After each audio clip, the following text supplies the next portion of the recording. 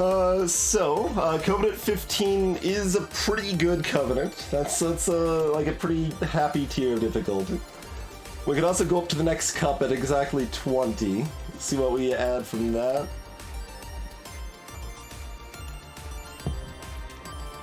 I mean, assumedly we're doing Awakened.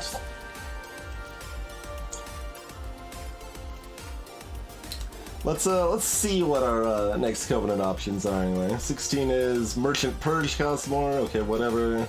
Another dead weight to our starting deck. Merchant Goods cost 20% more. Turns out that's way more relevant than the other changes.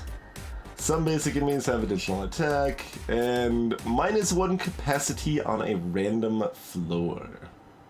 That's a little gross.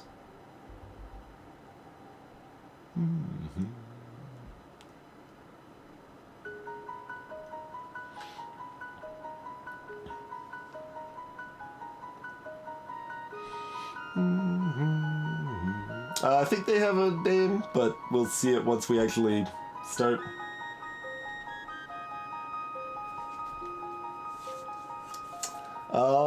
I don't know. What does chat think? 20. What's after 20? Major bosses have even more health. Minor bosses have even more health. Heavy enemies have even more health. Your pyre starts even weaker, and Seraph has another 1,000 health. Okay. So we just make everything additional beefsteak. That's the additional covenants.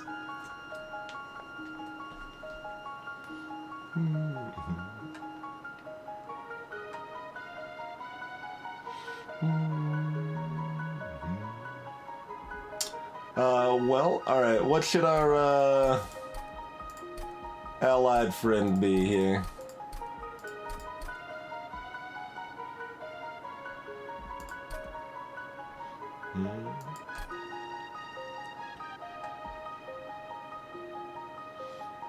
You cannot self-ally. Always gotta have two.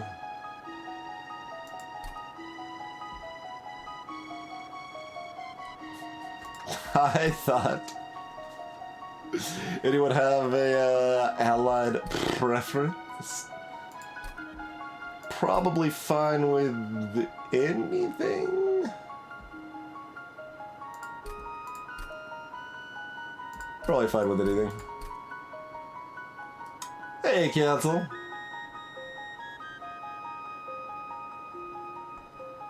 Yeah, I've not seen, oh no, I've seen that unit on someone else's stream, I think, yeah. That's just a, 1 cost, 2 capacity, high attack and defense burnout unit.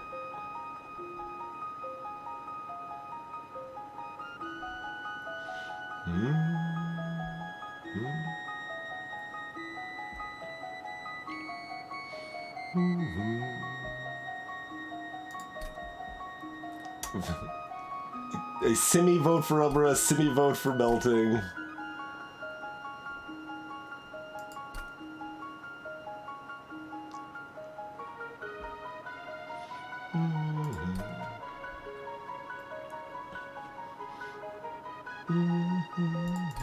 Alright, so... merchants just cost 20% more across the board now. And we have another dead weight, so blight-based effects are good. Alright, apparently we're doing Umbra. And some basic enemies have additional attack, and -1 capacity on a random floor. Yes, they all stack.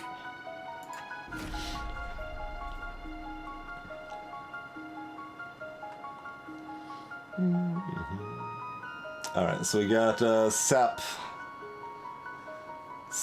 Seraph. Start with Glimmers. We would like to hit an early spell shot, probably, for that. We start with Space Prisms, which increase our capacity on floors. And we start with a Custodian for additional draw. Okay. pretty good stuff.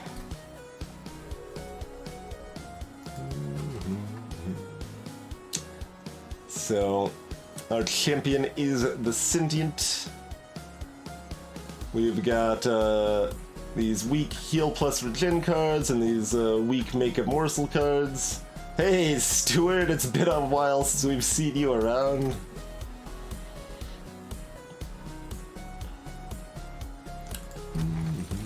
Units cost -2, so that's one of those kind of game-changing artifacts.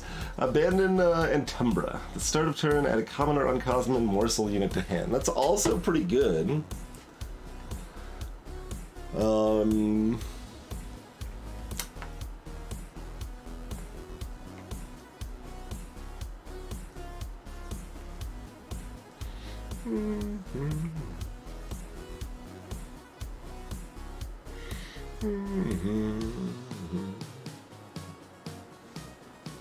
Hey, Rusty Grum, welcome to the stream. And that's only a weak morsel. That's never gonna be one of the good ones.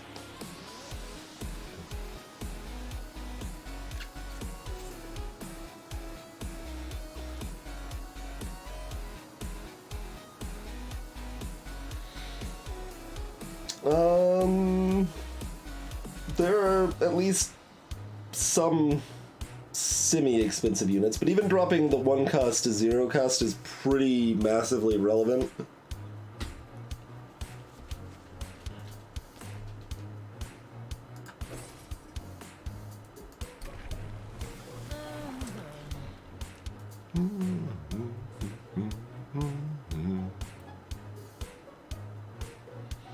Bristling is another option. Okay.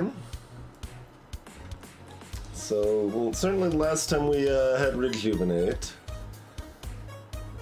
I still like some of the Rejuvenate idea, where we stack up enough regen that they just keep popping off, but...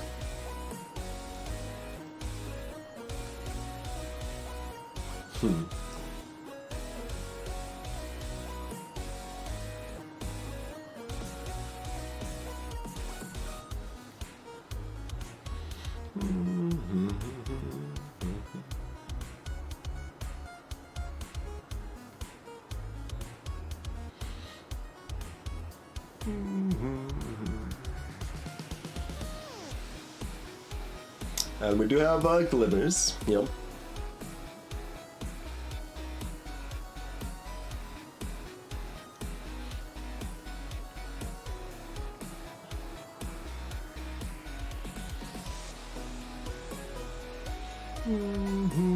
Rejuvenates whenever it heals, even if it's at full health.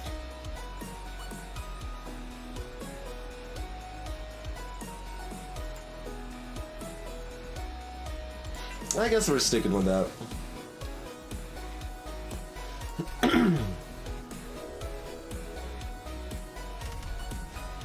Heaven the Priests. So we've got healer jerks, we've got strong jerks, and we've got a weight-bearing boss jerk.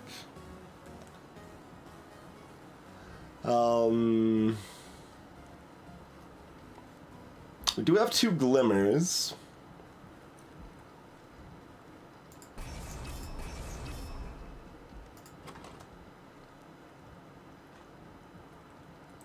To dunk weak units that appear, potentially?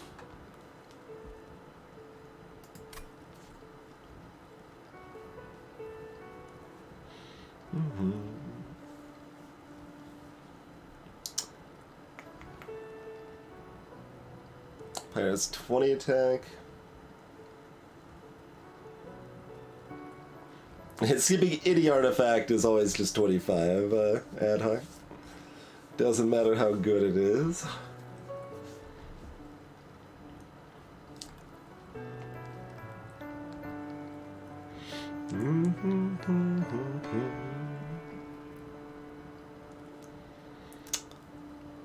$75 gold isn't that much. And we're probably taking some fire damage here. I'm kind of curious, like, I guess oh, it actually says specifically what they summon. They're always summoning the clergyman. Okay.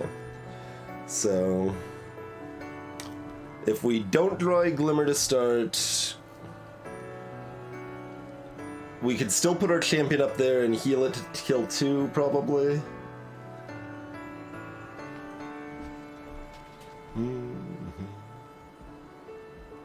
That's not too bad.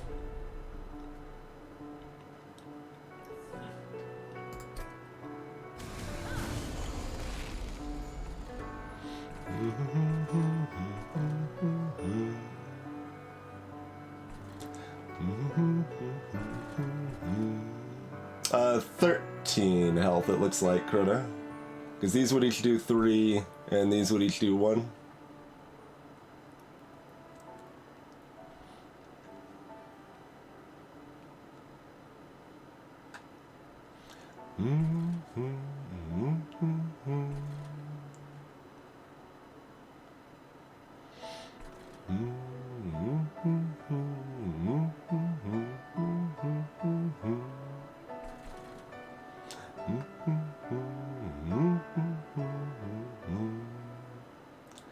So, Sentient on bottom with a double restore.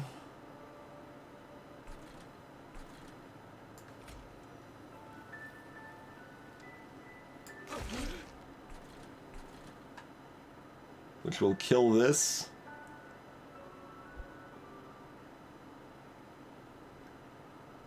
Probably. Be right back, I need to bake. It's not what you hear too often.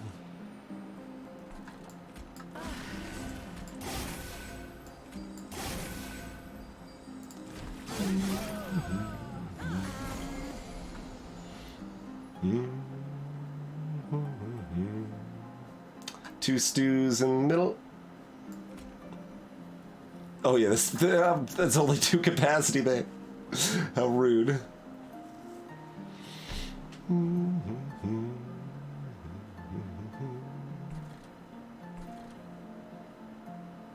But that's what we do if we want to kill this, yeah?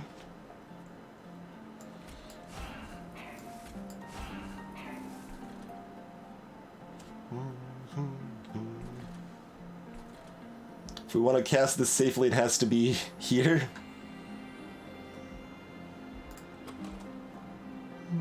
Which, I mean, we don't actually have other units that do anything, so... Well, we do have, we have no room for morsels now. I want the gold, though. The gold's important.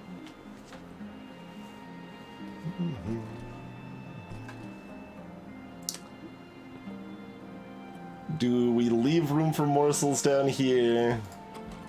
Considering we've got 4 of those morsel creating cards in our deck. Well, no, we can make more room. We can make room. Excellent. I probably wanted that on them, actually, but maybe we want this dead? I don't know what I want.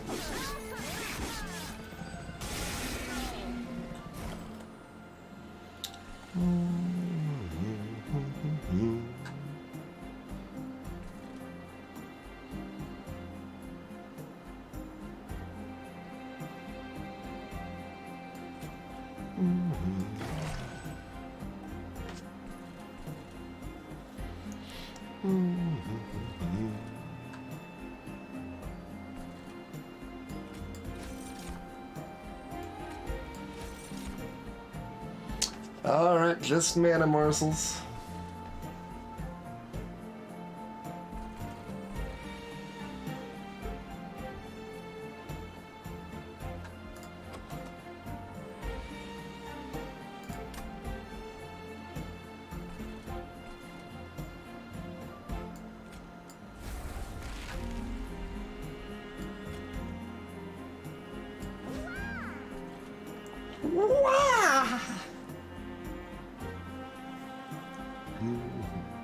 Depends on who you hung out with in high school. Fair.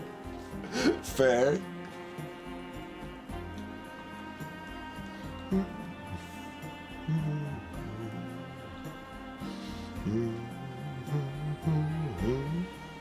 They make a lot of different number sounds, Melik, but my favorite is probably Za, which is spelled D-Z-A-A-A. A.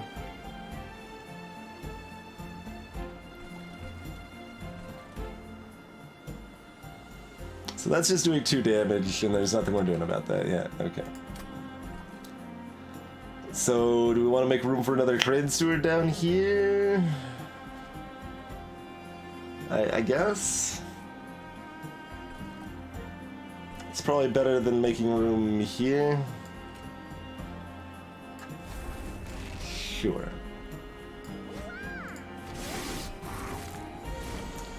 Wah! Is also pretty good.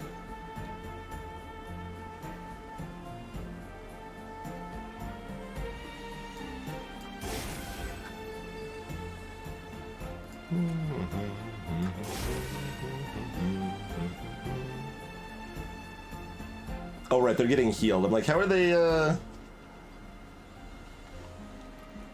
And we're casting everything, so we might as well see what, these are. Great.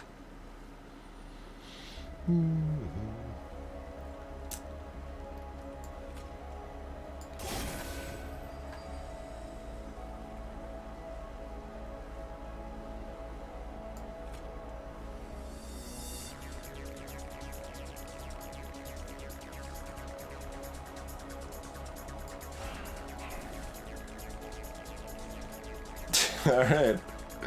I assume we would rather not redraw these.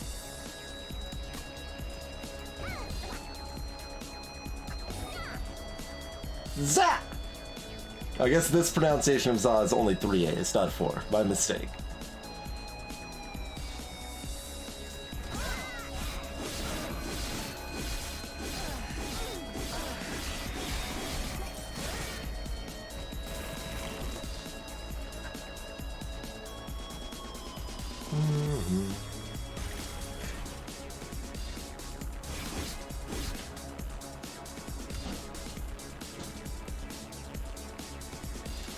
Alright. Steel Enhancer.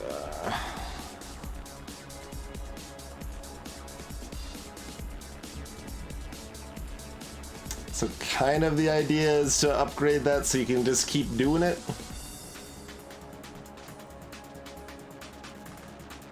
If we want to try to live the regen dream, Wildwood Sap is waiting for us here.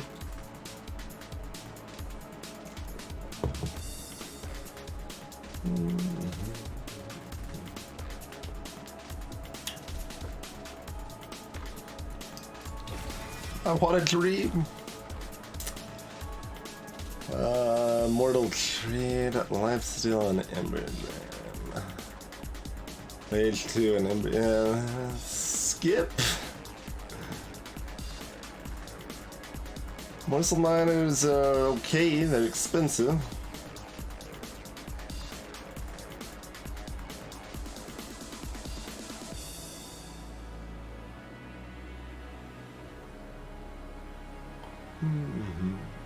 Lifesteal's healing if we manage to get any attack on our champion. I mean, the Lifesteal 3 is good on some of the units we could end up having.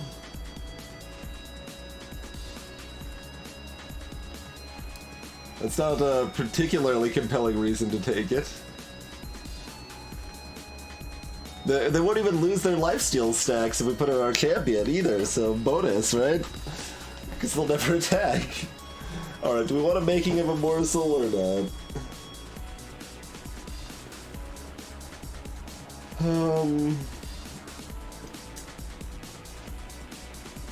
Kind of? Does eating a morsel count as healing? That's a good question.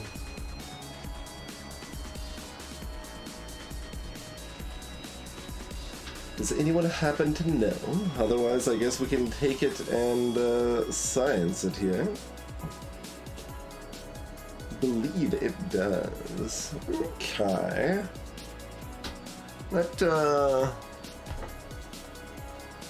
Yeah, if the green morsels work, then these should work.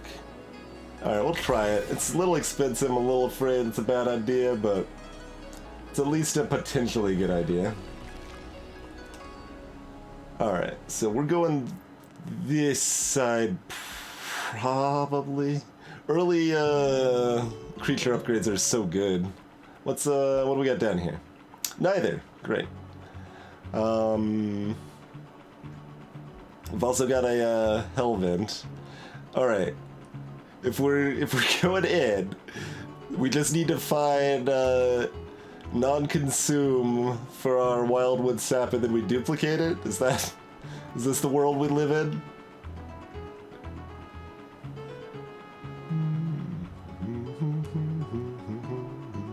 I mean, duplicating a plus 10 damage glimmer is also fine.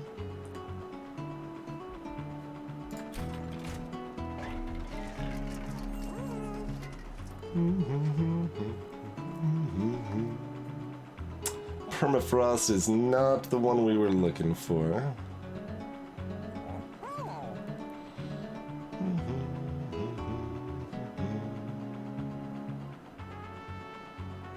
What's the range of costs on this now? 'Cause before it was like 85 to 115 or something.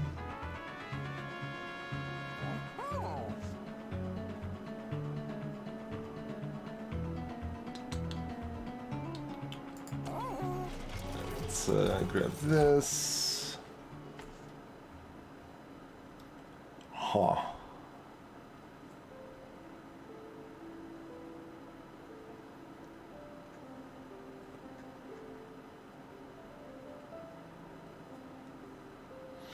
Mm-hmm.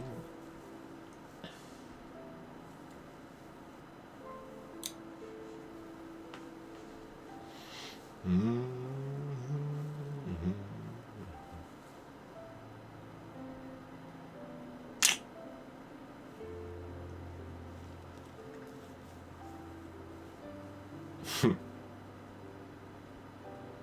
They just don't get that buffed.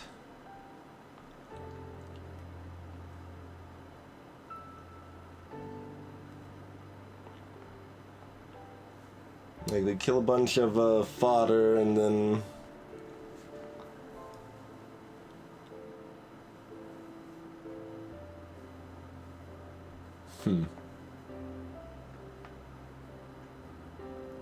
Since we've already got our glimmers, these are probably just less exciting in general.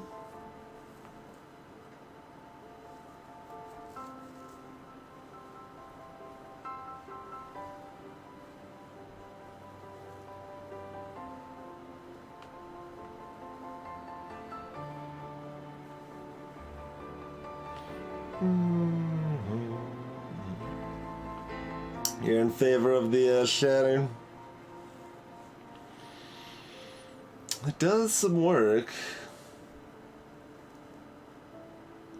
Alright, we'll see if it's better than I expect it to be, I guess. Alright, so this has to happen. That is not a choice.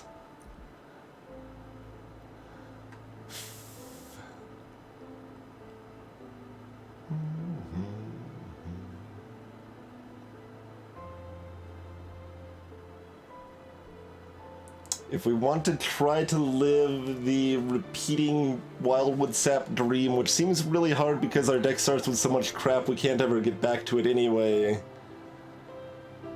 Yeah, we would want the double effect, not the repeat, actually. That's what we would want.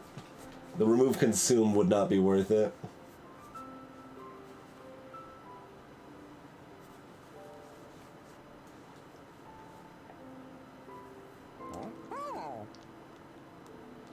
Give me a great deal. You just raised all your prices. Great deal by foot.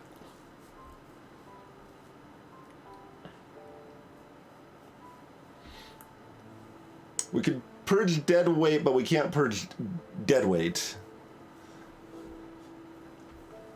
unfortunately. But we have lots of other dead weight if we put a space there. But yeah, we can't get rid of those. We've got 2 Ascender's Bins. We can get things that benefit from having blights in our deck, Ad Hoc. That's what we can do about it.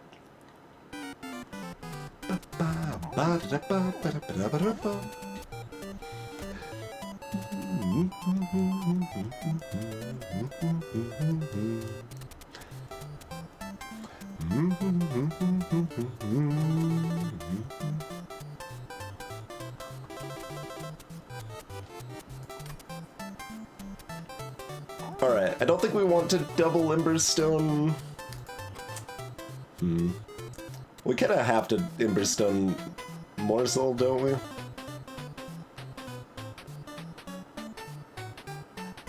Probably.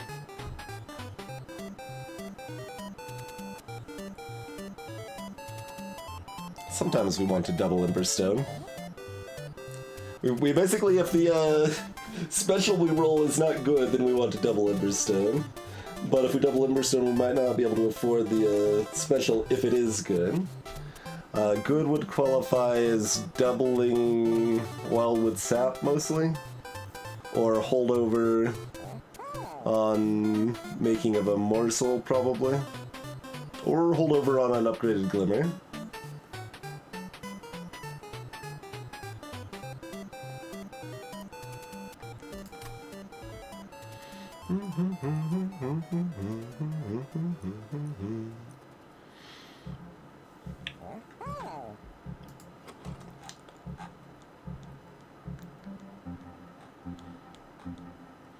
And a plus 20 in consume is fine on a restore, but we're not happy about it. It's actually probably fine on the other Glimmer, honestly.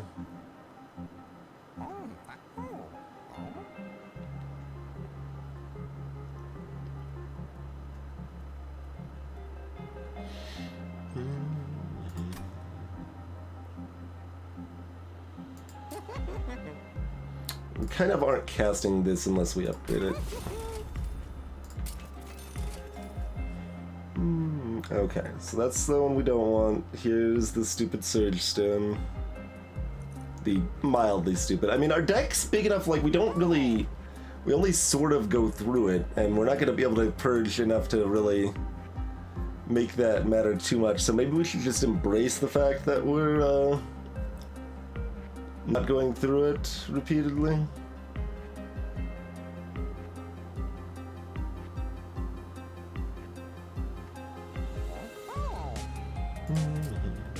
So maybe we just put this on our other Glimmer. See, like, I thought of it as a budget purge before, but it's not, because the fight's already over. A lot of times.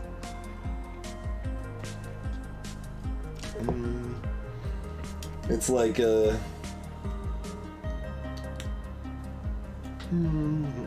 mean, later fights can be too. It depends if you have any holdover, or if the enemy's adding anything on top of your deck.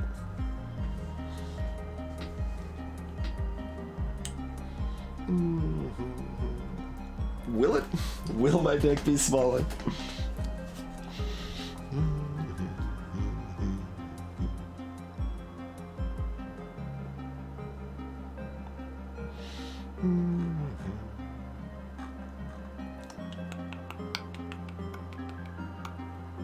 Still, yeah, I think it's this.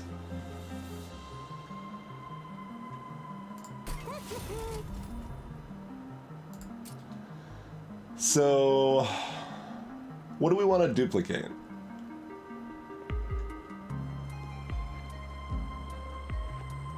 We could duplicate a 0 cost making of a morsel. We could duplicate a 0 cost consume 22 health Glimmer.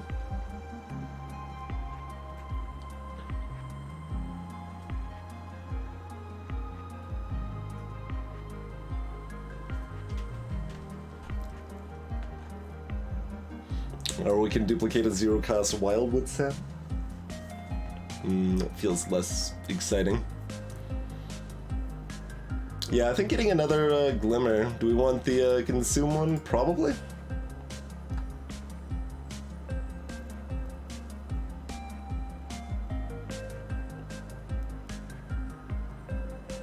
Not that I've seen instant.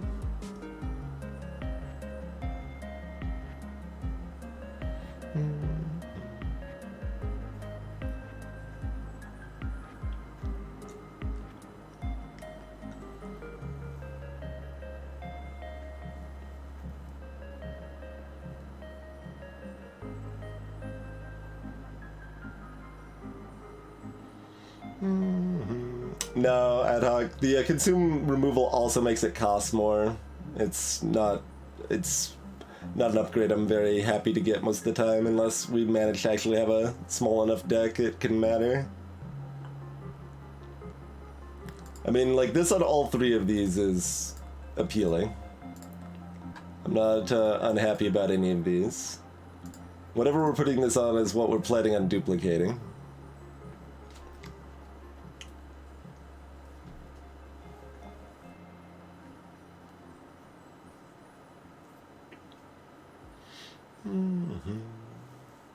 Yeah, the only reason it's not the same effective is if it's more powerful to duplicate this, basically. Like, I understand that argument. Like, we pretty much always want to cast either of these when we draw them, and we might draw this one more than once, so making it 0 mana would be better. But if we want to duplicate this, then making it 0 mana with that duplication in mind is potentially advantageous. Oh, yes, as far as I know, ad hoc.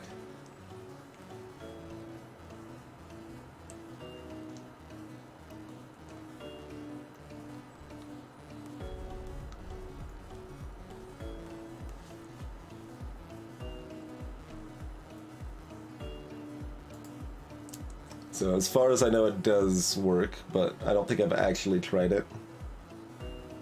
Can we actually check right now? Or did we already spend too much money to check? Yeah, we can't check. Okay.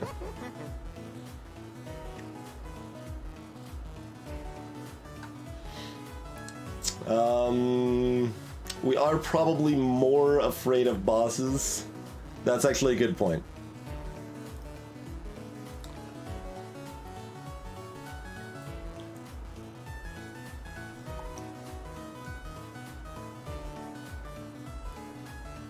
I don't know if that much that helps. It helps some.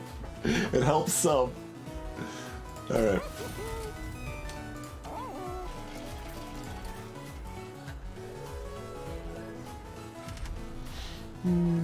Spikes 3. Reconciler, we got Axe Fiends, we've got Sweeper Jerk. Frickin' boss Sweeper Jerks. If we get enough regen stacked on our hero, that's fine, though.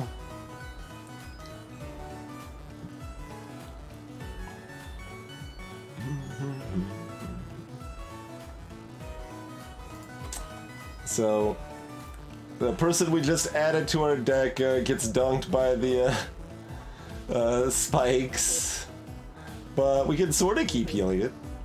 But only while also killing things so it doesn't sweep anyway.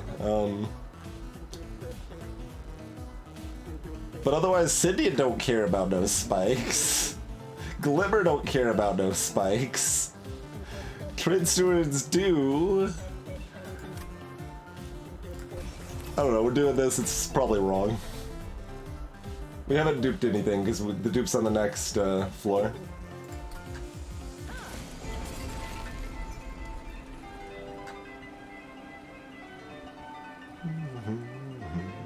Shattered Shell, you ready to die ignoble death here? Top floor has reduced capacity. Okay. Oh, hi, Sullivan.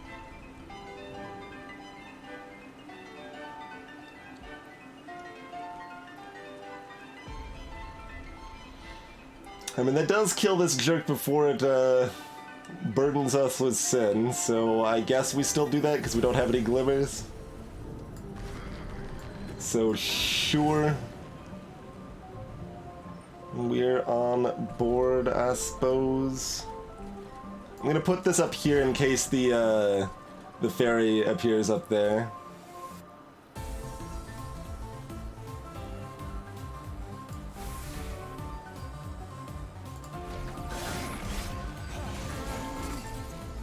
Rude? You're gonna appear there and we're not gonna draw any glimmers? That's not cool. I didn't authorize anything like that at all.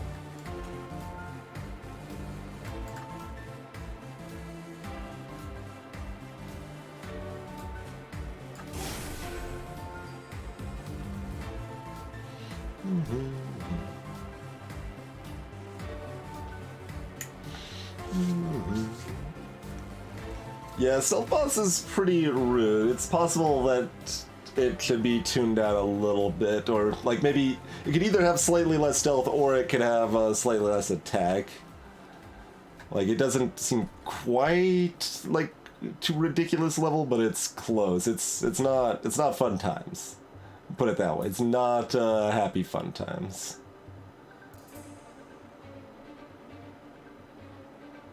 That is for sure.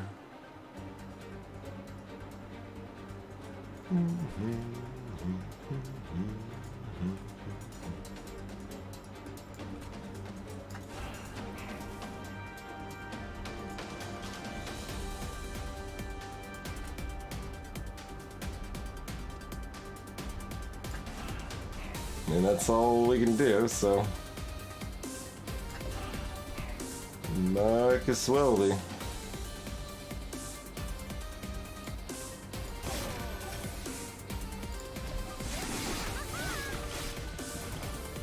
I played around the fairy as much as I could.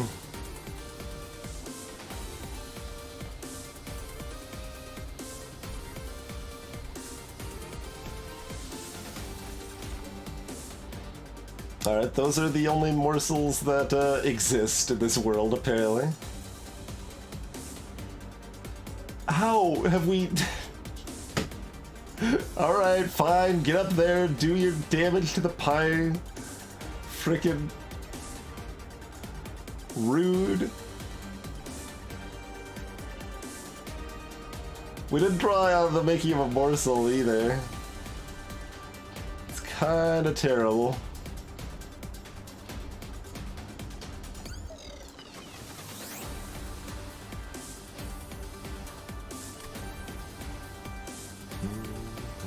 But we got a decent stack of regen on this, which is good.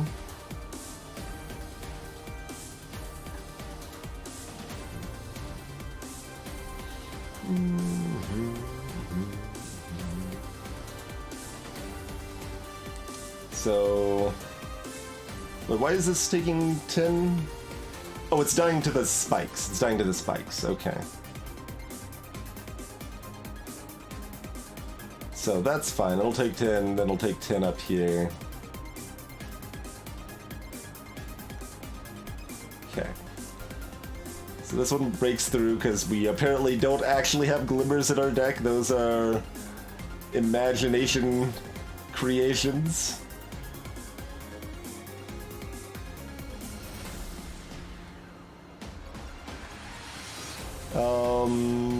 You're dead no matter what, so chump blocking there doesn't do anything. We could chump block here to keep you alive. For the boss, if it gets that far. Is the Space Prism gonna do anything on the bottom floor? How's it going, Ilion? Thank you kindly for the host. Were you playing this as well? And have a good night if you're heading out immediately. That is perfectly fine.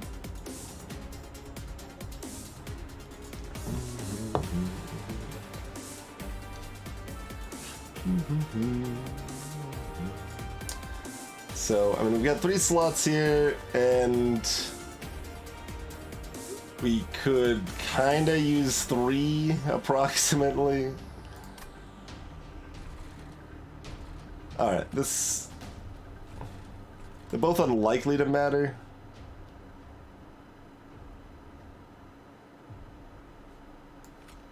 That's happening just because we need the more restore there.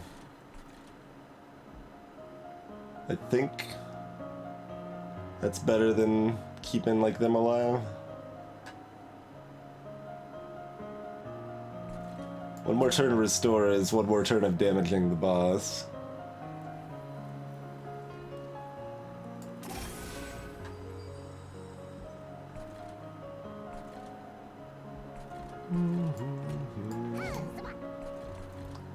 Zabois.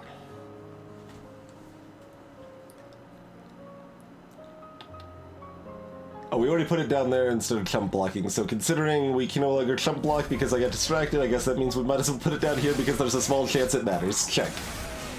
Alright. No glimmer, are you kidding?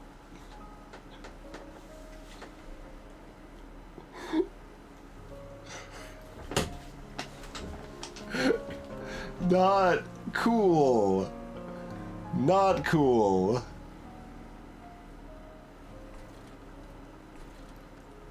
Well, draws could not have really gone worse.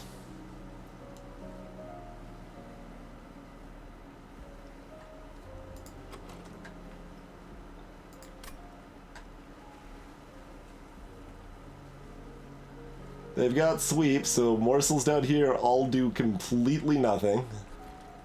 Which I should have kept in mind when the space prism was a consideration. Let's see, we're always doing at least 2 of these.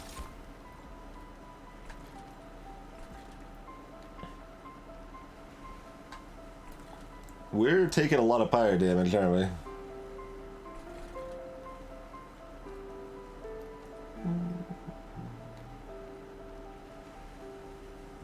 So that dies no matter what. We can keep this alive, sort of, but it doesn't really matter, because it's not like we can chump block later.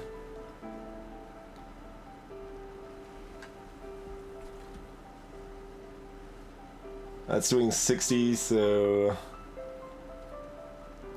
Alright, we take 8, so we take 3, then we take 4, then we take 5, and then 6, so that's 11, 15, 18, and then we die in the 5th turn. So if we restore this, this is 15 more damage to this, right?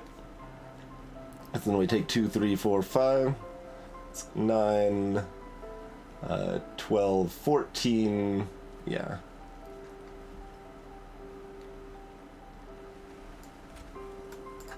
So that's going to be more effective than using a restore on them.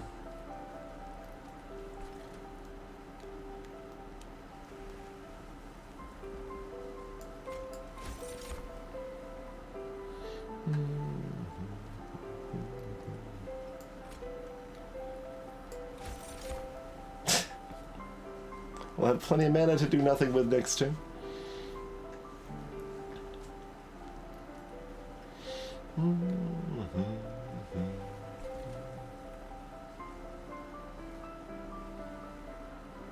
Just in case we want to cast 3 morsels up here next turn. It's the only thing that could matter. Because morsels here next turn don't do anything.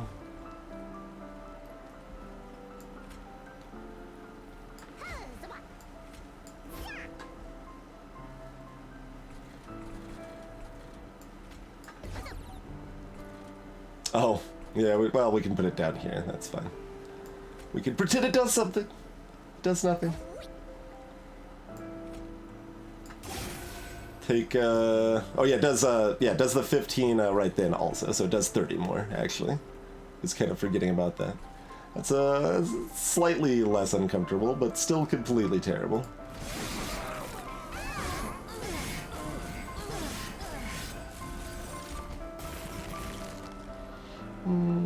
Alright, got that big 10 damage set up.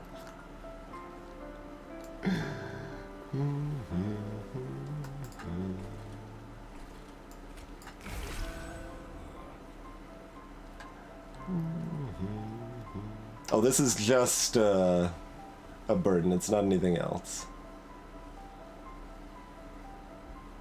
Okay. Alright, so 6, then 6. Yeah, regenning 1 doesn't matter, so don't regen.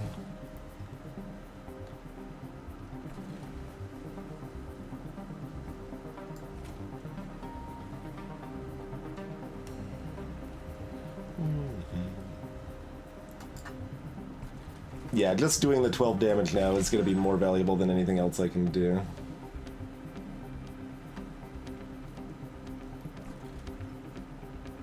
Uh, 3 health won't matter. 3 attack could matter. 1 energy might matter. If I want the 3 health, I can just restore.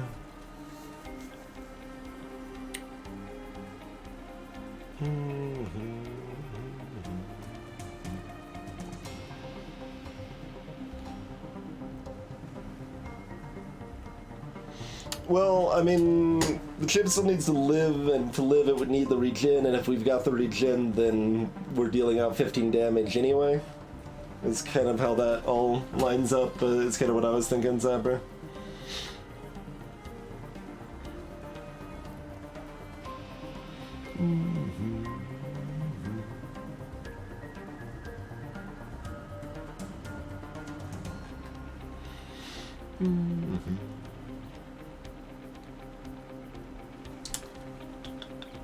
So...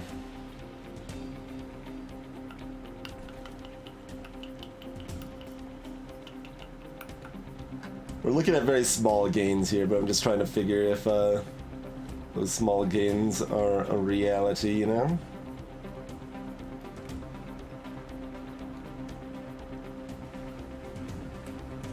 Yeah, there's really not much to be done. We restore this, and then we just do this because there's no... well, does 8 damage matter compared to 5, I guess, is the question. It... does not. Because they're going to be at 36, and they're just going to attack this twice. There's nothing we can really do about that. Oh, maybe with a glimmer it does? Let's see. No, then the 5 would be enough, then. And nothing else does anything. Okay. So we restore this so that we have a chance to restore, or we have a chance to glimmer next turn, rather. Well, even if we have the glimmer, it doesn't matter. So we just need to draw a glimmer, so we should purge both of these. That's our optimal play. Glimmer is the only thing that matters. Glimmer saves me 1 pyre hit, nothing else does. Okay.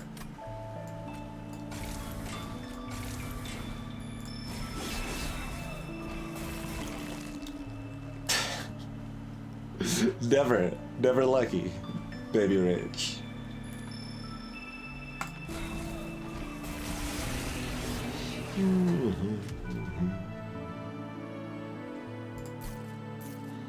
I don't think that's the case, Kinshir. Unless there is some other line I was missing.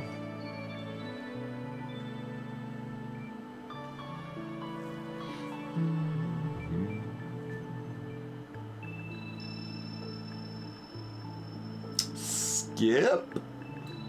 Or do we just take Sting because it's pretty free?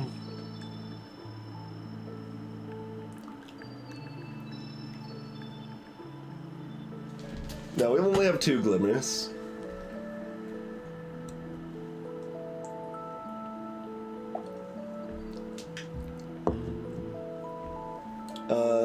Lifesteal? Lifesteal's not a uncommon one, is it? Maybe it is? Yeah, 2 damage plus lifesteal.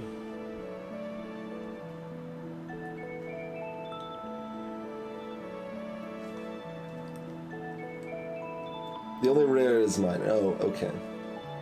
Fair enough. Oh, last one that we saw, we might have seen another glimmer last time, yes.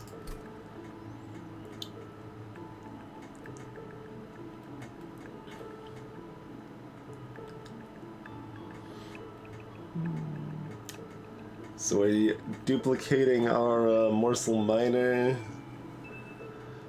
Or are we getting an artifact and hoping it magically does wonders for us?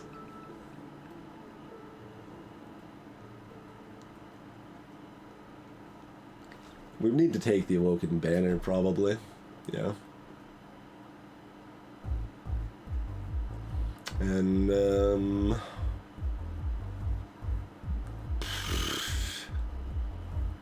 I mean, we need unit upgrades desperately, and we need 2 removal desperately, so... both of those options are required. We do this one here, though. Almost definitely. Magic and Vortex there, so maybe we end up going steel here? Alright, Sting is probably a small EV positive, gives us another way to kill the Collector.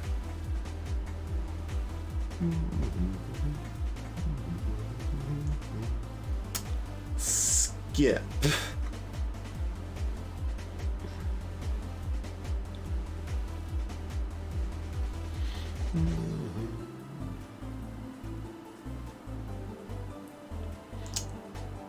Gotcha, scot-free. Yeah, damage shield does kind of crapple for me. I mean, it's okay on our sweeper, I guess, if they're hitting thorns or something.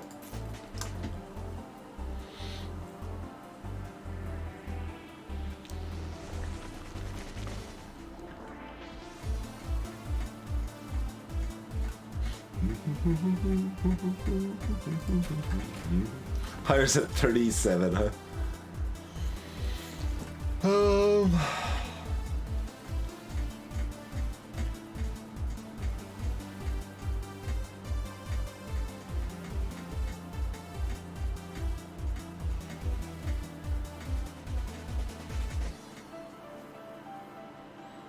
Is this an animus of speed?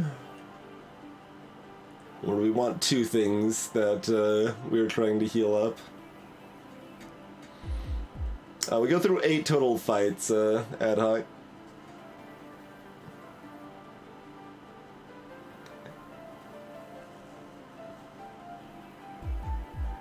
We did not Iron First. We were not given the opportunity to find out.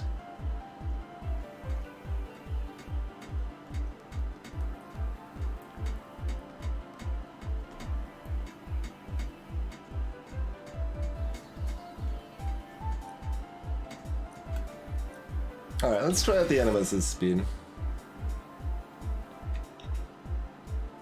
Something interesting can be found in frozen helmet caverns.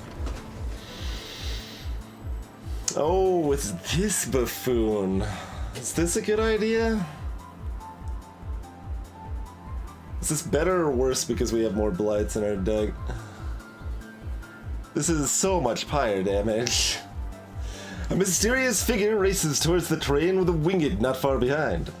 No time to explain. Take these and hide them for me. I can't afford to be caught with them now, so I'll have to come back for them later. Don't worry, you'll be compensated generously later on. Quickly now!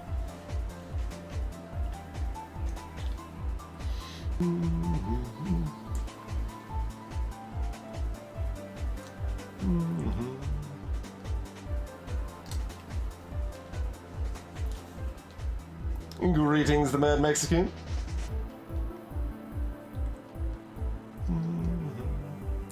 Yeah, I mean, the holo is okay, and it gives me something else to focus healing on, but it just doesn't do enough fast enough, it feels like. It seems like we need something to just kickstart us right now, so that's kind of what I was figuring the quick Animus might do for us.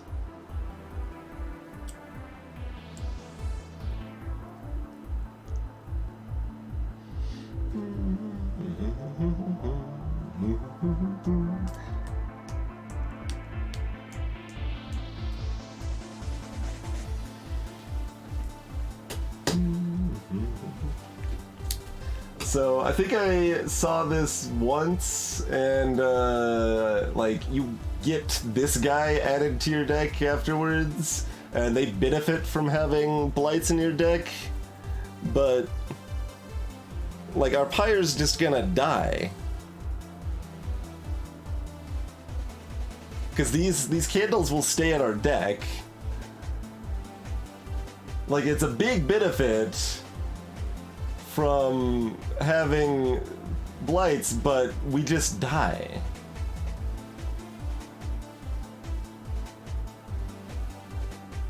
Is there a reason we don't just die? Because I'm pretty sure we just die. It's like, alright, cool, we got the OP thing, so we want to fight with it, and then we died.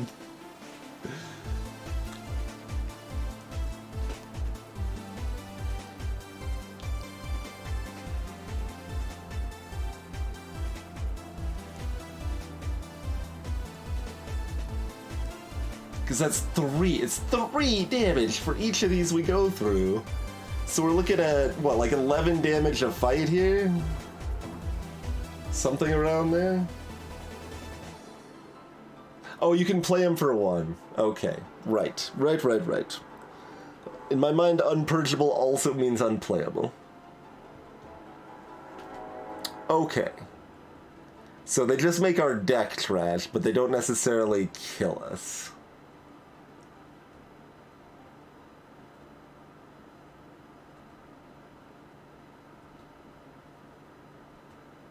That's going through my deck once and a third times, Chrono. Or not even, once in like a fourth, yeah. I mean, we've got 2 other blights in our deck already, which makes Dante better, probably. Let's try it, I guess.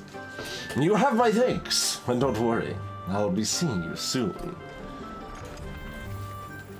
So, clearly what we needed after we couldn't ever draw what we needed last round is more garbage in our deck. Are we still duplicating this making of a Morsel, or are we duplicating one of the glimmers?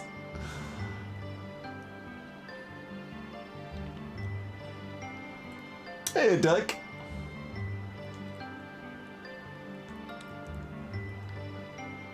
Copy a dead wave for the additional blight action. Strats.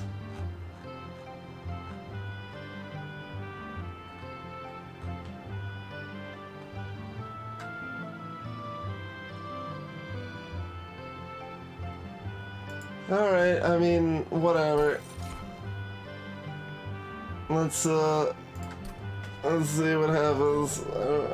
I think we were planning on going to an event next run anyway. Okay, barrels explode twice. What's good against that? Glimmer and quick.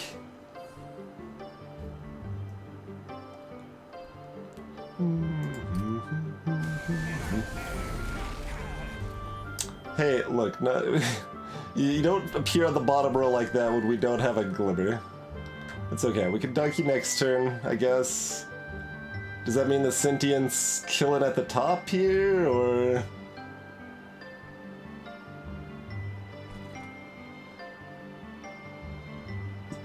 Are they can chill in the middle, I guess.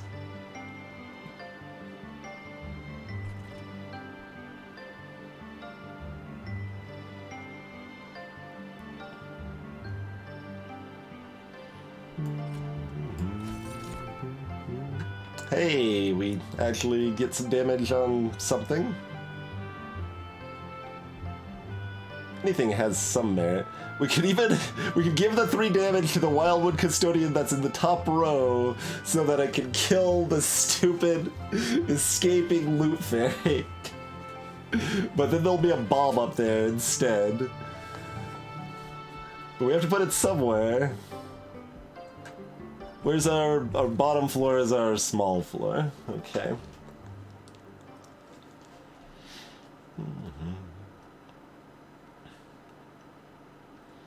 Alright, let's do some setup here then.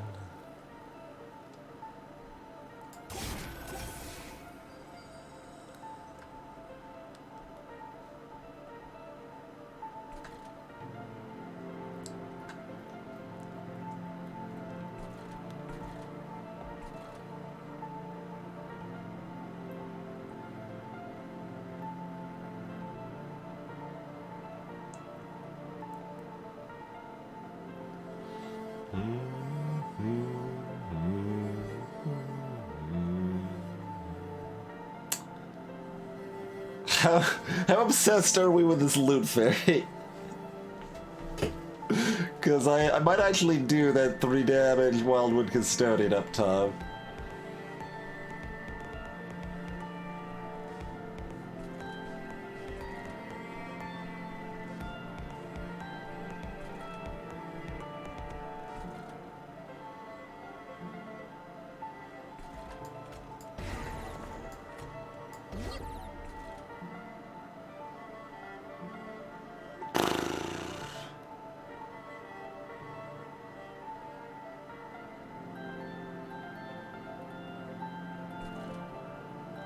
I don't actually know if this goes up top or up middle. And if it goes up top, we shouldn't have put the morsel up there. Should have figured this out first.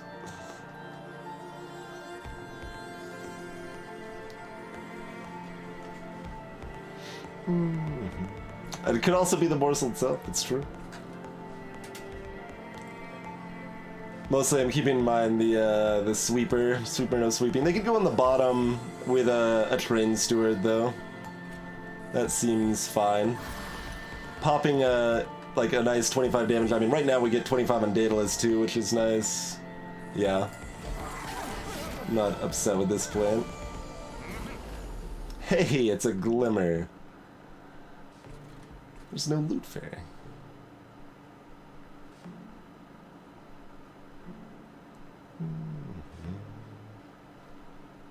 So, Shell plus Steward wipes that.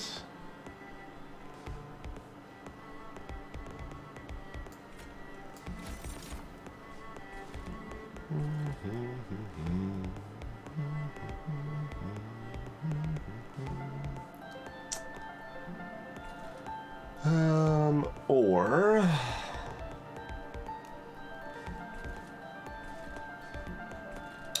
we need to do something about this.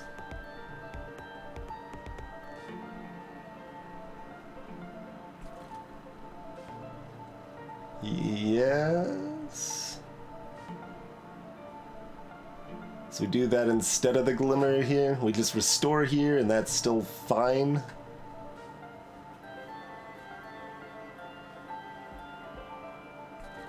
Yeah, we want to keep our friend alive.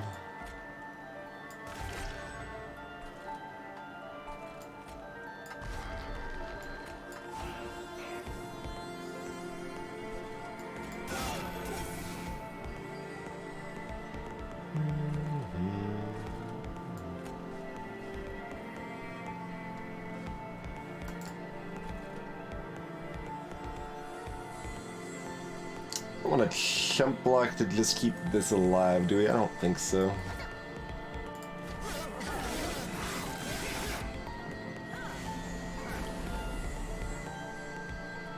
Alright, well, you did what you needed to, I guess. Hey, look at this lovely hand. Alright, that 2 health doing work up here.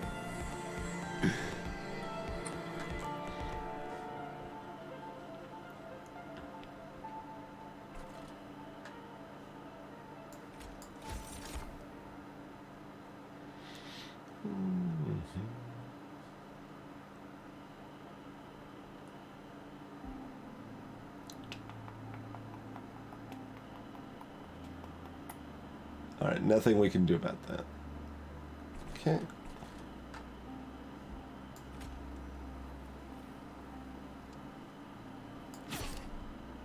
Now, Train Steward up here can finish them off.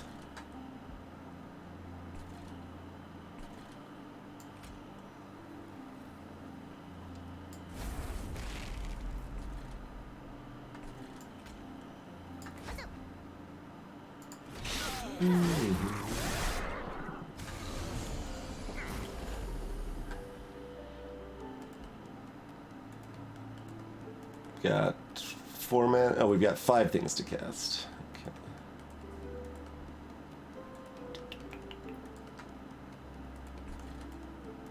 And they're teleporting up. Rude. Alright. Well, you get to go here. I do believe. do have a glimmer that assumedly drops in our middle.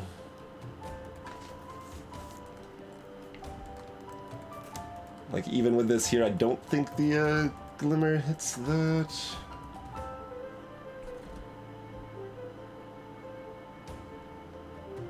We've got 2 restores, so we're always casting at least one of these here. Alright. And we have no way to kill this other than the glimmer.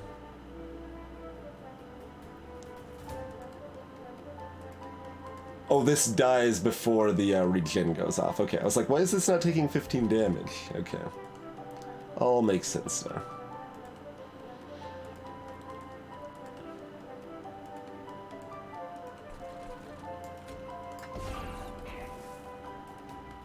Oh, the dazed! Every time I forget about the dazed. Every time.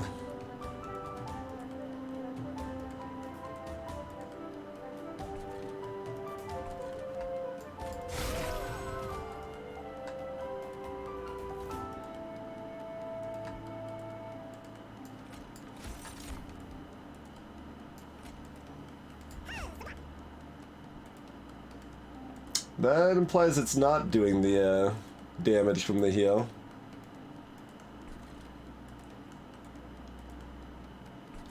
So it's either wrong or it doesn't. Alas.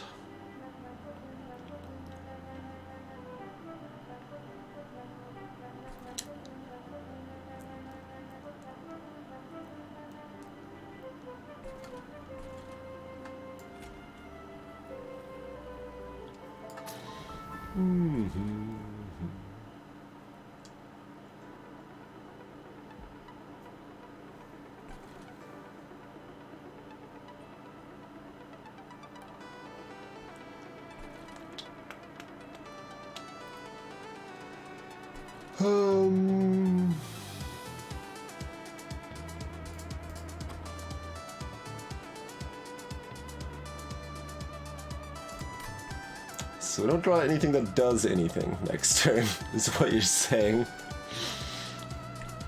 But this is also only 4 damage to the pyre, so I guess that's fine. The pyre takes 4 damage, and we just go with it.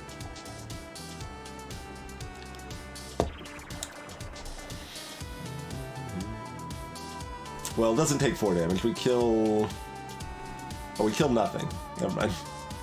We would like to keep this alive. Can we do that? Maybe? Let's see. Oh, no, these are 3, so... It's still pretty hard to keep them alive.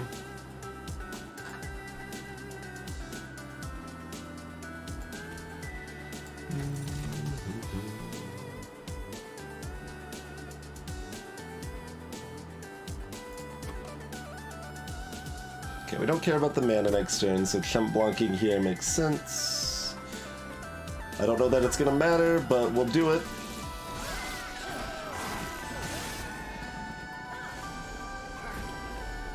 Hey, it's a bomb, too.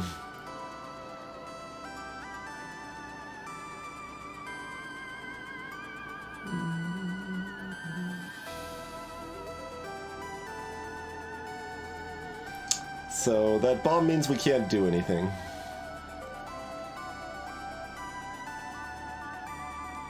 This always dies.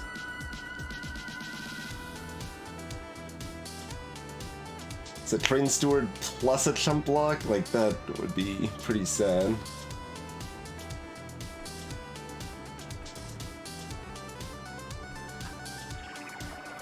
Oh, and then they're hasting too, of course they are. Joy.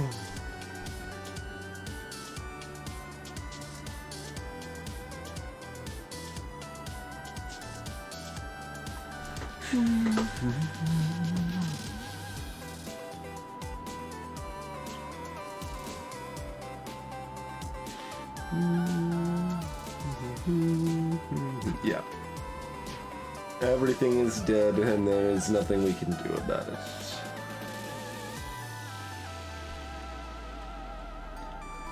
Okay. Can we do anything to you? We can put some stewards down to do 10 damage.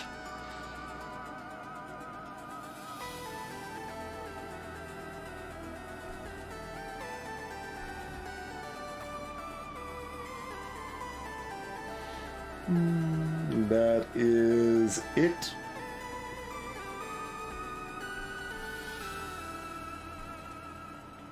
We want one of those stewards here.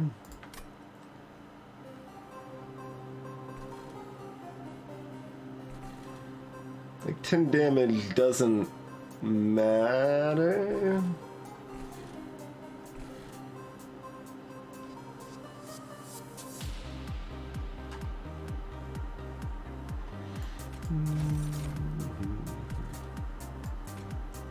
Oh yeah, we can't put one here if we're doing this. Well, we can. We can.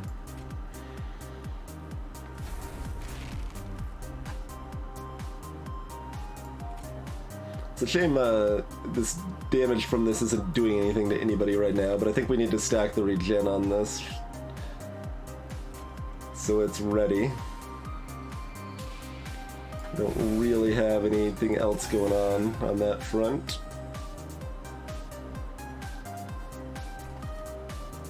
And I guess we just don't want to redraw our Train Steward because playing them on the top floor, they're just going to be days, so...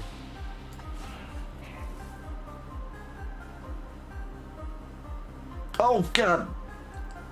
It's giving it to them instead with a minor. Forgot about that. That's fine-ish.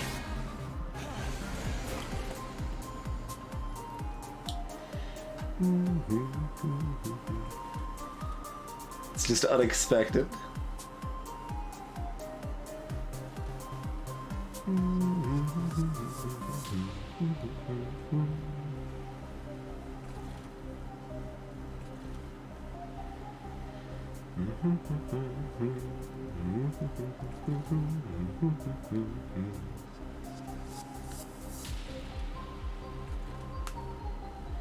We can glimmer up top to save 1 damage.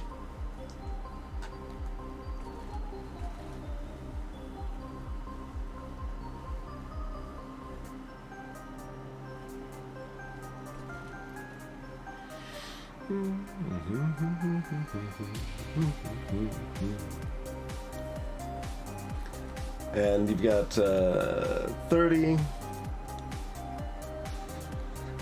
So we're dealing 25 to it off the bat. So dealing 12 could matter, only if we don't draw any more restores or stings, which probably isn't going to happen.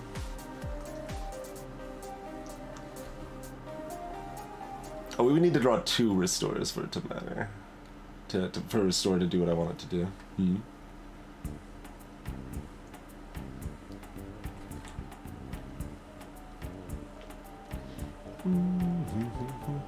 The real crime is those sideburns.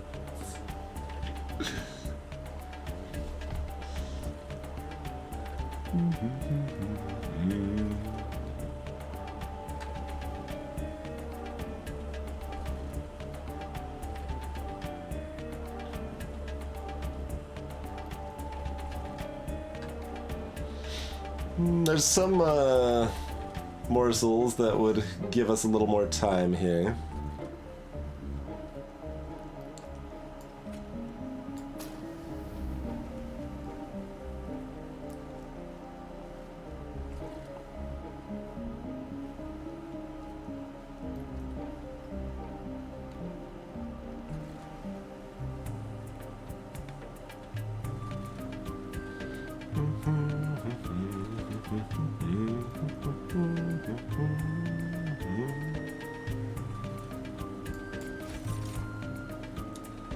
Okay, that's 3 damage.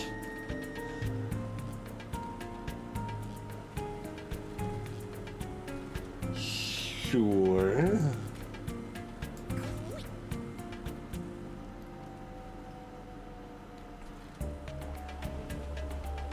That is in fact exactly 3 additional damage.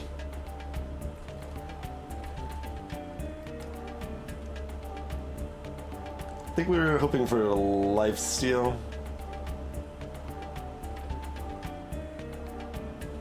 I think we just get the extra regen stack here. Just need to keep that as high as possible to make that live as long as possible so it keeps pumping out damage and the speed animas can keep pumping out damage.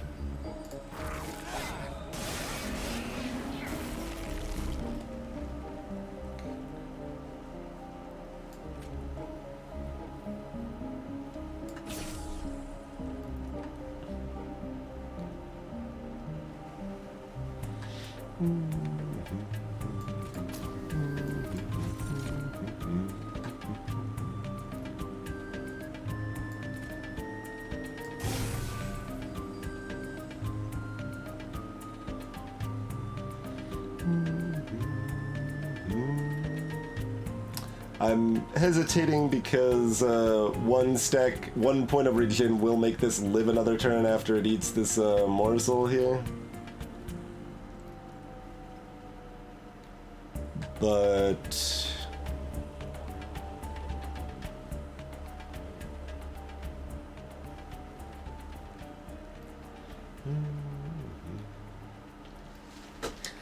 let's see. I guess we count again, right? We take we're at 7 regen. We can also chump block with a morsel miner, which is probably worse. I mean, if as long as the our champion lives one more turn, it's better to regen the champion still.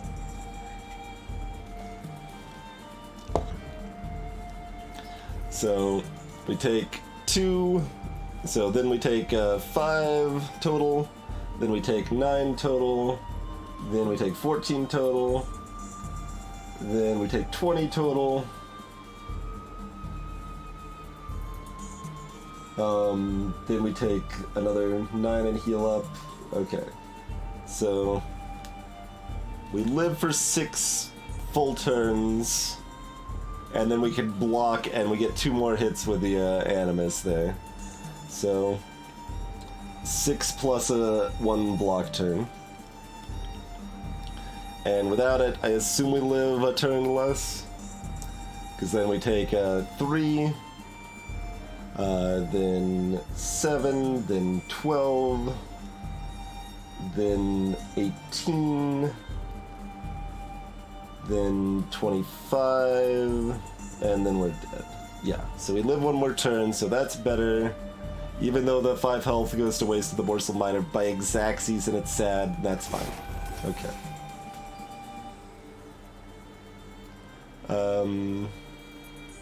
Is this actually better? Yeah, this actually is better, I think. I think we get 1 extra turn. Although the regen procs every turn, I was acting like it was getting hit every turn and it wasn't. So we weren't actually doing the math right.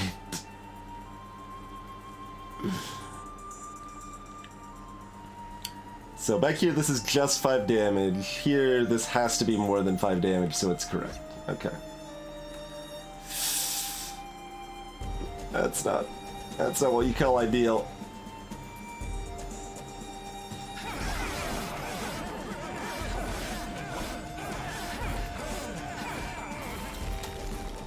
Yeah, but I think I needed the hero up front so that it can actually take full value out of the procs there. There's nothing we can do here that matters. Not with this hand, there isn't. No, we can get like 3 damage in, which actually could matter. Okay. What do we got? Cool. Oh, that's not 3 damage? Oh, because it attacks first the next turn. Yeah. Dang it.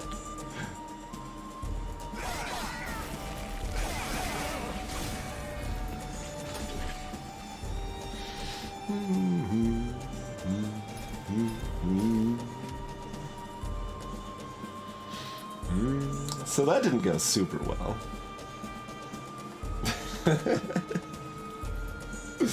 Lethal barely. But now we know that the morsels do not proc our damage on the Awakened there.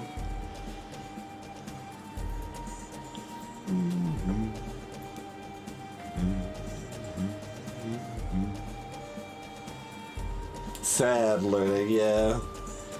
I mean, it's a tough balance on the, because like we love pursuing science and knowledge and testing stuff on this stream, but also we like meticulously trying to win even though we don't know everything yet, pretending like we know everything. So we have to balance those sometimes competing factors, you see.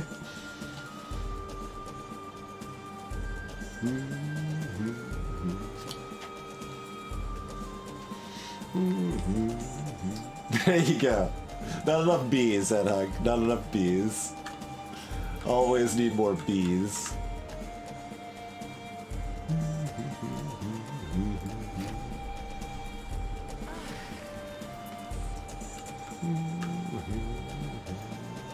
We should change the tile that we're on Covenant 20, yes. Oh god, the bees! Alright, so Awaken plus something else.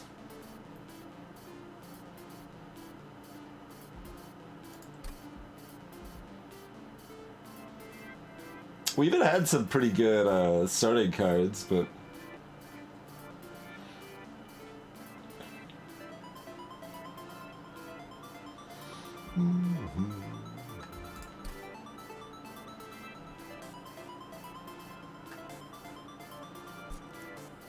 Do the water dumpling limit. We don't specifically get her. We get a bunch of dregs. That's what we get. We get a bunch of dregs.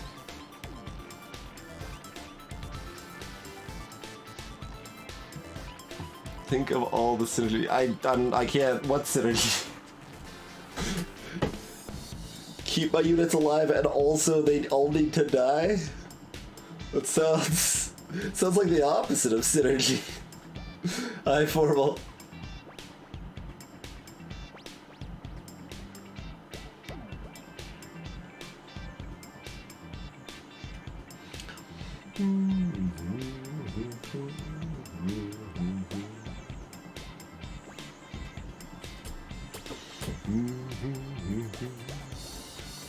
Mostly, I'm just not very impressed with Awoken in general.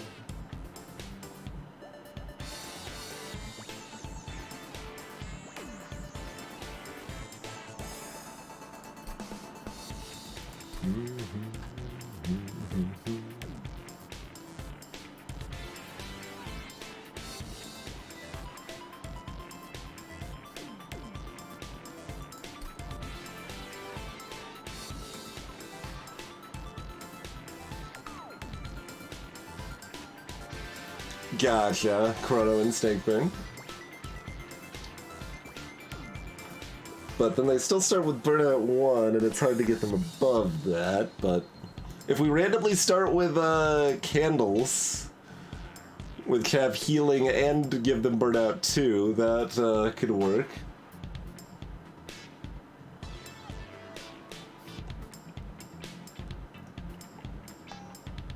Exactly, Chrono. The strats. I mean, alright, you guys want me to try, we'll try it. I'm not so sure. Alright, we've got a 3-cost Awake, we've got a couple of Stings, and we got some Entombed Explosives. Seraph is still a Sapper. Our deck is full of Dregs. And, Root Split Mask. Apply Rooted to enemy units when they enter the floor below the Pyre Room. So it stops their movement up once. Refracting Lens. When a card with Consume is played, restore 5 Pyre health.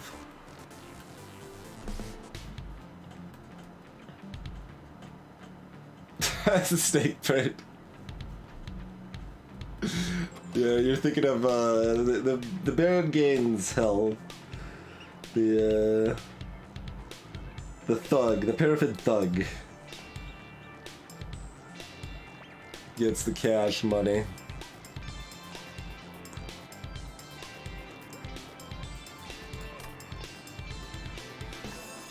We have no consume yet, you say? But I think this is still the choice. Like, this is better short term, but I think this is gonna give us more pyre health long term.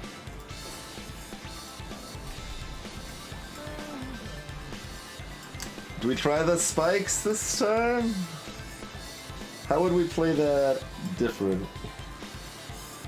Spikes apply even if they hit damage. Yeah, it's when it's attacked. So even if so damage shields do something on the spikes.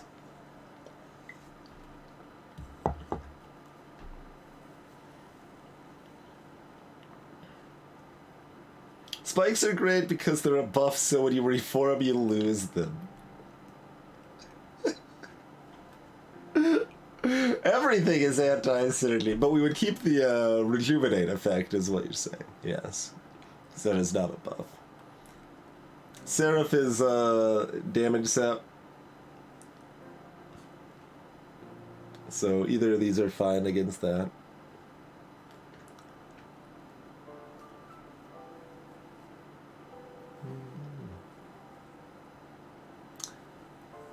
Yeah, once you start getting up in Covenant ranks, formal pyre health is actually pretty relevant, I think.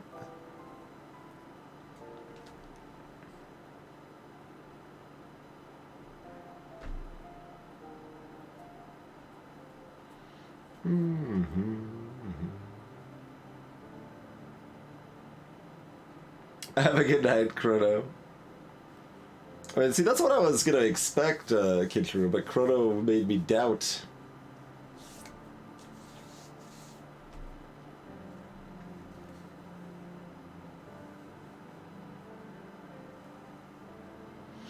I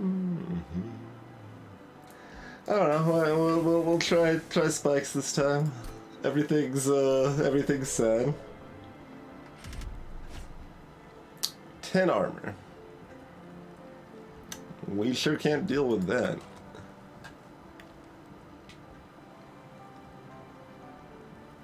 Oh, the spikes don't even kill the healers. We do have the explosives, which kind of deal with the 10 armor. I need the unit, probably? Question mark.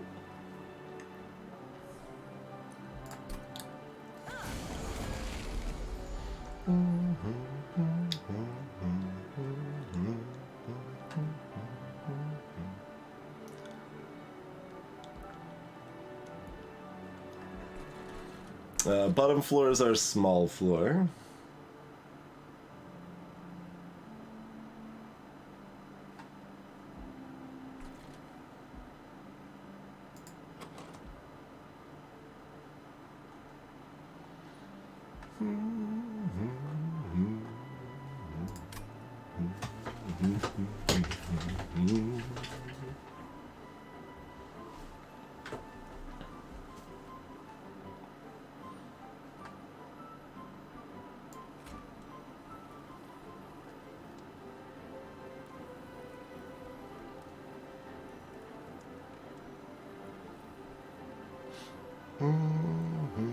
Do the fairies get armor? I was thinking the fairies did not get armor. Are you saying I should not put a trade steward on the top floor?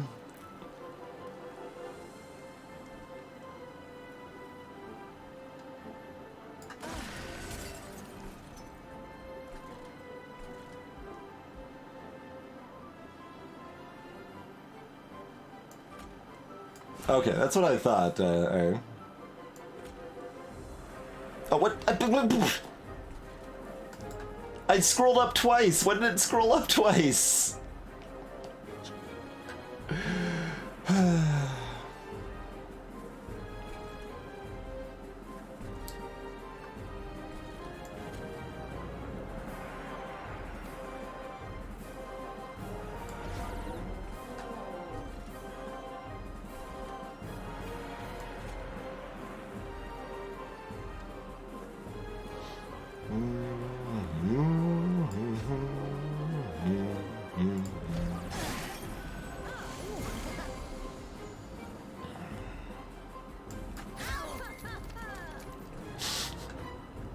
Still have an angry face.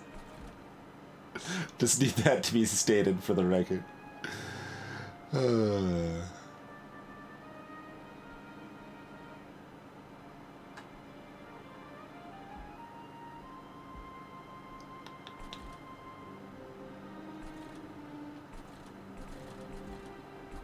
This is not going to take enough damage to do anything to that, so it's just going to go to the top and do its thing. Sure.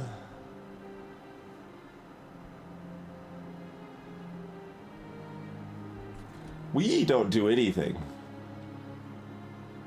We really don't do anything.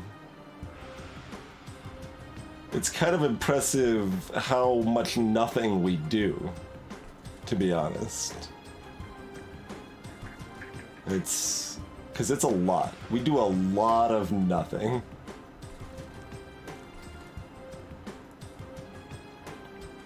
Alright, well they make it to the top, we take 4 fire damage, they're dead. Sure. This gets 35 damage from this, 5 damage from this, so this is dead. Cool. This still has 1 health, so putting another dreg here does something.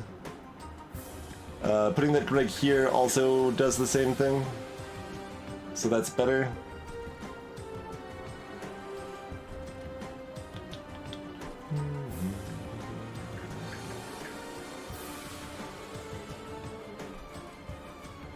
I think that does the same thing, right?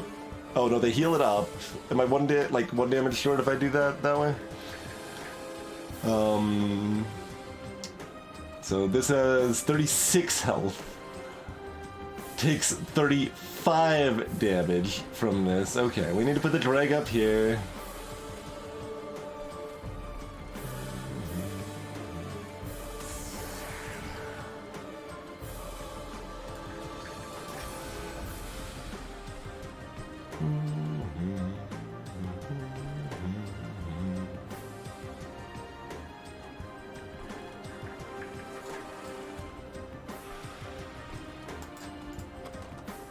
Need room for dregs on the bottom, probably.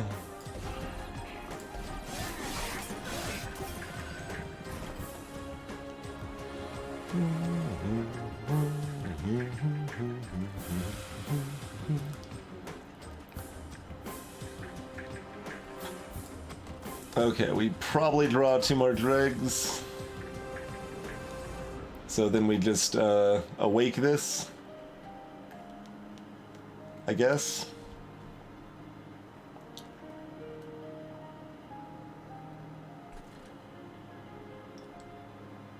And then we put a drag up here, which does a little bit more than nothing. And then we put a drag up here so that it dies? Or do we want that? We probably don't want it to die. Alright.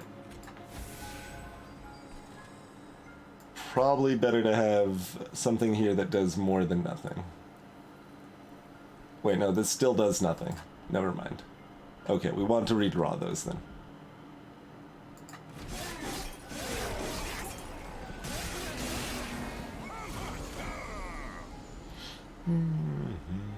Hey, look, we didn't draw 2 dregs.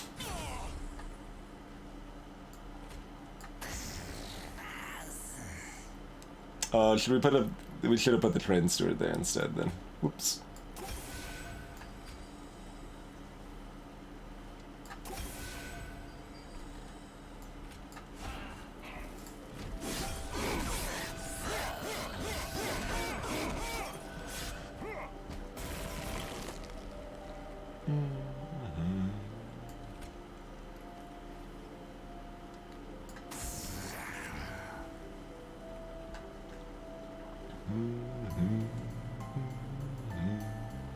Drop to 3, we heal up to 5. And these restores don't do anything. But they die up here, and that's fine. Let's pretend they do something. They do not.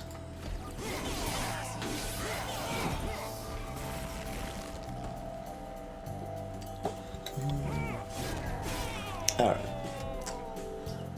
Ultimately, we still only took 4 fire damage, so it's not bad. And it was worth the extra gold we got.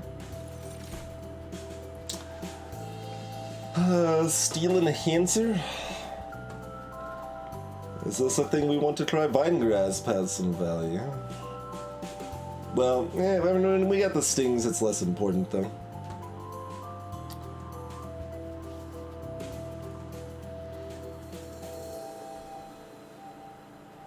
Alright, let's pretend this will do something.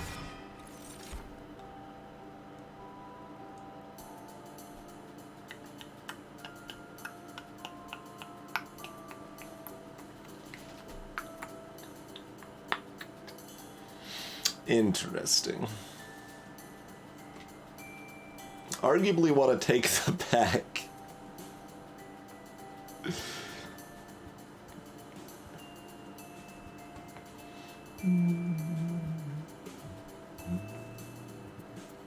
We don't have any natural way to revive things, though.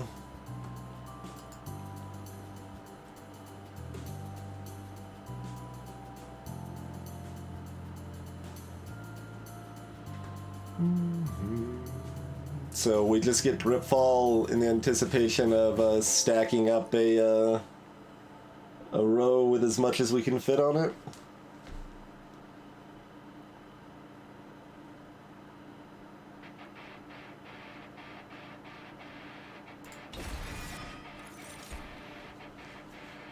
There's the lady.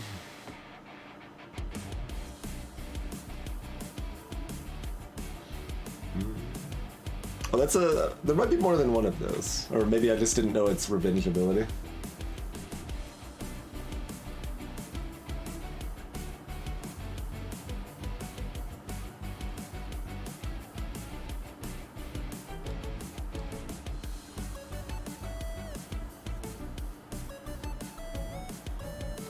Lady of Reformed is a better tank than the Awakened-Stygian.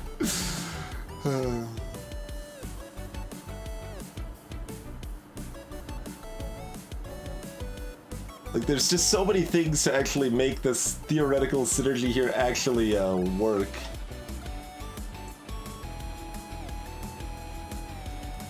So kind of everything's terrible.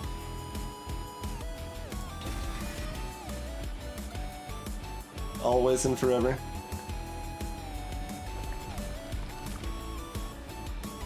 So we desperately need both unit and spell upgrades. Those are both of the utmost importance.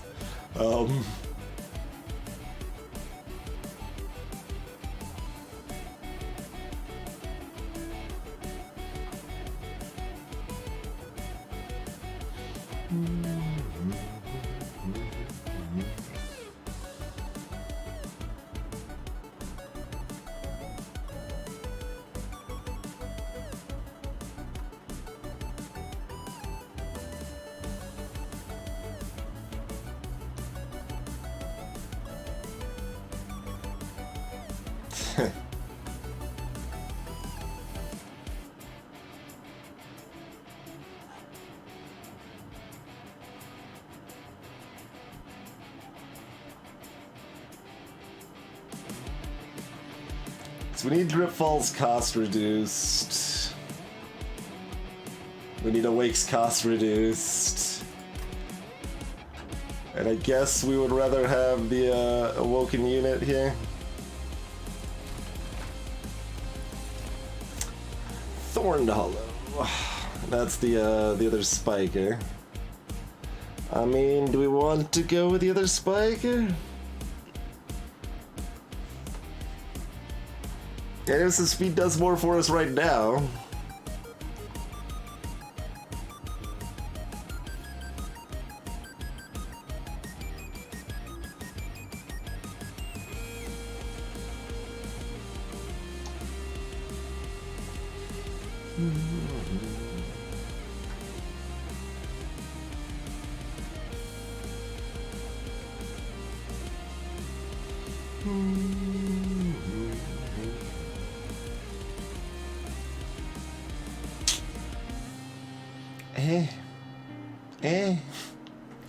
I don't know, nothing's good enough. Alright, let's try to go to Spike Town. We're buying 2 cheap, re-rolling, buying 1 cheap? Is that the play? I guess that's the play. We need $10, but that's too bad. We could have skipped that card to get the $10.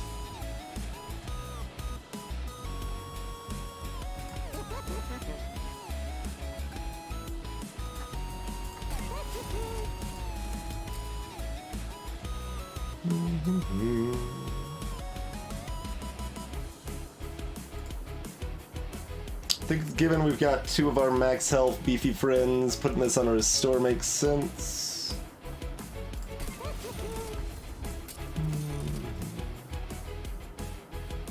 So default thought is to reduce the cost of dripstone, but more consume is more pyre health.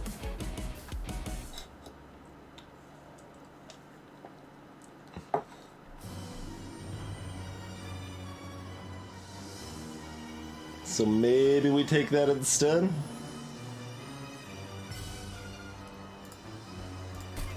Alright, here we go. I'm not sure how I feel about most of this. Oh hey, it's a jerk bird. Sweet bird. Okay, the sweet bird's fine. Probably. Then we got armor jerk and we've got dead to spikes jerk. Do we care if they have spikes? A little bit. It does kill our dregs. But basically we just need to put our spikes at the bottom and we're fine, except that we might not have the capacity to do so because the bottom floor might randomly be reduced to 4 capacity, in which case they teleport up to the top. Oh god.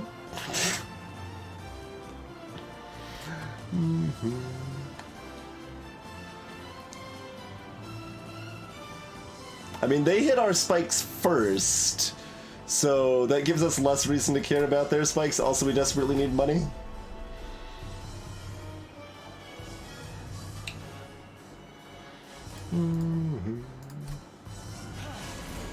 To wing it, that would be supporting the, of course, the bottom floor.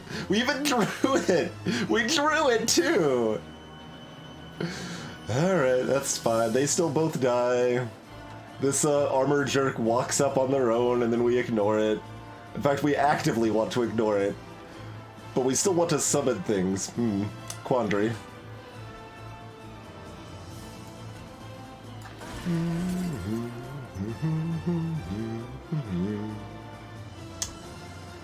A little shame that we end up fighting this at all.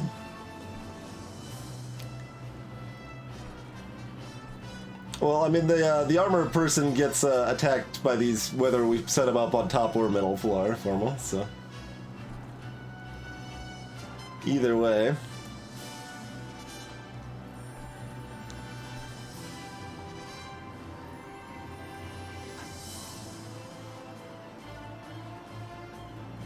Or did you mean set this up top floor? That's probably better.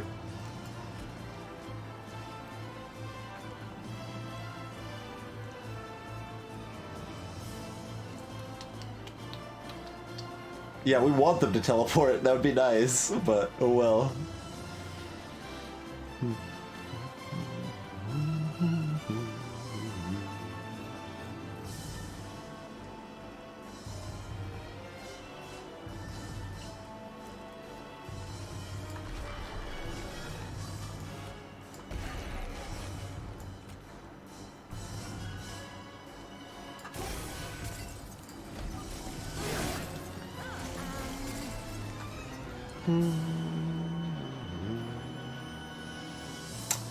See you later, collector.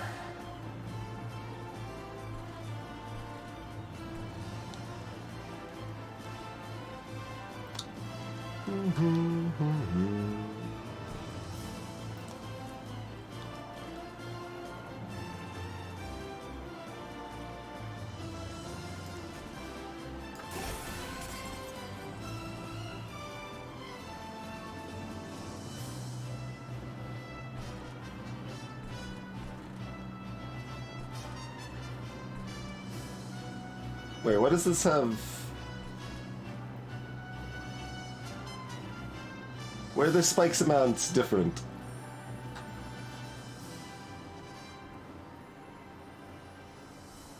These wouldn't normally have 2 spikes. Why do they have spikes 5?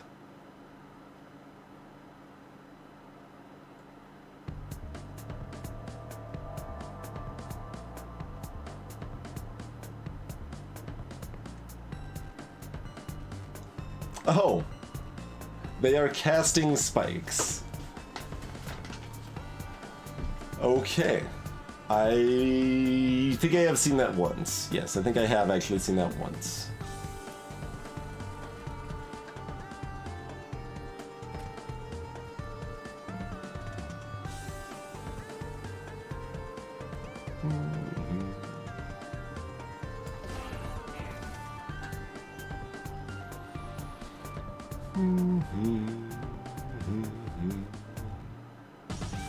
And I mean, I guess we're fine with them dying to spikes.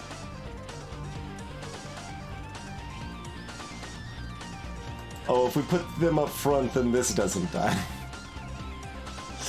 Yeah, alright.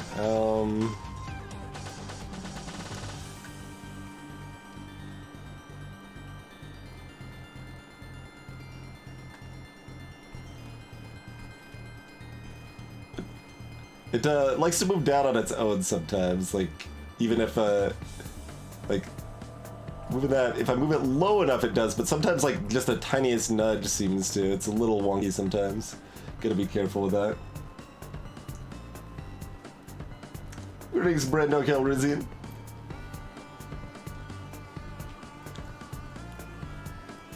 I guess these are going in the back? Then there's no room for dregs. We need them to die. We have no capacity for any of this. Like, if I put this up front, it dies, but then this also does not die, and that's a problem. So I guess we just cast neither of them.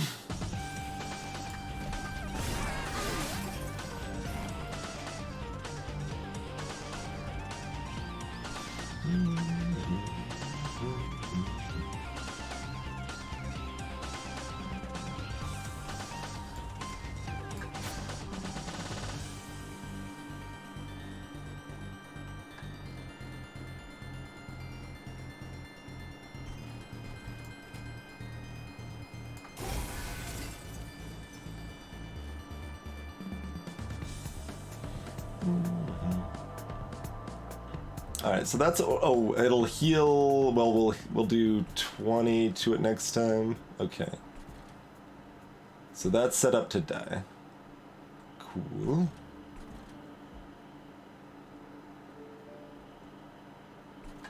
We have so much anti-synergy, it's kind of ridiculous. I can't put any units anywhere. What have I done?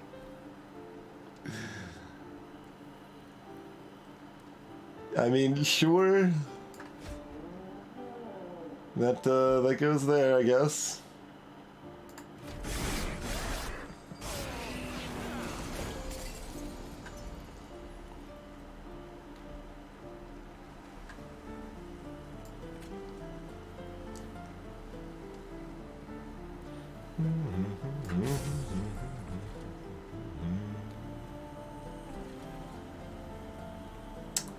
We could drip fall this down here.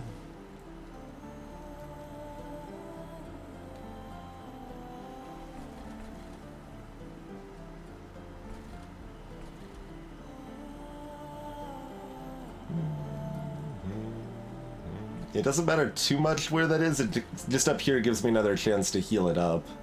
And we aren't concerned about scores, so doing that doesn't actually help us much. Like, it gets to get those little 5 attacks in, but that ain't much.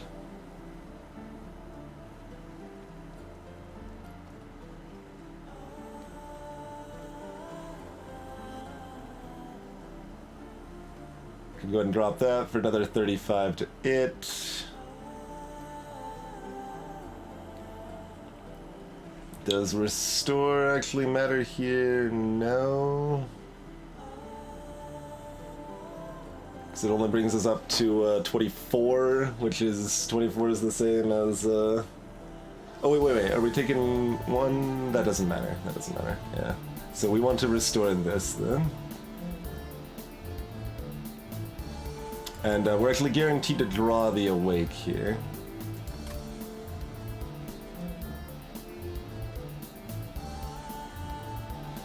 So I guess we put a drag down here so it dies because they are completely worthless.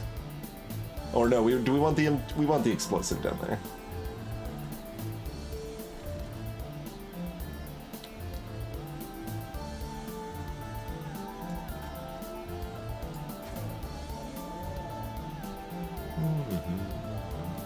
You don't mind the steel death trap? Well, I do.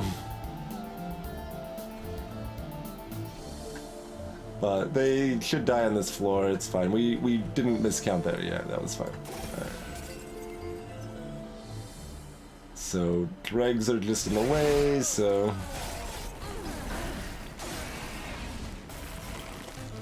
They're already dead, so we just need to make sure we cast our Consume spell. Get that pyre health up. Nothing else matters.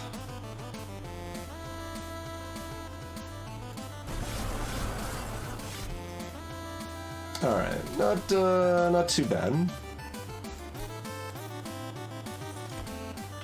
What would sap? Oh, there's the restorative detonation. I assume we need to take that.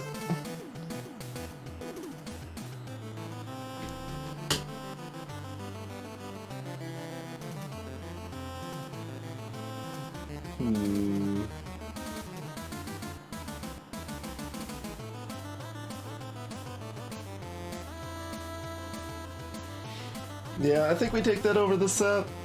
It's close.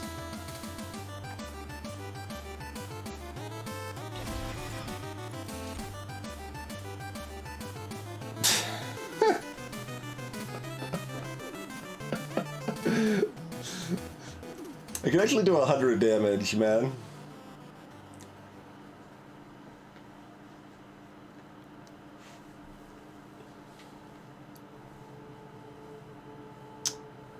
I assume we skip.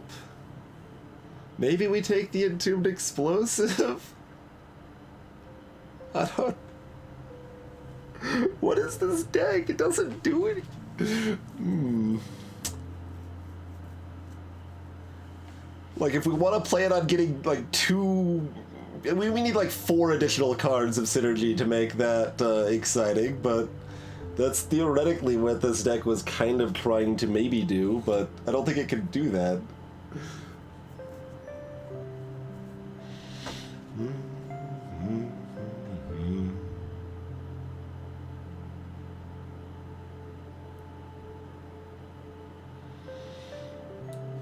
And everything is anti-synergy. Just everything.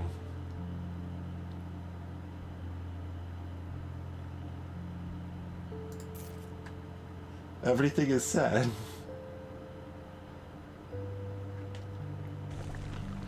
Alright, well, we got a guaranteed event. We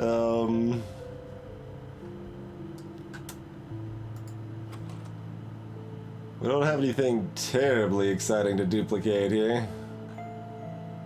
Sure don't.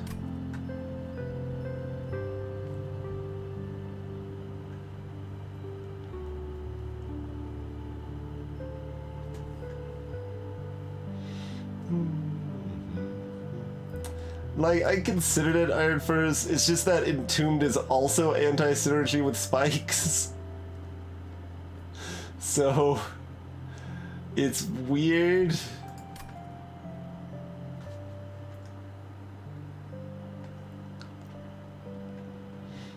We'd have no room, Kinshru. We're already way too short on capacity as it is.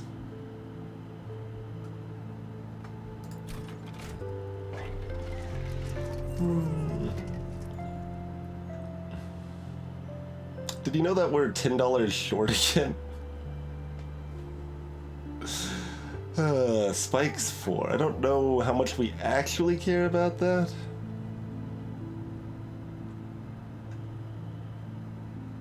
Some.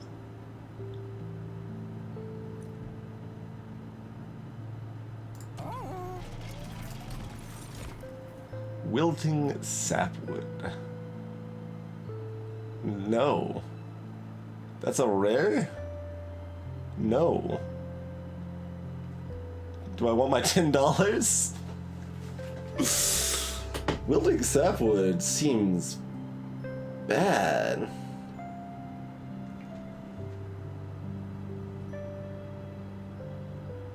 What is wilting sapwood about?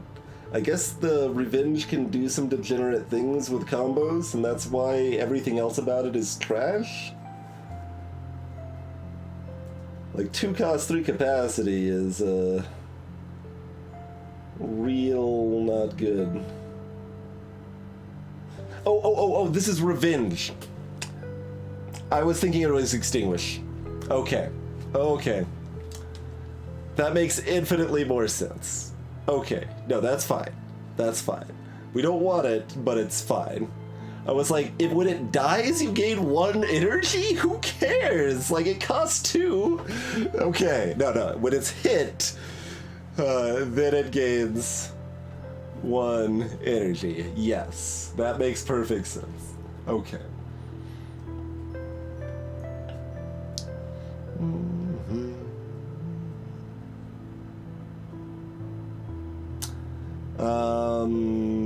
We had quick was our special available. If we had multi-strike available, I consider giving this multi-strike.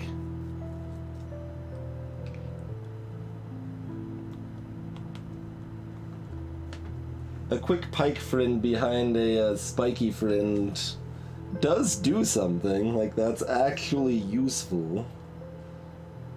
But not that useful. I think we just skip.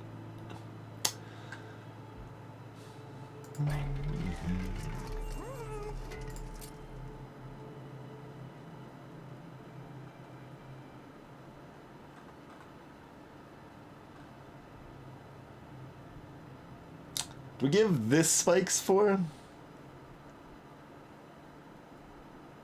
I guess.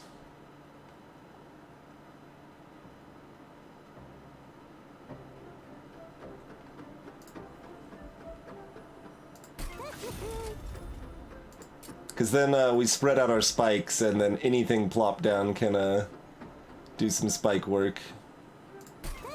And that has value. Like the first, first 2 spikes, first 5 spikes are worth more than the spikes after that.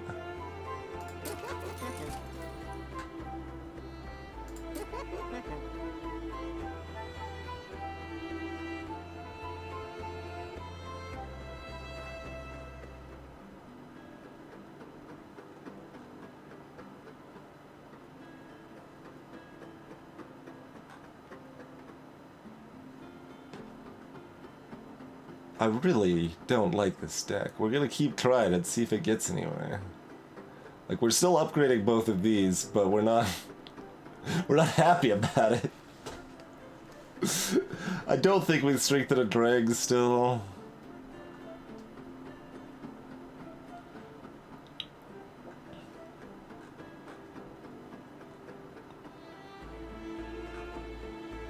We could. We don't, health a drag, though.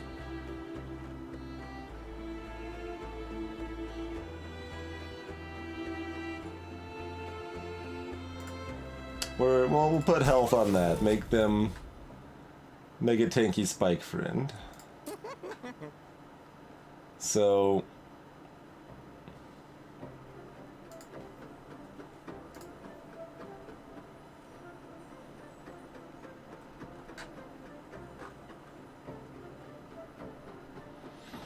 doing it to a drag is fine when they don't have spikes or swipe.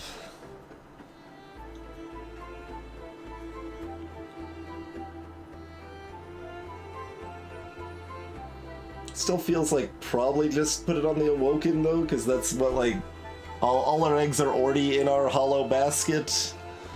and trying to juggle some eggs out of the basket might crack them.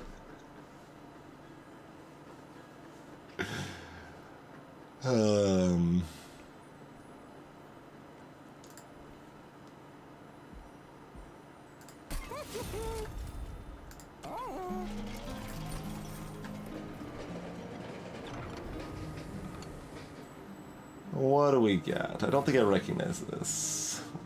Oh, okay. Remains of the once great Rail of the Covenant litter the landscape. One of the rail spice still contains some lingering power. You can take it and use it on one of your units, or enhance your own magical prowess. This is the one we don't want, right? Yeah. Increase magic power by 20 and add Purge to a card. Oh, right. These are the one-time uses. Purge is not consume as well. Alright, purge a dreg. Yes.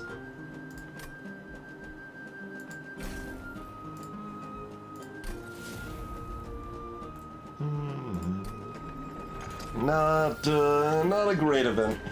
We were hoping for something else that could get a triple upgrade on one of our units, or maybe something like that, I guess is what we were probably hoping for more than anything else. Alright, well, before we fight Daedalus again, and hopefully fare at least a little better this time, but still, I'm not sure this deck is not great. We'll be back in a couple minutes. Grab a fresh drink, all of that jazz, folks, and we will see you shortly, huh?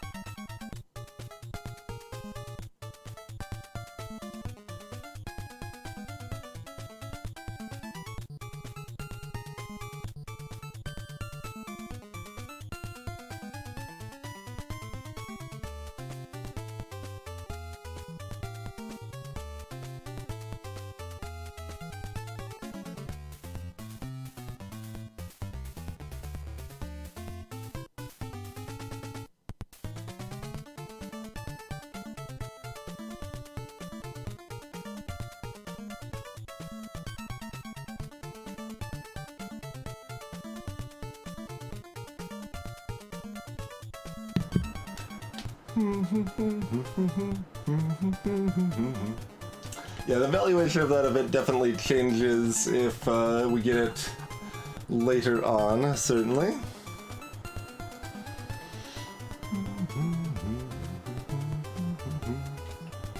What we got coming up? We've got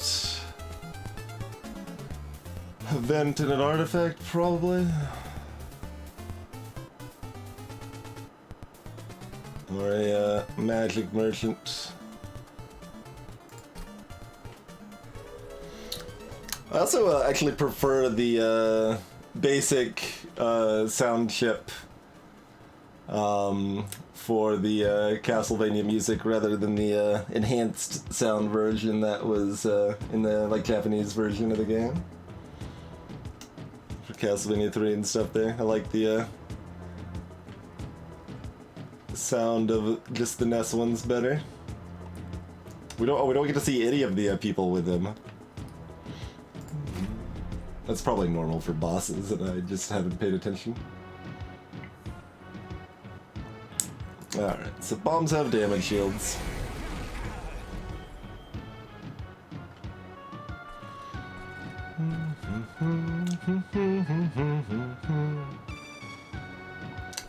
Bottom floor is the small floor.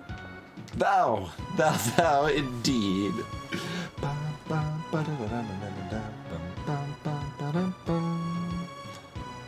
We put this up top and have them as our planned cool dude that wrecks face at the end or something. Oh, we can just full set up at the top if we want him.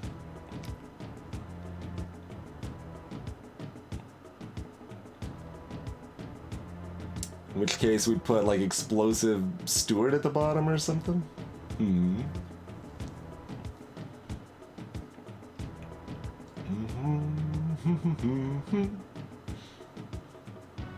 Nice, at first. Yeah, I used to actually like just turn on FF6 at the belt and just like jam out when I was a kid.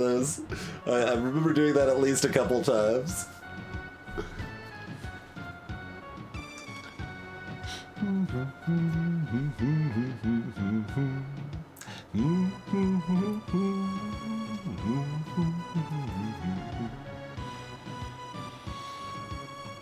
Well, I mean, part of the reason we have everything with spikes is that we want something with spikes on the bottom, but...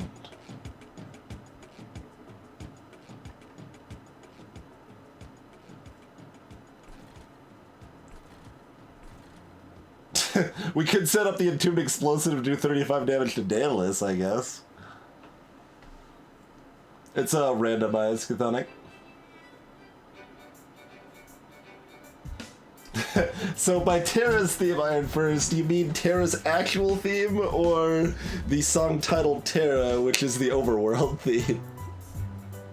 I think what I would actually call Terra's theme is called Awakening or something like that.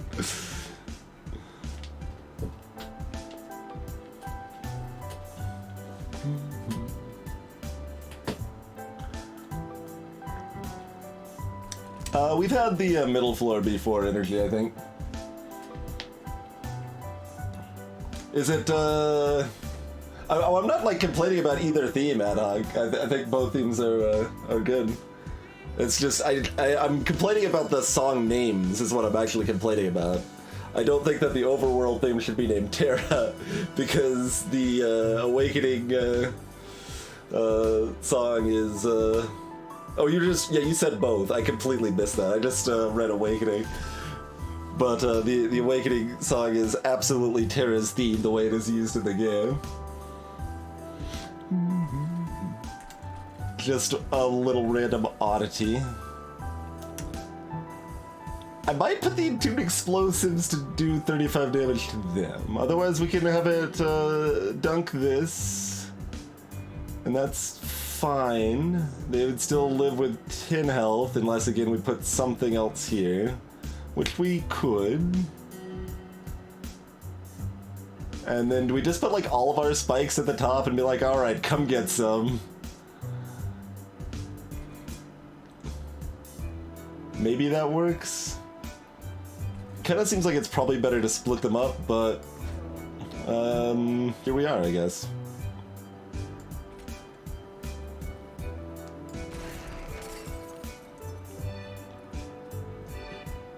And this doesn't get to die, which is mildly annoying, but whatever, it's fine.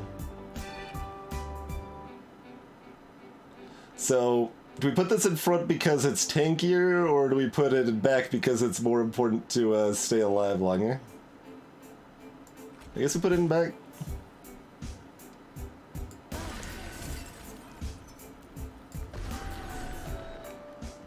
Alright, we're set up, I guess.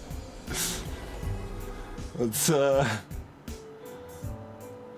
knows quite where this leads. Okay, we can detonate to blow up the bomb. Which I guess is what bombs do, right? But no, this is probably better on the bottom. What do you do? Oh, you get stronger with spellcast, okay. So that dunks that, and this which is in the middle, which is kind of funny. But we need to keep that healthy, so that makes some sense. So we bomb the bottom, and then we cast Awake on our Mega Thorny Boy. And then, like, I don't know. No, none of this does anything.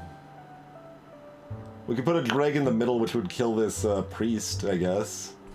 Which just flat does not matter at all. I guess the priest might make it harder to kill a bomb we may want to kill. Yeah, this is a damage shield.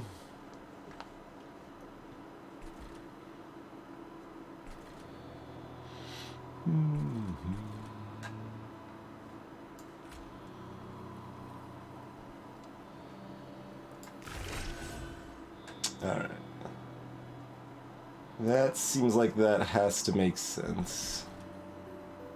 And then I think this probably makes sense. Get that regen ticking, getting all of that stuff up there. We kill this off just because we don't want it in our deck.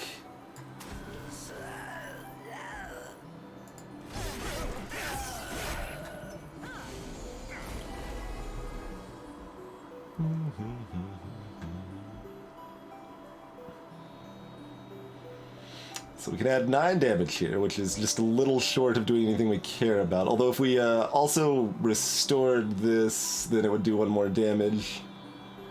That'd be enough to kill that plus the drag. That's probably acceptable. Y'all up here are fine, right?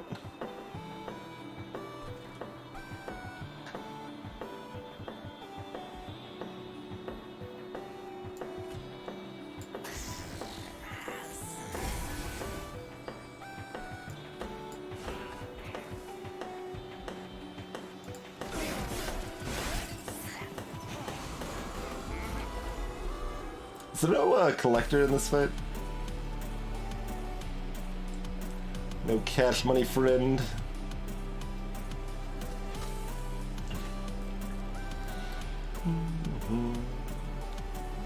If we restore this twice, then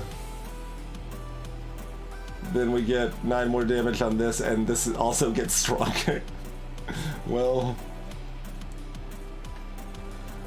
not the best exchange, really.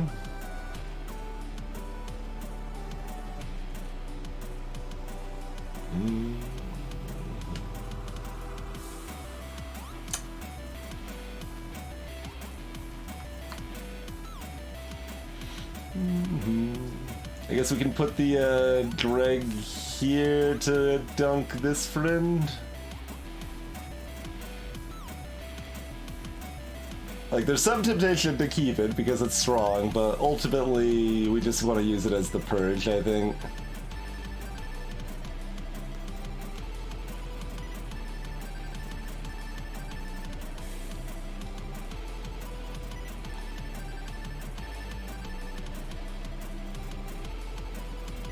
Yeah, Hellthorn seems pretty good, generally speaking. Okay, we don't need to actually spike or do anything else special there if we don't want to. If we put the drag here. because they'll just die to this, and that's fine. But also, we don't necessarily want to sting down here because it powers them up, but maybe that's fine.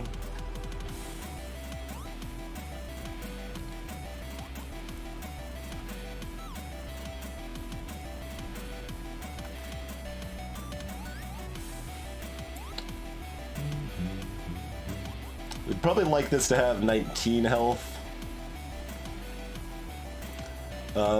We really need that card that just heals all of our units in a row. That is a thing we would like.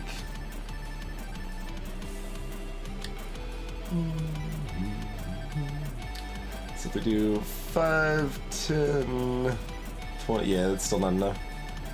Alright.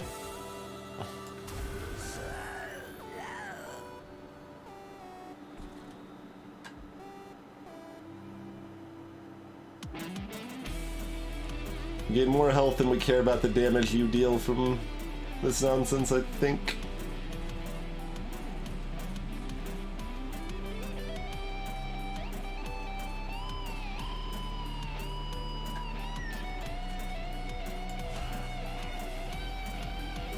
I guess if we sting here, we save 2 damage to this, which is worthwhile.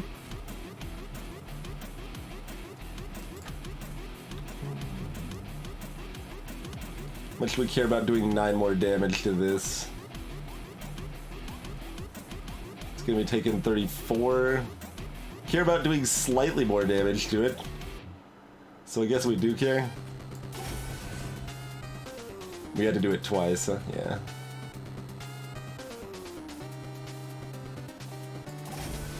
Okay.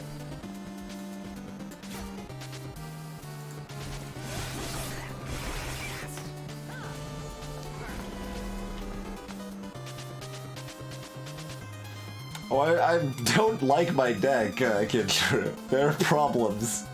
Plenty of problems here in River City.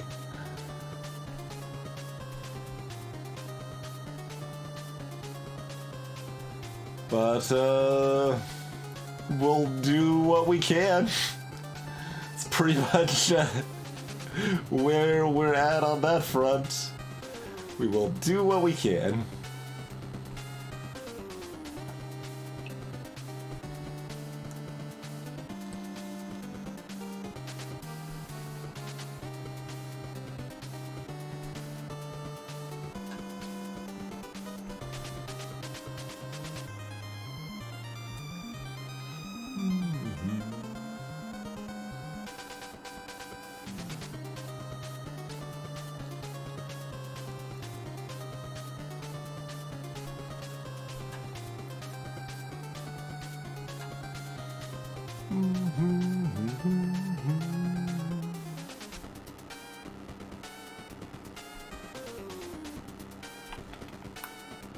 I'm just deciding if I want to use the big consume on our sentient here. Puts them at 20 health, which is good. That's a good spot for them to be at, I suppose.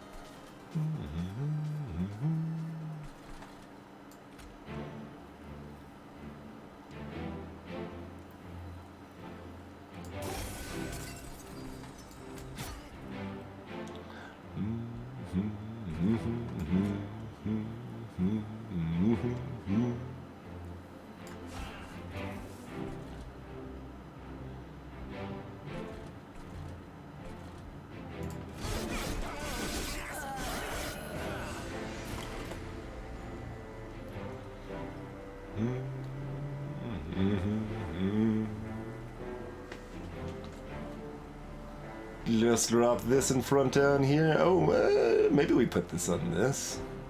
Yeah, given that we heal, yeah, I guess so. Oh, yeah, no, we got the mana because this costs 1 less. Cool. Otherwise, we can put a drag.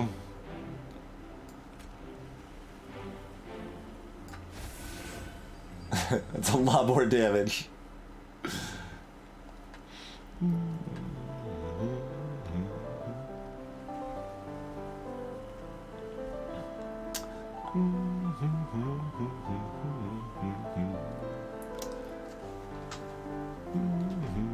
So we've got 68 health.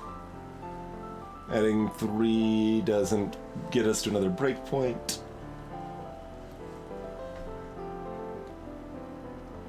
Because there's a consideration to do the enhancer plus the drag there.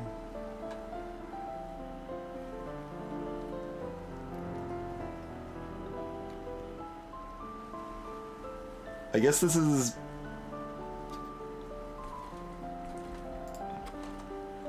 Got one more drag. I mean, it doesn't matter. They just die up here. That's how we set up. They're going to die on the top floor, and nothing else really matters, so... I guess I really shouldn't worry too much about it here.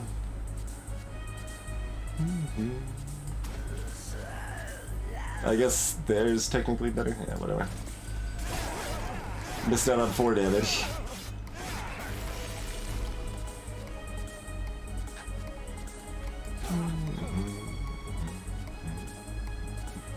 Restorative detonation in my hand now. I mean, sure.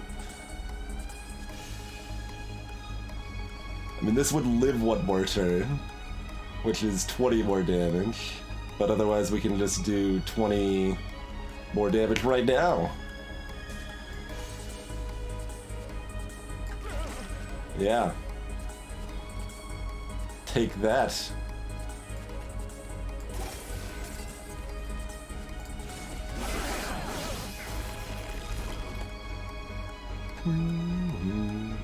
Nothing else is consumable, right? Okay.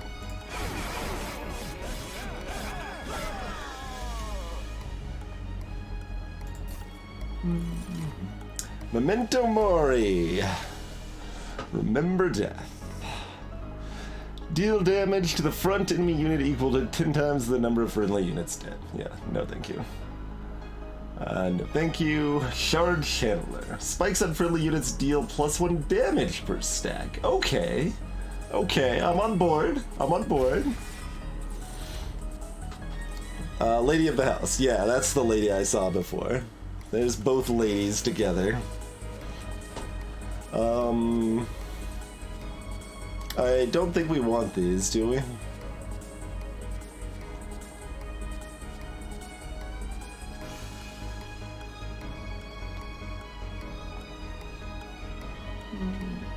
.25 attack. I mean, she's not bad, but we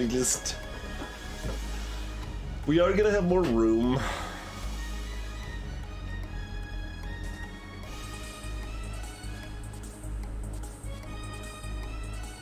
It does something on our auxiliary floor that we aren't doing other things with. Yeah, that's probably actually an improvement.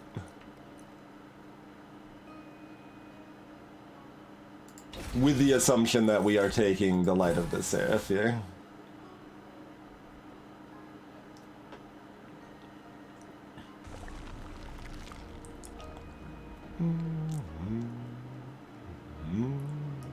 We're not especially using the dregs.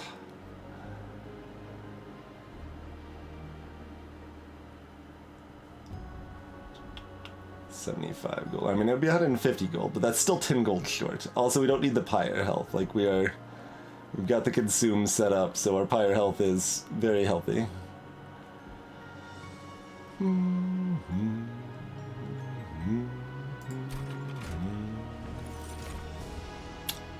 Nope, we don't want another one. Don't need another one.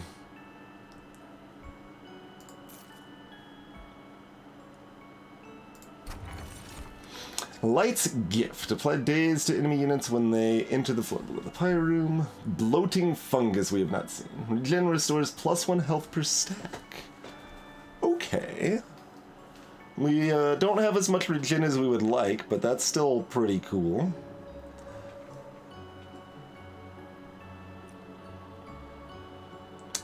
Well, I mean, it doesn't proc our rejuvenation additional times.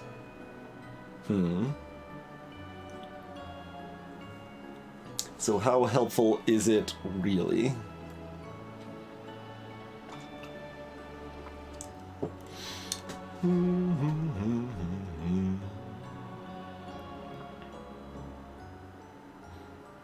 Like, maybe the Stalling Lights gift gives us is better? It doesn't do a whole lot, though, especially when we've got pretty easy pyre healing just in general right now. So neither of these are terribly exciting.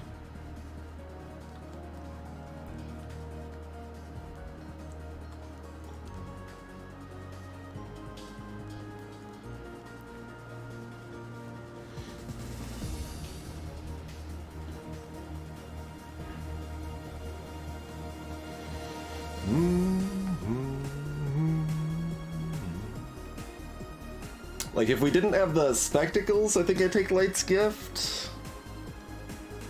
Because that feels like it's going to prevent some pyre damage.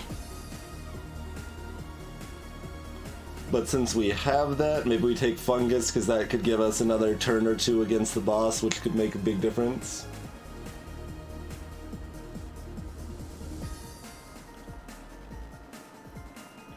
Wait, is that how it works at first? I assume they lost the full turn if they were dazed. Do they just not attack, but then they still move up?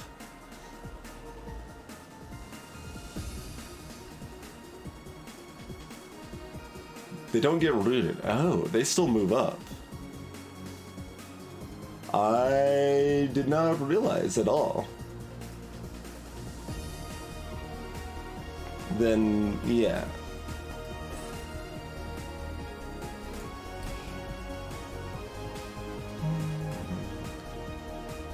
Gritfall already looking like a mistake.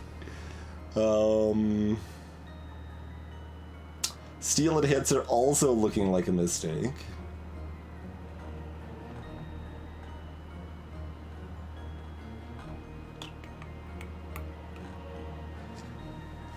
Let's see, we're removing at least one steward.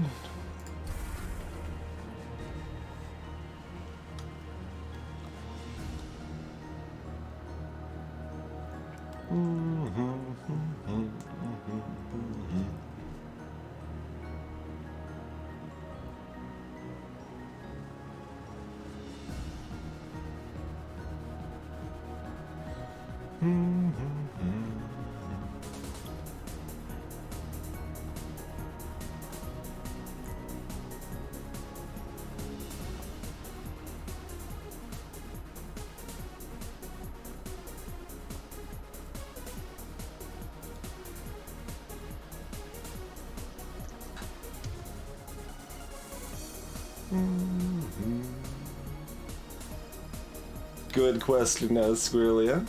Looks like the answer is yes.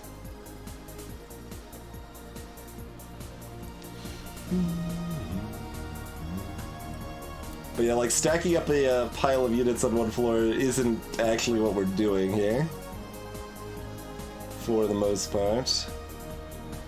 Alright, get rid of one more steward, I suppose.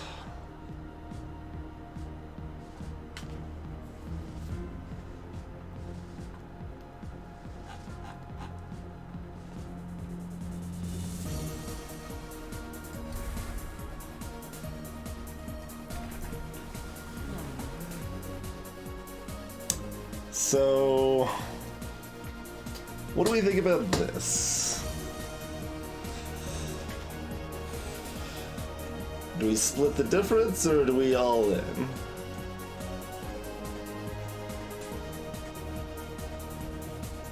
Like, how do we beat Seraph? We don't, is the answer. Alright, good talk. Good talk.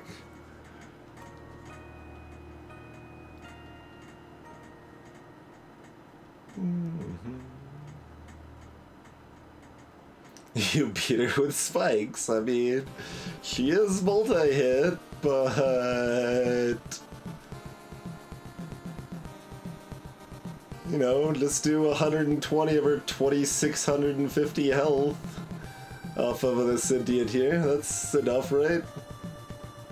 Look, we'll have one regen. We can do another 20 on top of that. We can do 140 of her health.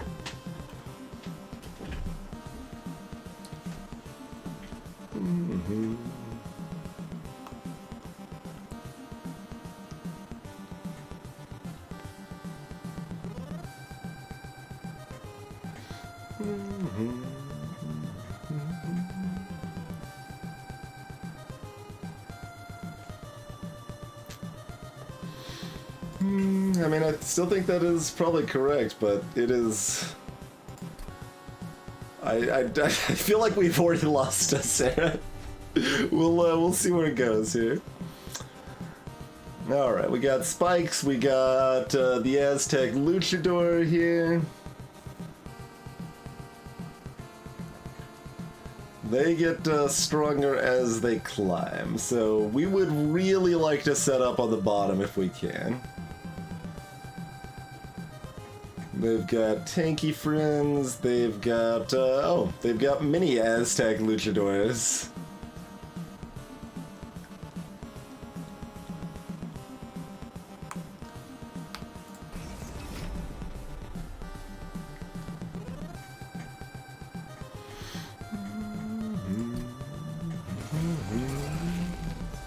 Get lots of sun praising.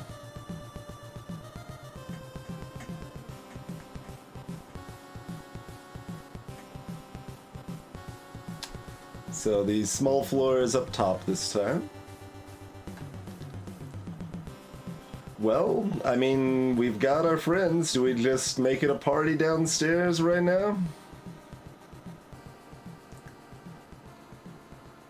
I suppose we do.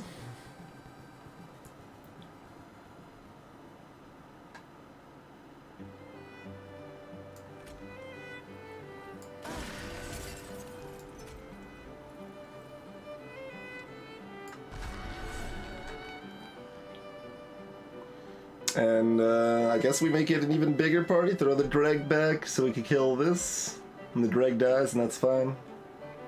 That's what they're there for.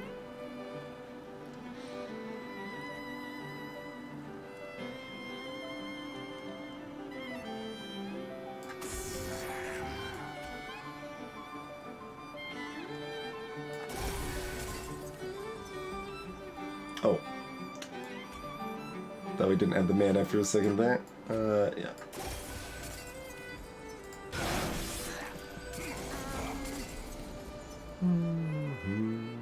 Did not draw a sting. We could Dripfall the Collector, but that's not quite enough. No, we don't have enough mana to make that work.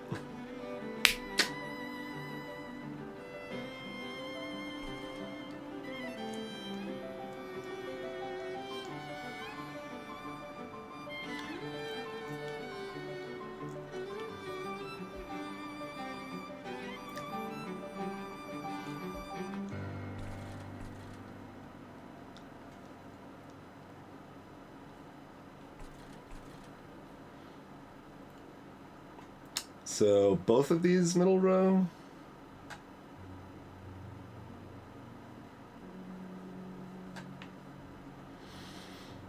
Sure. Sure. Oh. That is a noise.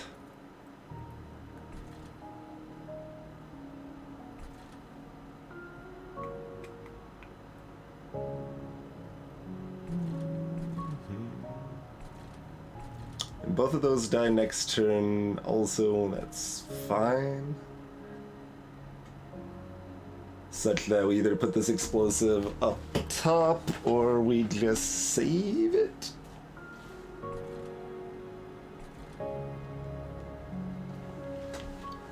And we've got Covenant 10, because if we put a unit on the top floor, they enter dazed. There was no way to kill the Collector there.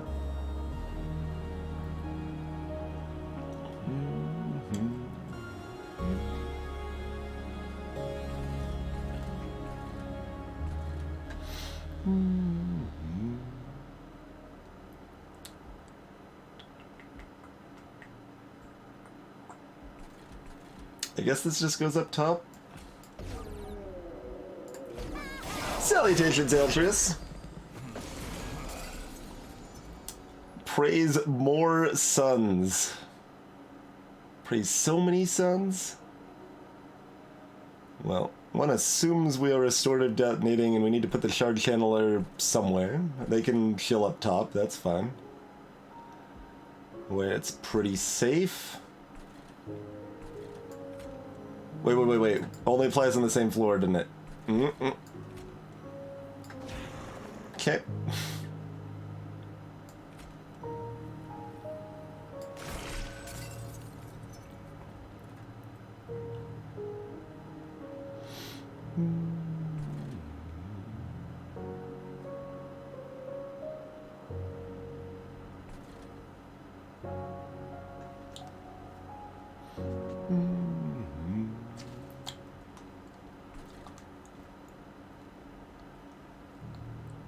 Yeah, I still haven't even seen Red. Oh, that's the one that like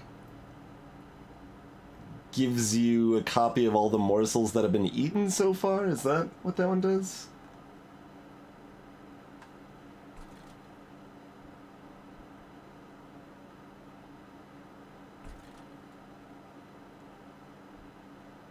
But I assume it doesn't take away their buffs or anything, so it's still a lot of morsels to be eaten if you've got setups to eat them.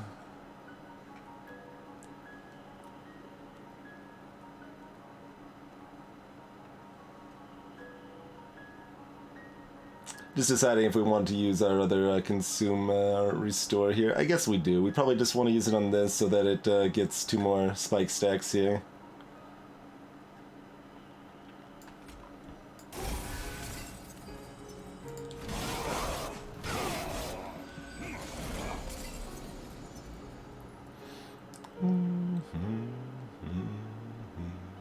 Oh, we don't actually, like, if we didn't give the enemy spikes, giving our little friend in the back steel enhancer would make some sense, but not when we gave them spikes, no.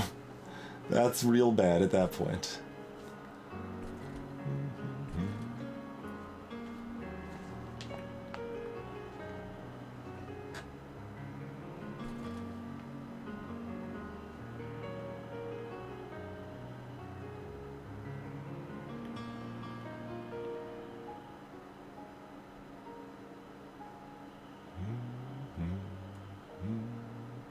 So, assumingly this goes here.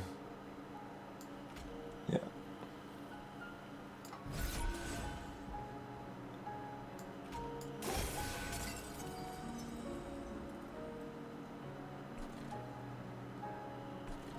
We playing the dreg to lose the dreg? Yes, I think so. Okay, so we'll have the dreg die to, oh, they're dazed! They don't die to the spikes! They still burn out up there, it's fine. But...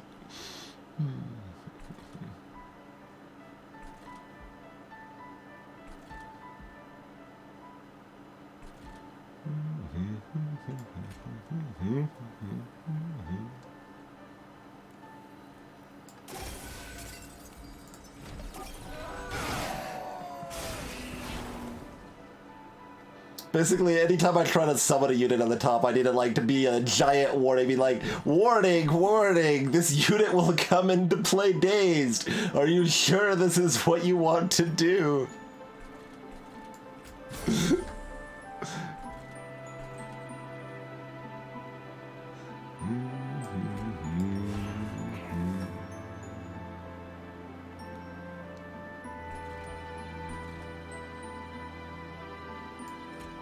Okay, this drag can kill themselves, and I think we want that.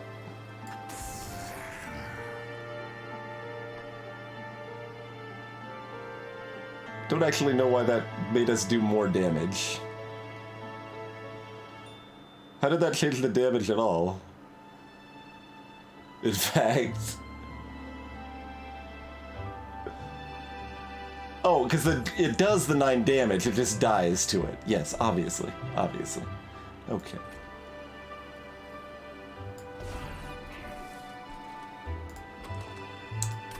Math is hard, okay? I'm just so used to when a unit is dying, they don't get to attack, right? I just kind of have that mental shorthand.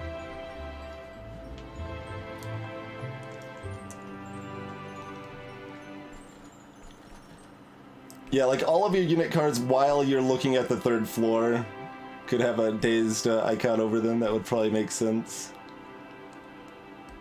How likely are we to want a another dreg? Got another explosive we kind of want to get dropped somewhere.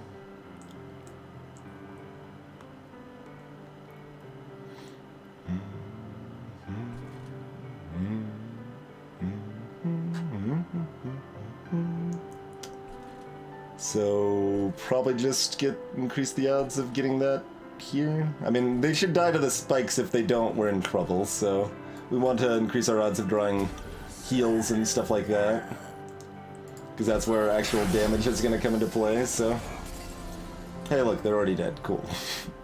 Also, you're more dead though. Did you want to be more dead?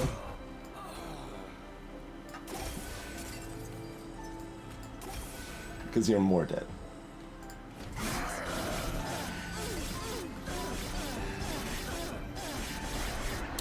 Alright. Well, that was nice, easy peasy fight there. We've got 2 units get 30 health. I mean, I guess? Is that worth 25 gold? I don't know. I don't know.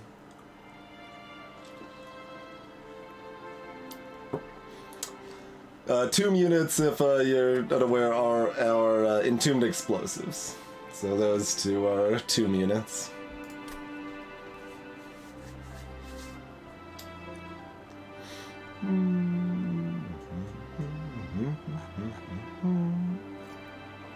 I think the 25 gold might be more valuable. Well, where are we going?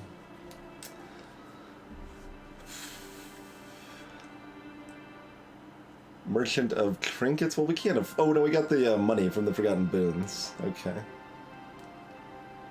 So, 210. Yeah, that 25 gold could be the difference in buying a trinket we actually care about.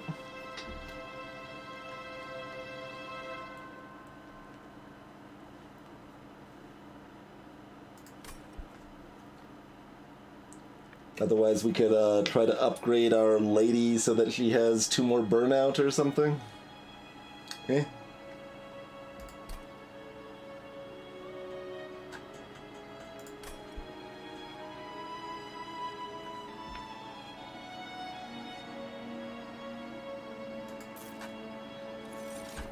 Take the 25 gold.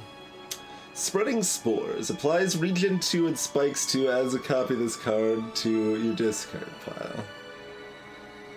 Okay. Oh, but also Unleash the Wildwood, though. Can I take the pack?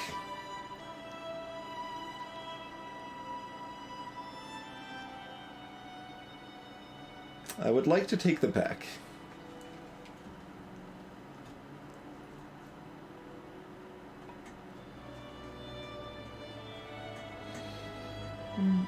Unleash the Wildwood is definitely better short term.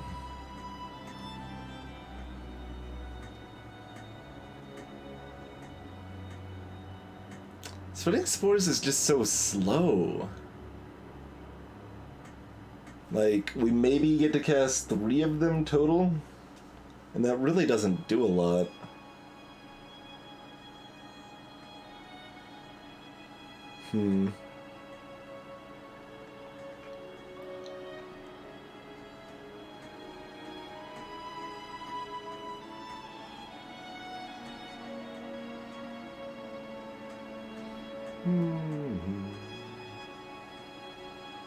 With holdover.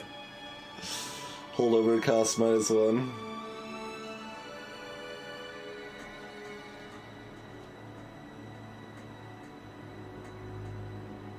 Yeah, that would be a strong zapper for sure. Yeah, I think we just need to go Unleash.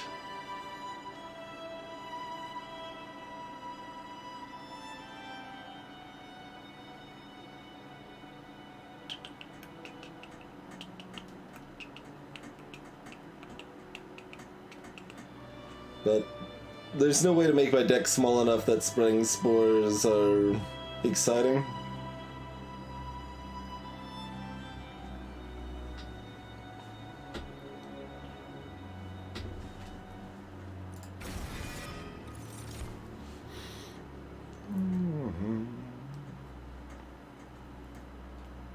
Mortal Entrapment. Deal 25 damage, apply daze 2 to an already damaged unit. Cost 3. Yeah, the 1, 2, 3, 4, 5, 6, I think, extra cards that my deck starts with because of Covenant 20 is a lot, it turns out. Makes it hard to do thin deck stuff when we start with 6 extra cards in our deck. I'm potentially on board the Sacred Wix train. Am I? Like, it's kind of dead weight early, but it could be awesome late. Oh, sure, I'm comparing to Covenant 1, Eltrius. Because that's base game.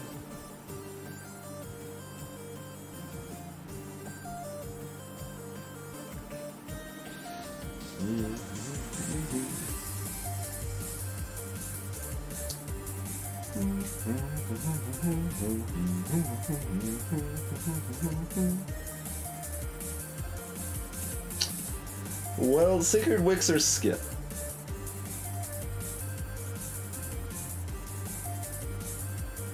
I have needed 10 gold multiple times. We happen to be at the threshold where we don't, but we're buying something different this time, so it changes the math anyway.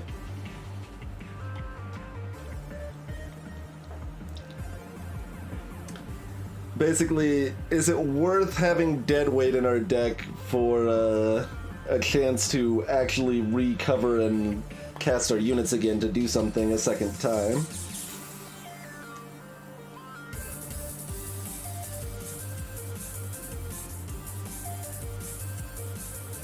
That's the question with Sacred Wix, because it's just garbage early.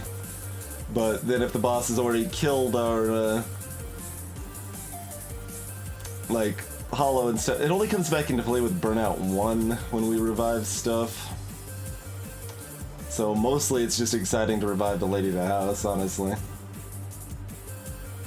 Reviving like our Thorned Hollow and stuff really doesn't do that much.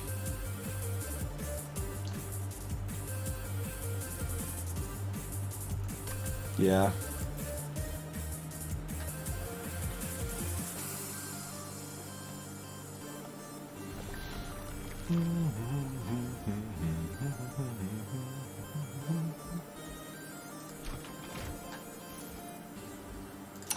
What are you selling? Split Anvil. Sting spells get 10 magic powered piercing. The first Hell Pact. X cost cards get +3 in their value, or +3 to their X value when played. Oh man. It's Chemical X +1. Doesn't do anything for us, also we can't afford it. The range of costs was a little higher than I was anticipating. I guess 240 average is just what they are, yeah. So they're like 210 to 270 or something now, something like that. That's, I think, the only one I've seen, Zapper, but there might be two. Split Anvil's a really good relic, but I don't think it does a lot for us. It does something for us, but not a lot for us. We might you grab a Purge, we'll see what the invent gives us.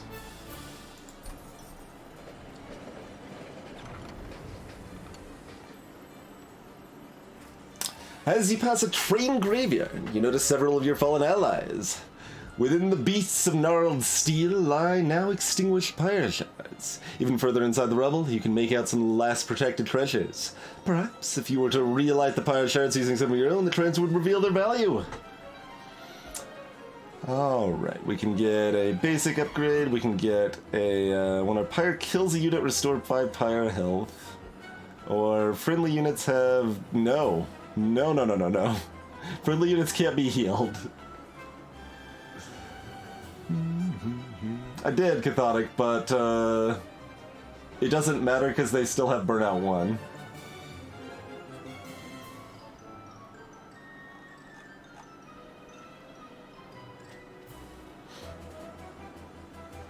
So, like, we could get, like, the child and revive things with that, and that could be useful, but reviving things the normal way will not be helpful because they'll have Burnout. It did, like, part of the description of the... I can't remember the word now, but the main way you revive things, they get +5 damage, +5 health, and Burnout +1. It does say it if you hover over it. Reform, yeah, that's it.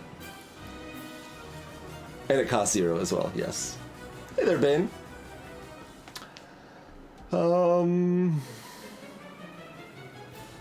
assume we just give our spiky friend 25 more health? Because we could add that to one that already has it, I think.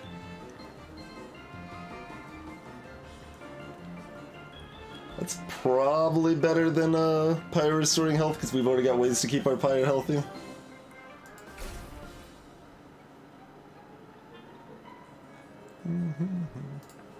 Alright, so 75 up to 115 health on them. That's still not enough against Seraph, though. I don't... No, Seraph just destroys us.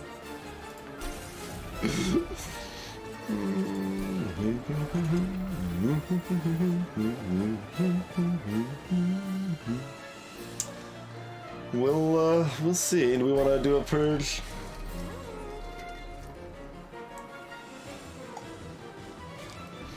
I think in a deck that doesn't use healing at all, Petrified Heart can be pretty good.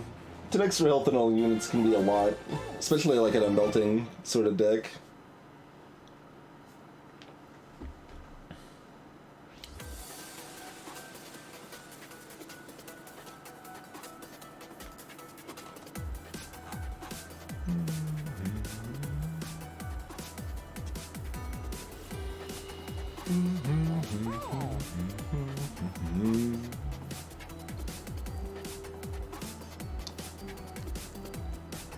And it's also good for morsels, because then morsels can partial chump block and still be eaten. Reroll to test our luck to see all of the things that we absolutely 100% could never afford. That's definitely the strat.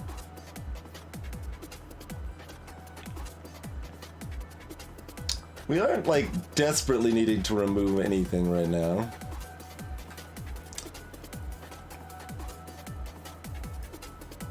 Like, with our current capacity, this is approximately comfortable. Dripfall is bad until it's not.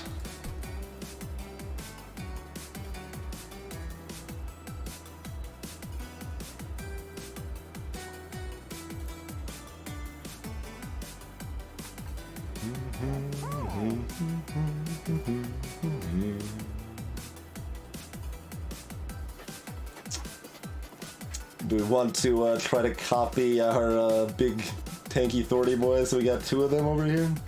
Not that we have time to like heal them both up, unfortunately, but yeah, we sort of do actually with Unleash the Wild Winds. We can't get them stacked, but we can get them healthy at least.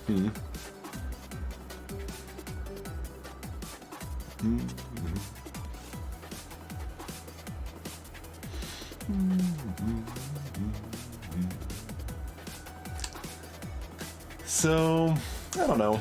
Purging does improve our deck, but... Well, we aren't really purging anything else for a while, probably. We'll have enough money to buy what we want from the Merchant of Magic or Steel. Alright, it's better to purge at least something. We want to get rid of a Stew, a Dreg, or one of the weird utility cards that's mostly bad but sometimes good. I guess we'll probably get rid of one more Stew. That gives us room to actually add another unit to our deck, too.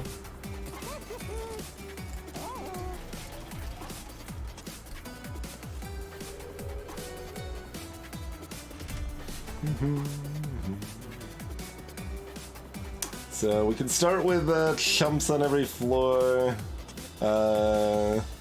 Sycophants, huh? Probably still the 3 and then 4. I mean, if we've got spikes and we want to put them up there, they can eat that. You're a sweeping lifesteal jerk. Okay, well, we definitely want to stack our Thorns together against this, right? But it doesn't have to be the bottom floor, it can be anywhere. And we do have a drop that could put them on the same floor together if they're on the 2nd and 3rd floor or something like that.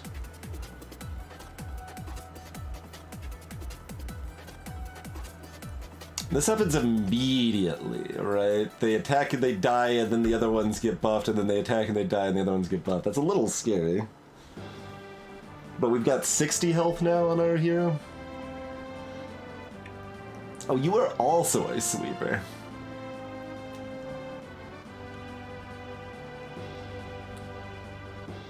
Oh, and then you're just a healer. Okay.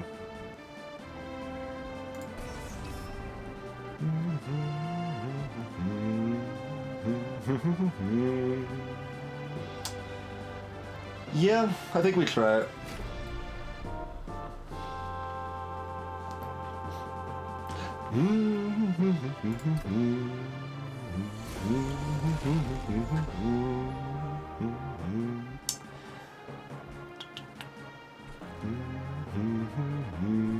Middle floor is the small floor.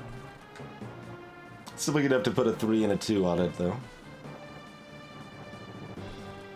Okay, so we take 2, then 4, then 6. So we live with 3 health and kill everything off. And here we take 2, 4, 6, 8, so everything dies. So we put that top and middle.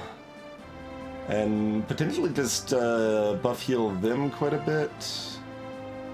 And then I guess the Dreg does nothing. Alright, good job, Dreg. Cheers, Ultras. Thank you for using the Twitch Prime to support the stream.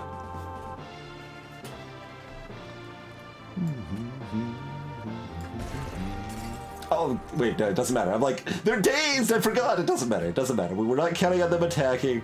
Everything's fine.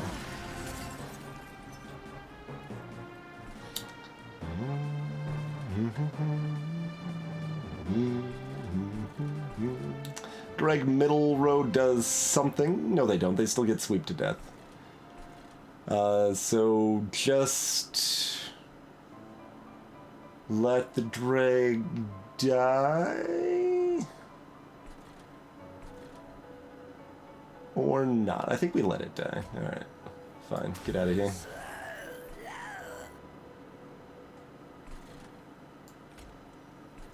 No, whoa, don't bounce around there, friend.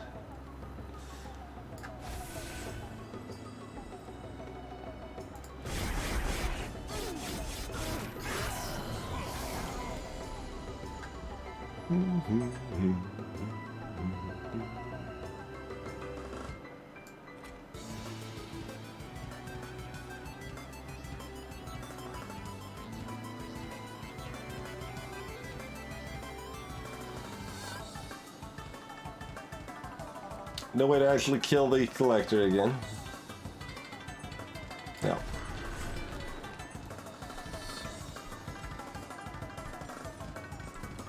Let's see. They're looking to take 32 next turn.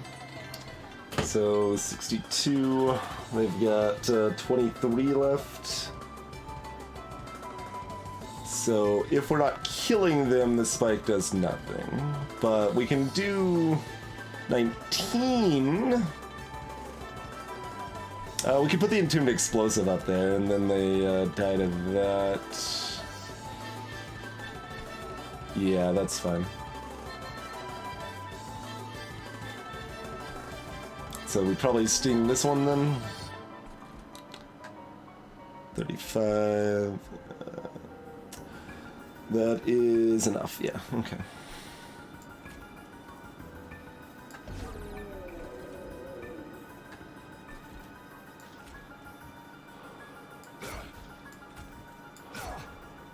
Oh, right.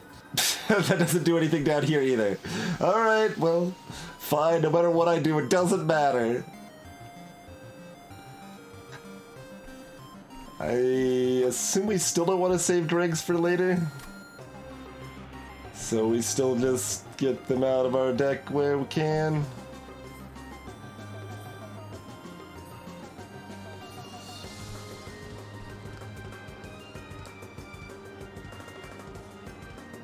There's no chump blockage that matters for anything ever. Because sweep. Alright, just wherever then. Sweep the drag.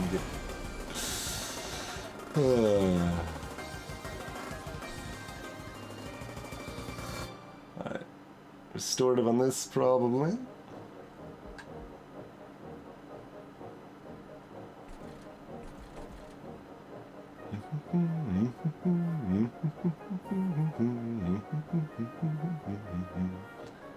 Wait, why is this? Oh, it's only doing 4 damage. I thought it had 6. I looked at this one, I guess. I thought this did 6 damage.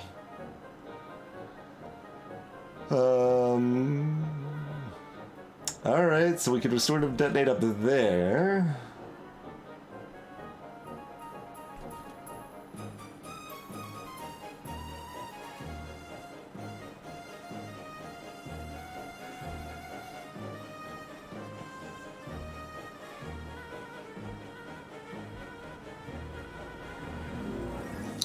Probably casting these 3 spells.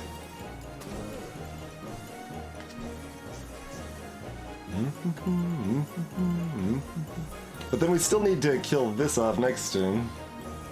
But it'll die to this approximately, probably. Maybe. So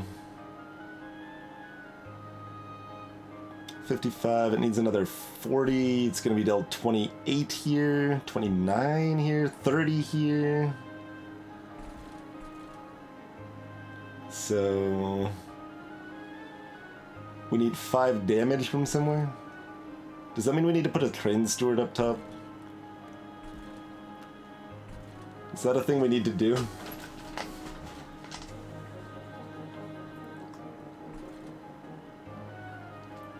Oh, they had rage, apparently. So they were at 6, they had rage. Okay. I completely missed that. But at least it all makes sense now.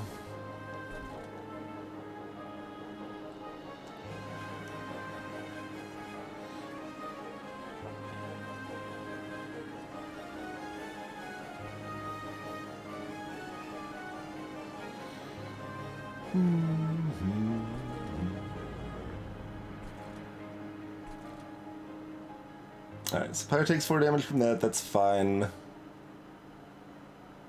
Or, well, no, we were considering the detonate plan. Can we still block these if we do the detonate plan? That was the concern.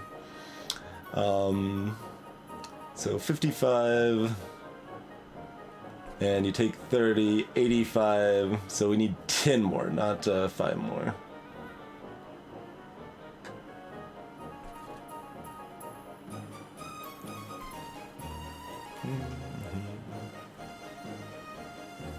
So we could get 5 from a train steward.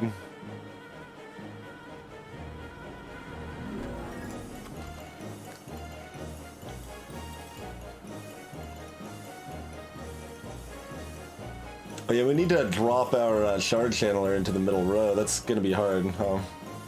Kind of forgot that we needed 6 capacity to make that happen. Steel enhancer could be 3, but 3 is not 5. We could get 3 and then also heal this. That would be 4. 4 is still not 5.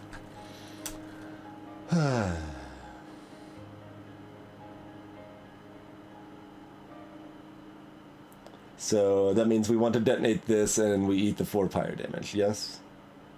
I think that's where we're at.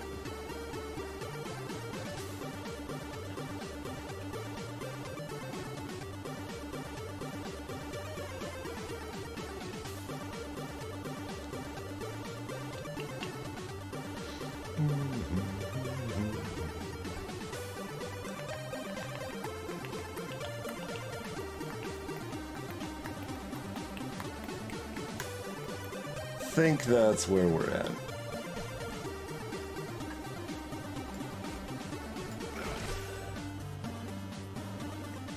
Wait, what?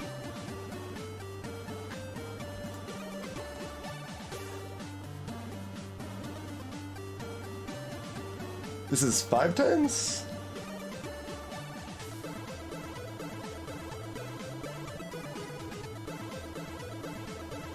Did they change this, or... Maybe I just had a one that was buffed to do 20 damage, therefore it could do 100, and that's what I'm remembering?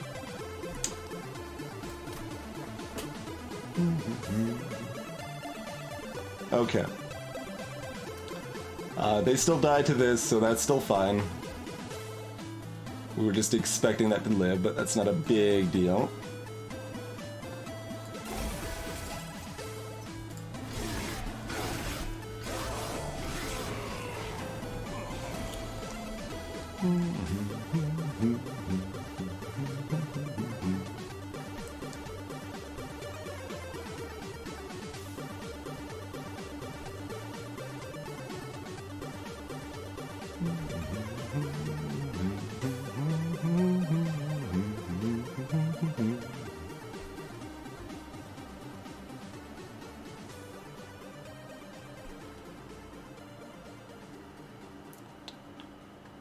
Can't really imagine that not happening here.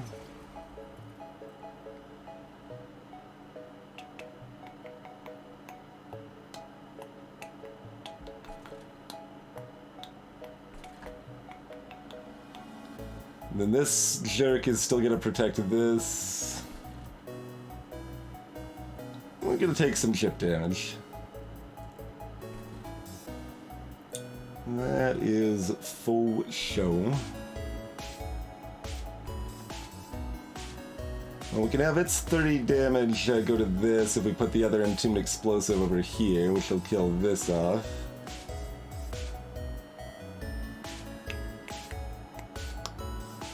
Which, let's see. You're doing 69. Which would save us 4 health on the fire.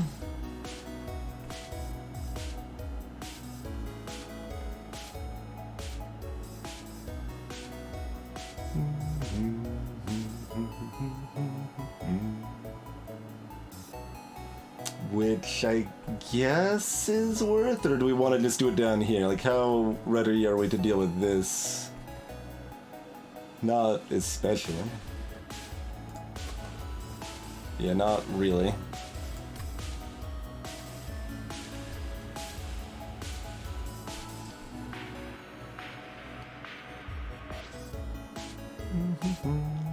But that'll die to the spikes, which is good. But we got a few turns to worry about that. So doing this to save 4 health is probably worth. I'm gonna go with probably worth. Then put this on the bottom for 9 more damage here.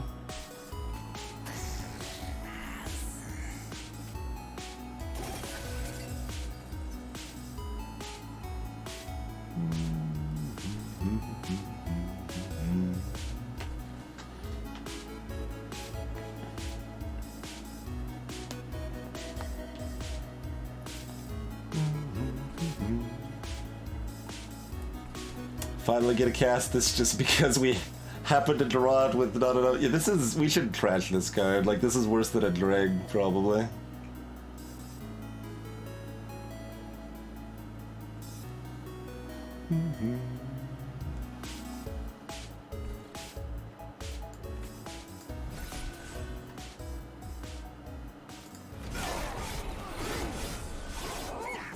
That's annoying, Eltress.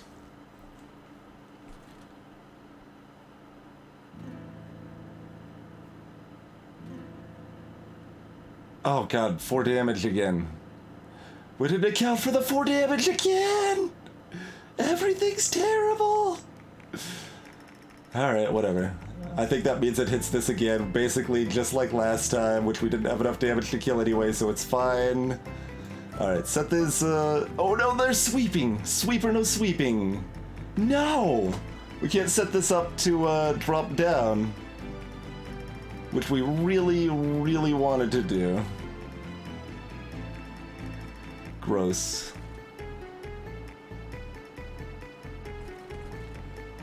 Everything is not coming up Millhouse, that's for sure.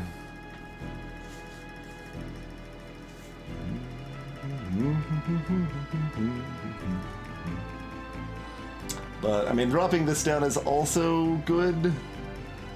So, hopefully that's fine.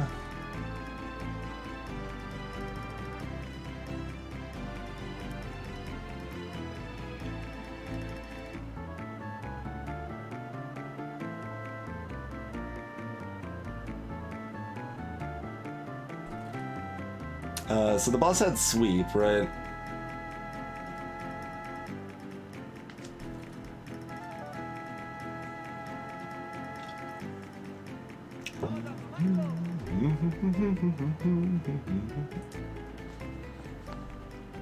Scott Free, well, it doesn't really convey a lot of useful information to have the fights go slower at this point. Like, we've already considered what's happening, so having the fight go fast is just helpful because it speeds it up, especially during the boss sections.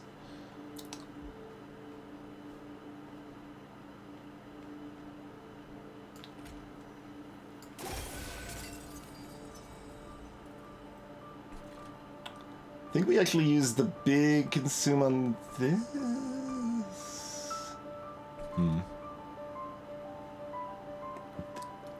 Yeah, alright, I'll put the big heal over here.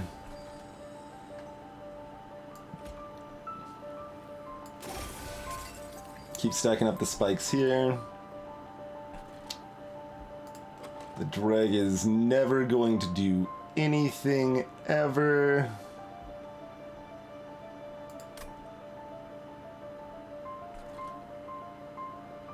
If it matters, I guess we want it up here. Oh, and then they get sweeped. Good God. Sweep is really rude.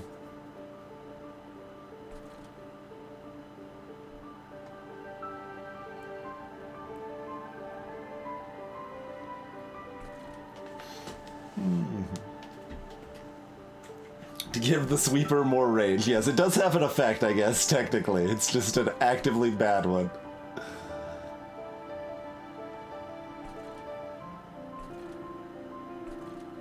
The boss doesn't have that same power up. But... Alright. Let's take it.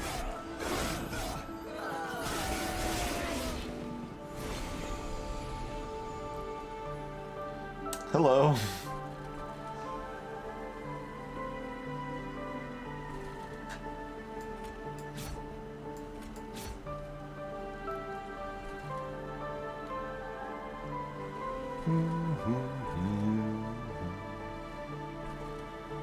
Yeah, you just get your 9 damage sweep with your pile of life steal.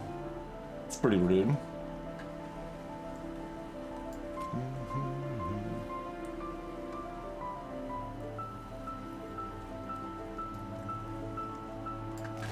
Put this over here so we keep regenning. Yeah. Keep building up those spikes.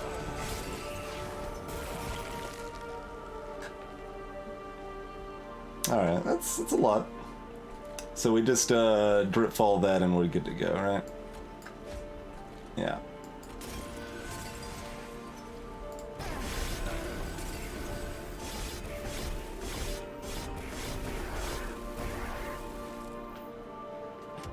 So we took a little more damage than we should have, but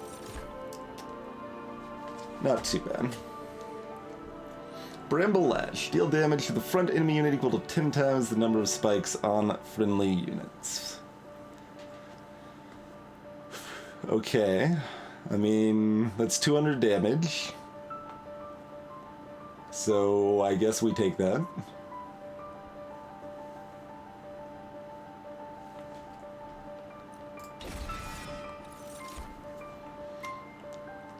We could get more giraffes!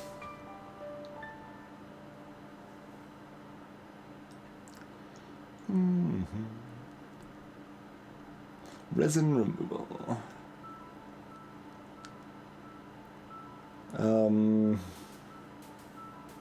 Yeah, we don't care a lot about that.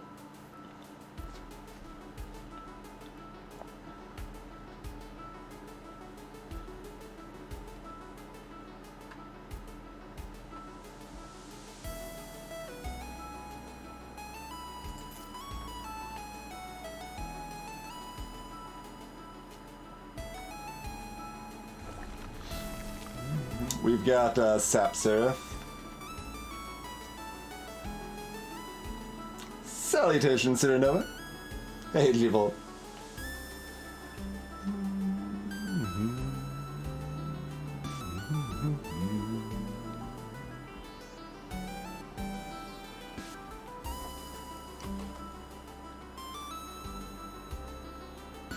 So, we want spell buffs.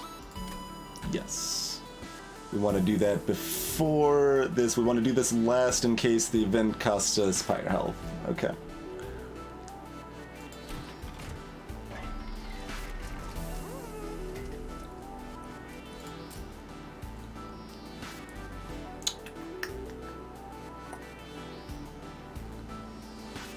Double stack and awake?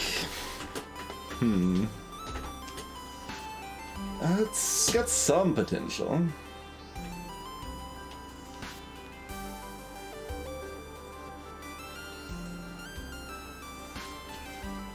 I try, Cerdova.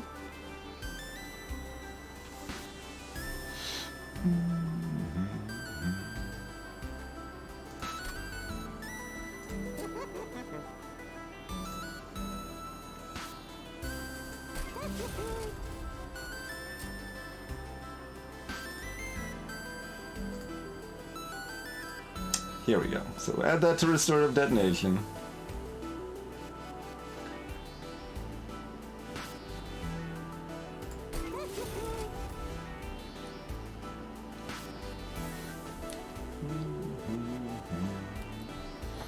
Do we want double stack on the awake regen? I don't know, it's expensive and it's not that great. Is there anything else we're more excited about lowering the mana cost for? I mean, just Dripfall's obviously good to lower the mana cost for, but not that important.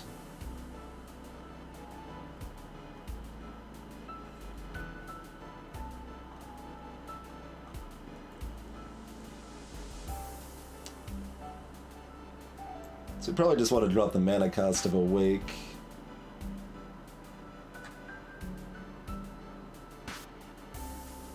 Indeed, Eltris.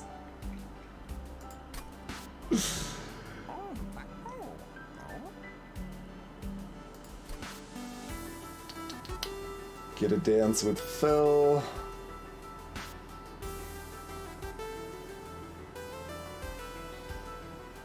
Then magic upgrades again.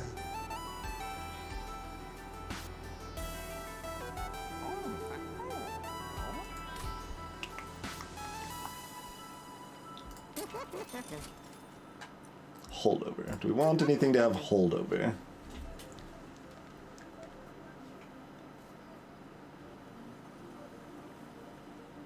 Kind of?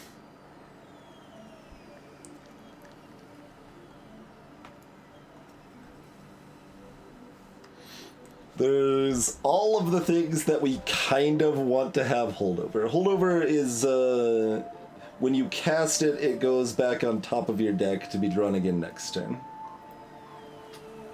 But only at the end of turn, so it doesn't, you can't do like infinite combos immediately.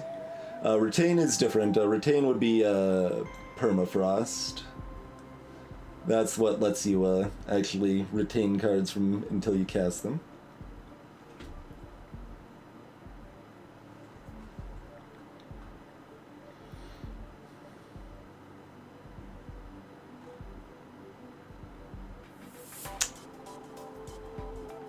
So, like a cheeky, easy thing we could do is do a holdover sting plus 10 magic power on it. It's just 15 damage a turn at no further cost. We could hold over like Unleash the Wildwood, so we just constantly keep healing things. We could hold over plus reduce mana cost and Steel Enhancer, so we keep buffing units, but I don't think that's good enough.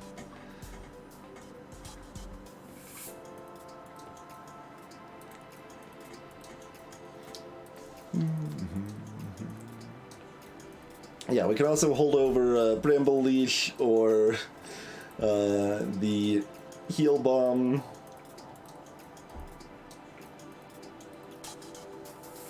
If our deck was a little different, we would be pretty excited about holdover Dripfall, probably.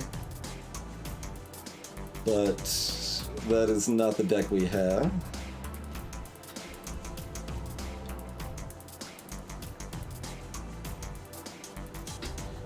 Salutations, Flaffykins. There is a map, yeah, it's really helpful.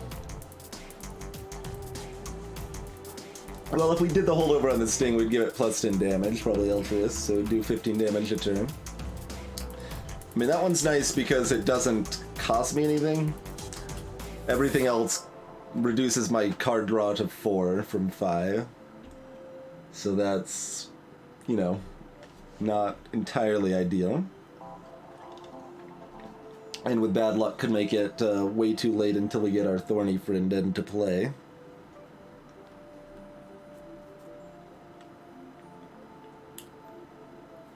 So we've got a whole pile of options, basically. That is where we're at.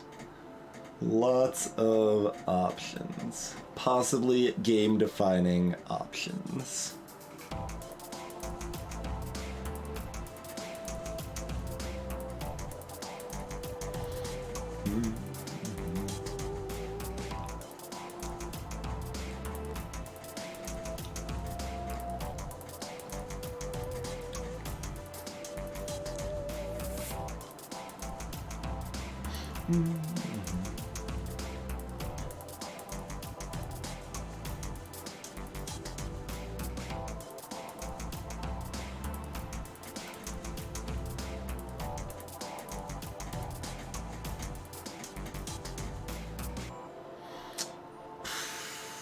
Is it Bramble Lash?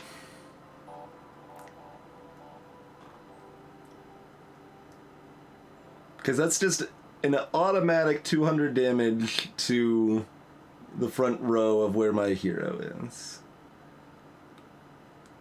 So against the non-bosses, that is amazing. That just auto kills their front unit no matter what it is, every turn.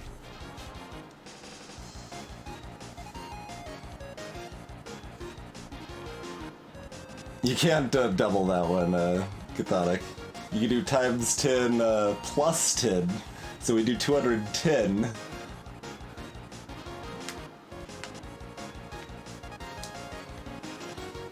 But if we have the other Spike Friend there, it can do another some amount.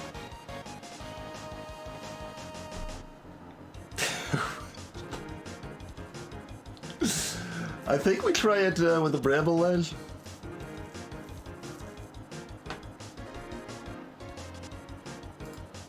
Still doesn't specifically help us kill Seraph, but it lets us power up in the meantime. I guess this probably goes on... I don't know, actually, does this just go on a restore?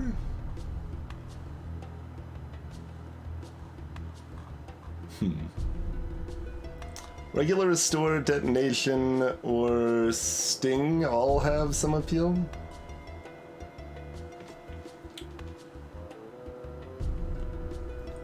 Right, cathodic, gotcha.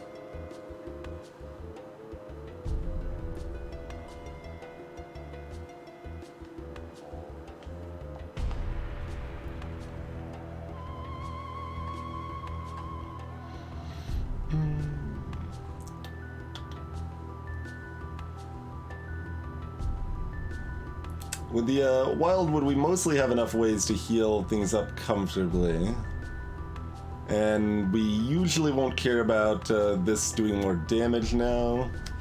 But Sting would just be more damage. Also, it would potentially be 15 damage to the second thing in line.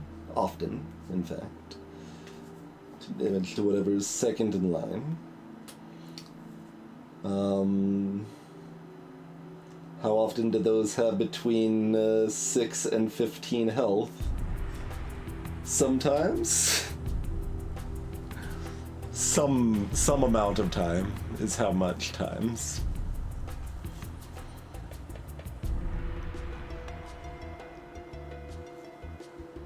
It feels like really lame to do this, but maybe it's actually correct?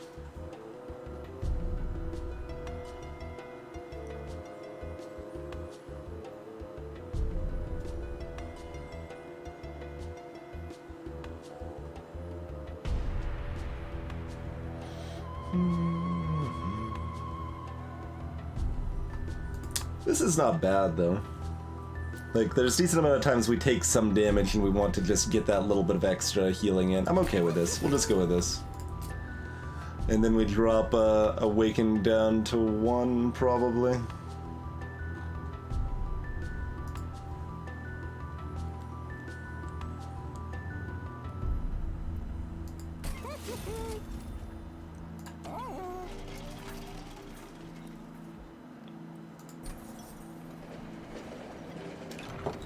What do you got for me, event? Got some frozen stuff. That's fine. We got Pyre health to spend. Oh, this is not one to spend Pyre health. This is one capacity at every floor. Always, basically.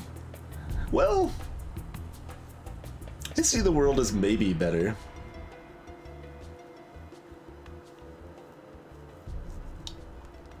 Yeah, actually, with our build, History of the World is better, probably?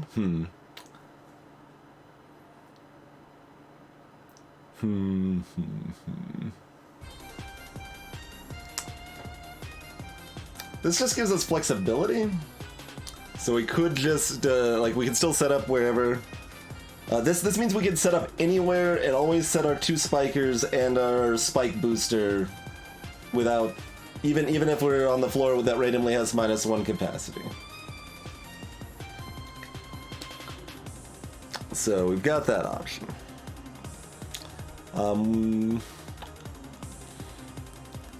Yeah, I mean, that's probably better, honestly, just consistency, because we can't always control where we need to set up. So that's just consistency. So even when we actively want to just set up on one floor, we still take the hammer. It's hard to not take the hammer here always. Like, Locket is... if you think of the opportunity cost, this is -2 capacity on each floor in comparison. It's a lot of spell power. It's a lot of spell power.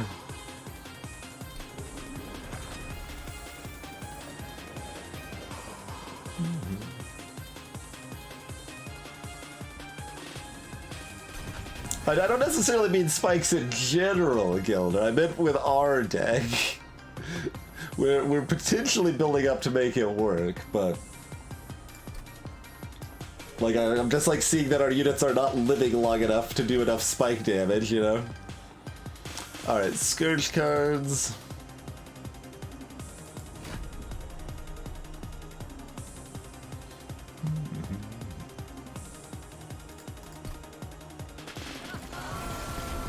And, of course, the statues as well. Statues are rude.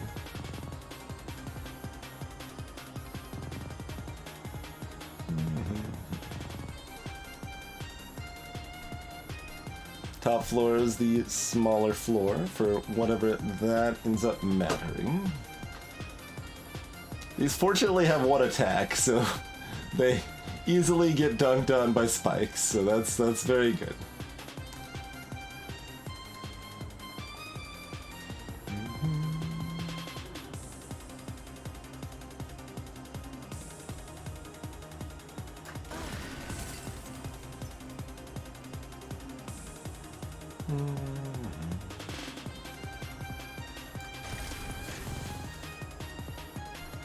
We just put her on the second floor and start punching down statues.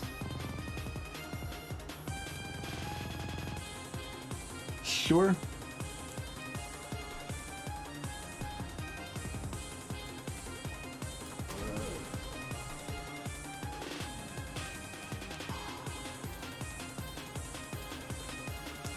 Alright, we've got enough room to cast the important stuff here if we need to.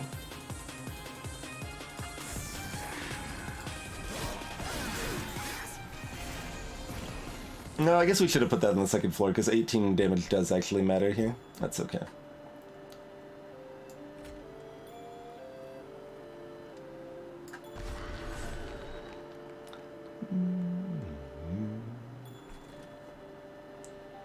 We've got this friend anyway.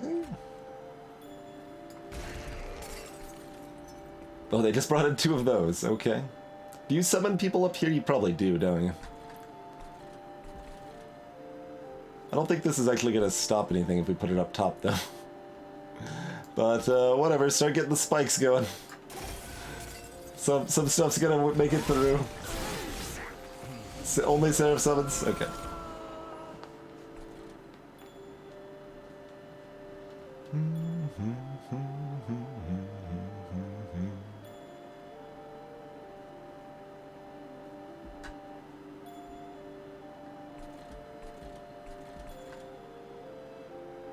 This is making it up a floor.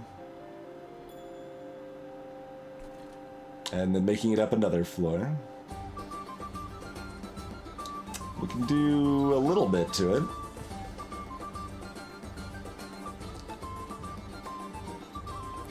Like, not playing this is fine, like we can heal up that later, probably.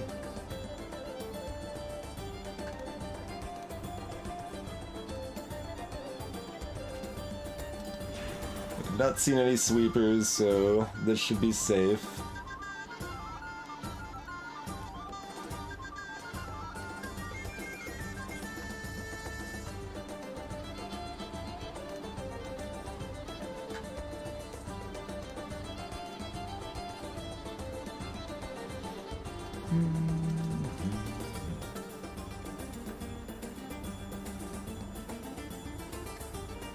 Alright. I think we actually use this on front, and then we use our other heal in the back. Or do we use that up here? With this gun...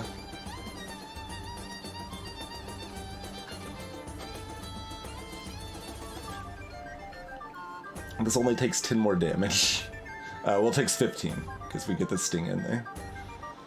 But that's potentially irrelevant.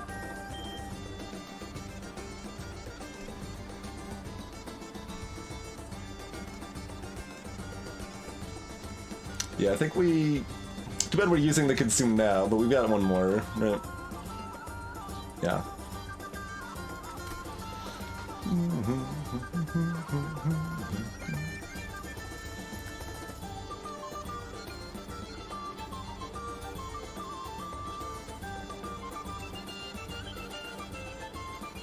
This seems to make sense.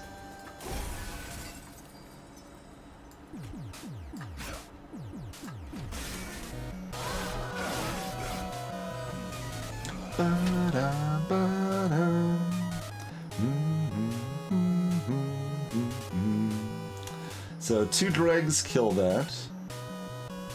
We can also just do 40 damage here, too.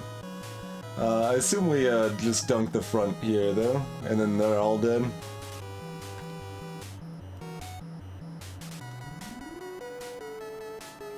280 damage.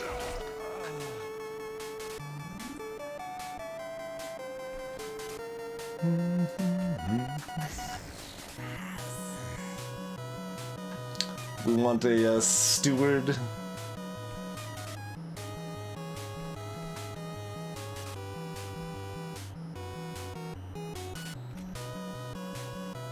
I guess I put this on this so we keep getting those regens, stacking up the, yeah. Okay.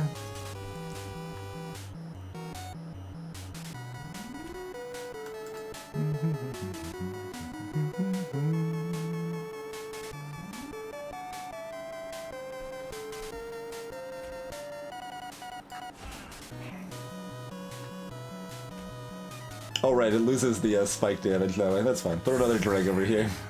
Do whatever. Pwah! Maybe that should have gone bottom? That's fine.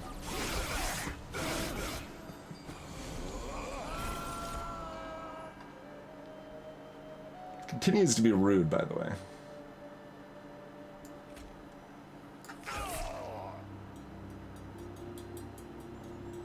And we're going to continue to just ignore it, probably.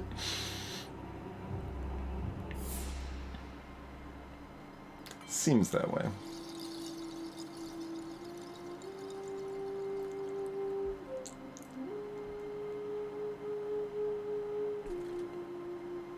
We were supposed to draw the healing wind up here. That's what we were supposed to do, but.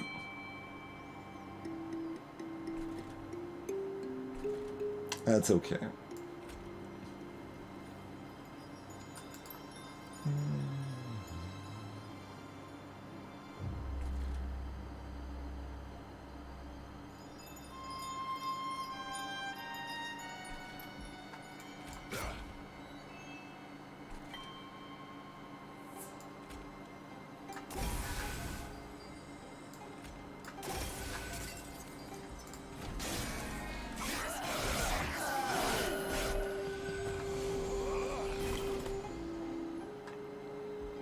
How can you live in this wretched place?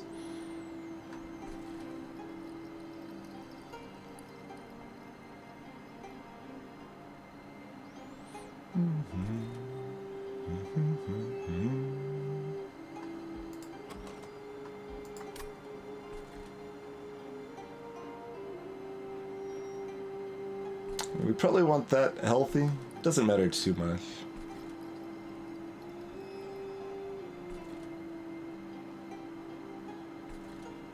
Suppose we could use the entombed here too, huh?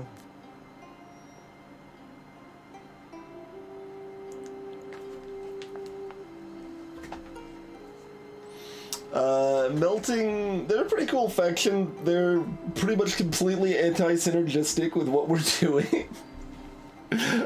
Melting has a lot of stuff like these dregs. This is actually your starting unit with the melting. Units that are cheap, don't take up a lot of space, but they die over time. So they've got units with burnout, so they kind of melt away, but then you have ways to reform them, so you can revive your units, bring them back, and if they're non-burnout units, then they gain burnout when you bring them back, but they also gain some permanent attack and health buffs and stuff like that. That's kind of most of their gimmick.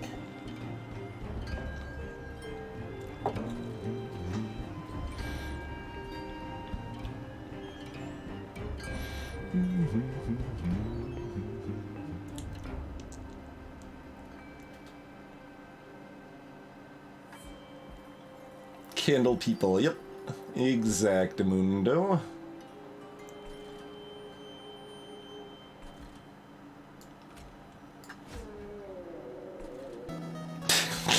Nice. It's kind of ridiculous.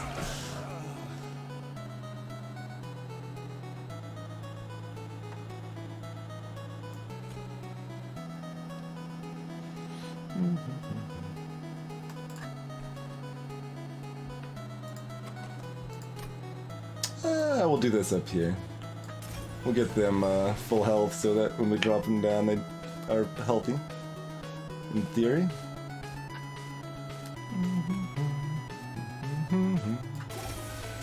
More spikes worth more than steal at hands. That is definitely the remaining card to remove here.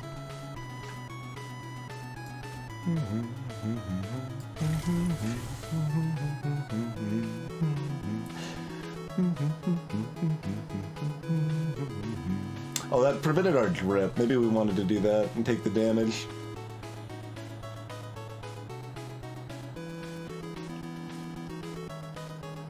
That is possible.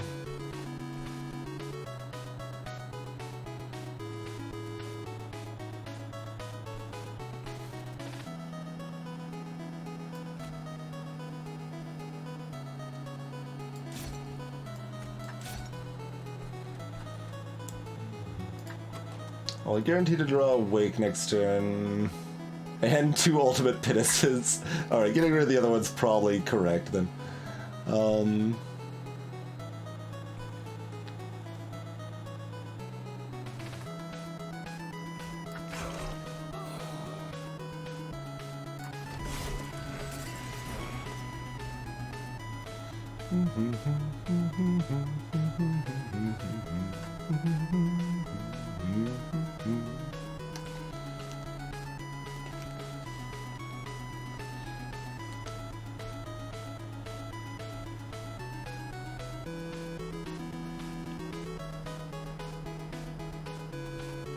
So this would be doing 26 each of these turns. That'd be nice. That's 420 damage there.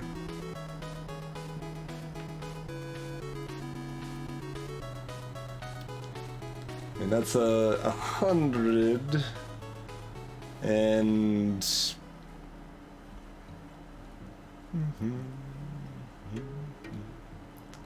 180, I guess, is all this does. So this is still certainly better than that. That is, we gotta make up 130. This probably does that mostly on their own. Yeah. Oh, and we could even cast it for 40 damage next turn, too.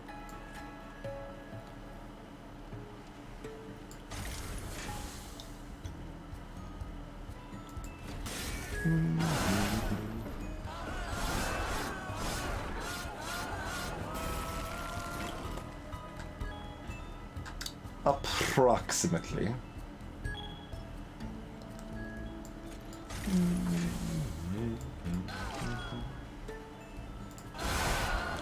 That's still only half of Seraph's health, though. Seraph gives us a little longer to set up, so we get more thorns, but little scary still. So we lose our gained thorns with Endless, right? But we would retain our base thorns on our leader.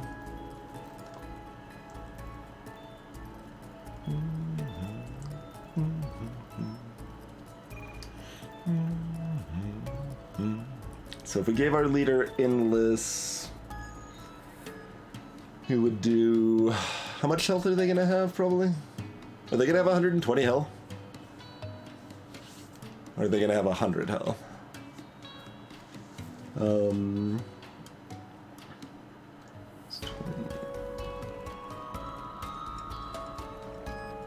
Yeah, I mean, it's only another 200 or 240 damage.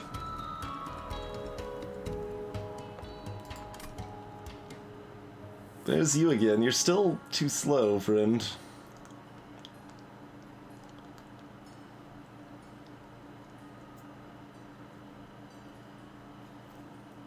I think this is actually a skip? Which, I realize feels real sad when we're offered 3 rare cards, but... I mean, this does consume. That heals the pie.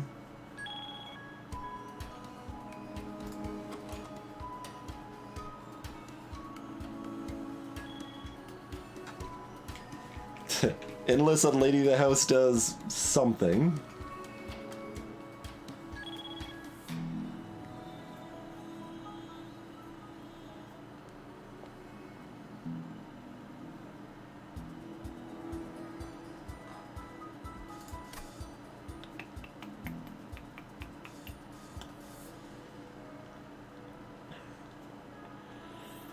I mean, an extra 240 damage is still an extra 240 damage.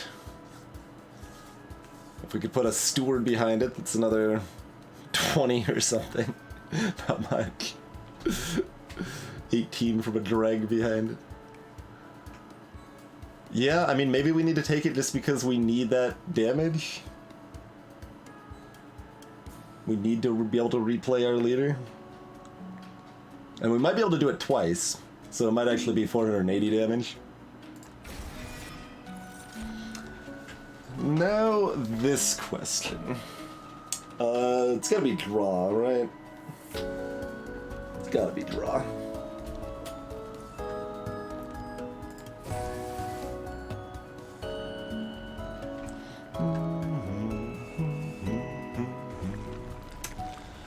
So we got events and spell upgrades. We've got a duplicate and removal on the left.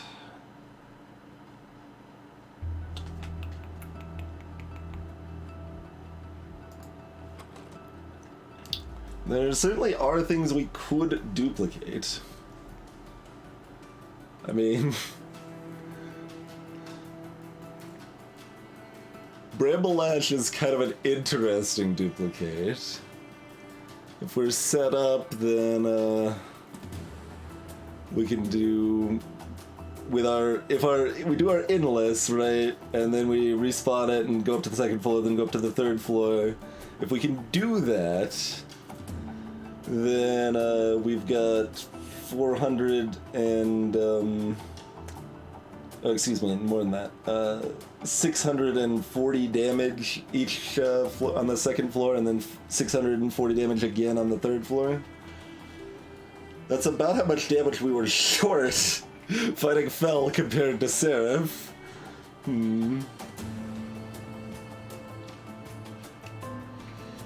It slows us down in some ways and speeds us up in some others. But it also means we're not getting any other spell upgrades to lower the mana cost and stuff.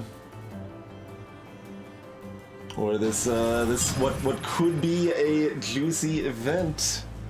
Creature caboose indeed. Thank you for 54, Squigger.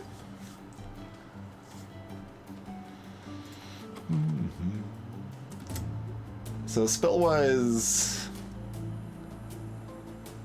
we are... I mean, we need to remove something either way, but we can remove something at the store or over here. So we got that covered regardless. We need to remove the steel enhancement. That was a mistake. We didn't need to take that card, but we have it. What's down here? Trinket shop. I guess there's always a trinket shop at the end. I think that's always how that works. Feels like it anyway. And then we've got a hell vent and unstable vortex over here. Okay, so we're taking this side, like guaranteed. So we've already got these down here. So maybe we take these up here.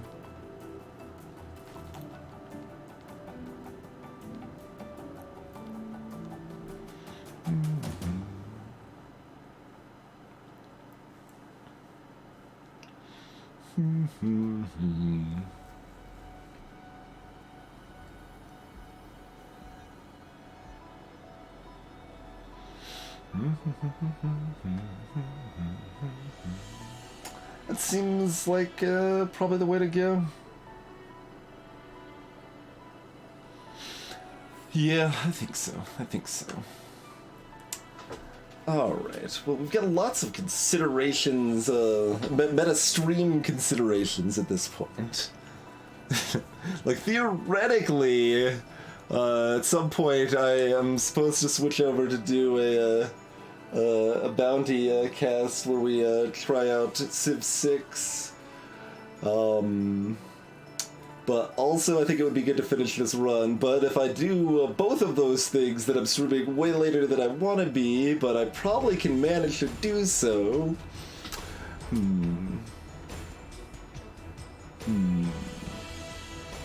Alright, well, We've our strategy is fairly straightforward, so there's not too many turn-to-turn considerations. We can finish this game, and I can still get some amount of sleep. All right, we're gonna try to do the log stream. I hope you all will stick around for the rest of this run, and I'd appreciate it if you stuck around for Civ 6 after that. But yeah, we're gonna take a break. We'll be back in a couple minutes, and let's see if we can pull this run off. I am somewhat optimistic at this point. I would say somewhat optimistic. See you in just a few minutes, folks.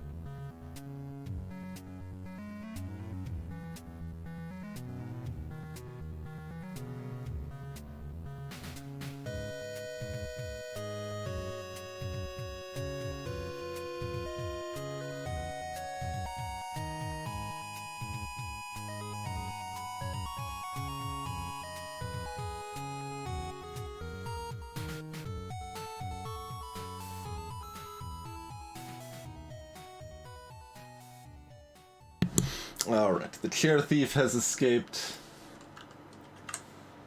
Let us resume with the train.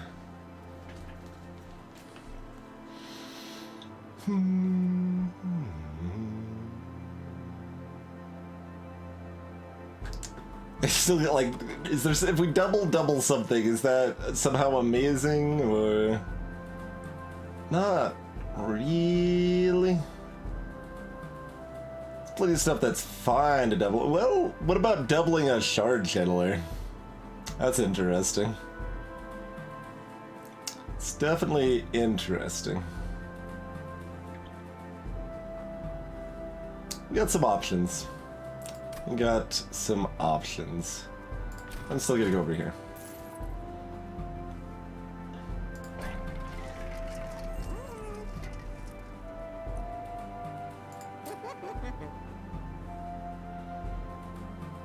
I think we actually just keep spreading this out on our restores.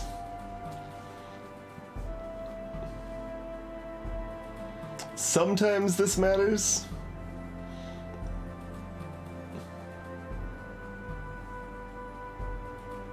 Sometimes that matters.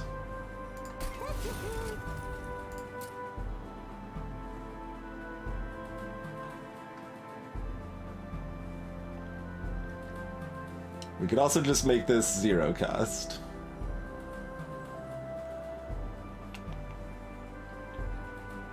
We could have duplicated... I mean, we've only got the one AoE heal, but I was just thinking duplicating the Thorn Friend, dropping them down. There's things that we can do.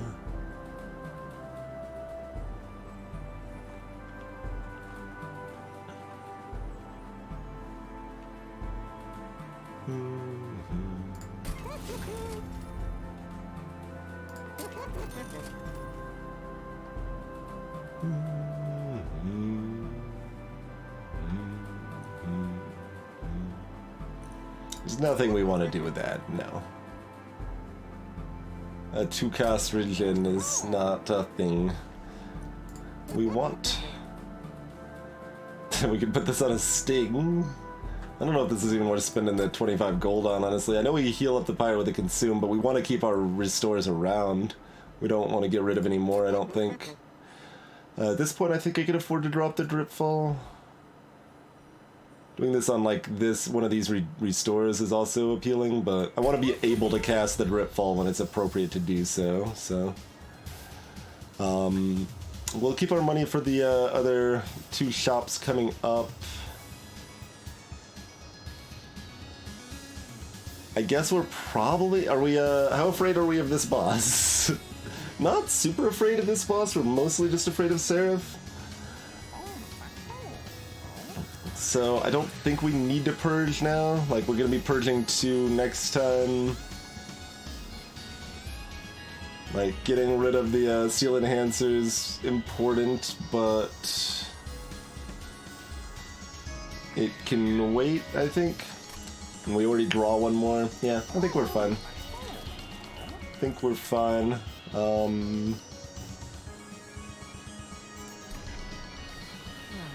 Spikes 40. Oh, that's interesting, actually. We already need to do this, I think, but this is certainly interesting. Revenge draw card. That doesn't help against the boss, though, and that's what we need help against. Ooh, I don't think I've seen this. Shards of the pyre, remnants of the once great beacon of hell, are strewn about. When it was extinguished, the shattered pyre must have been ejected through these hell vents across all 9 rings. Taking advantage of the opportunity, some entrepreneurial soul decided to set up a still near the hell vent, converting what energy remained into potent liquids. While the owner must have heard you coming and scrambled off, some of their product remains. Do you take a swig? The bone shine. 2x pyre health. Straight from the still. Enhance your pyre with... we don't want any of this, do we?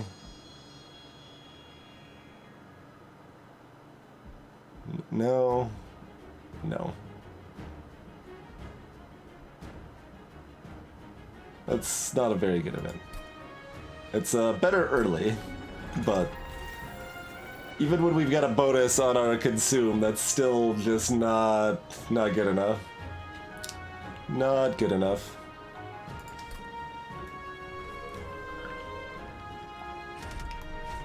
Alright, we got Beefy Friend. Oh. When damaged? Does that count spike damage?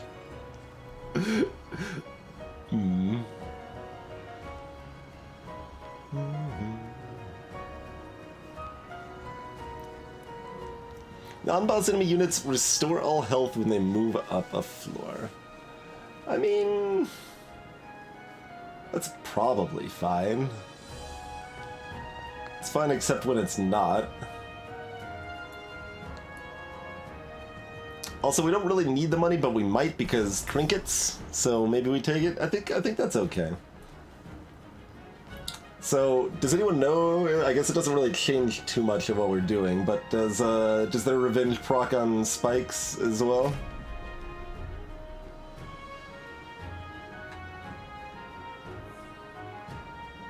Heaven's Seal. Yes.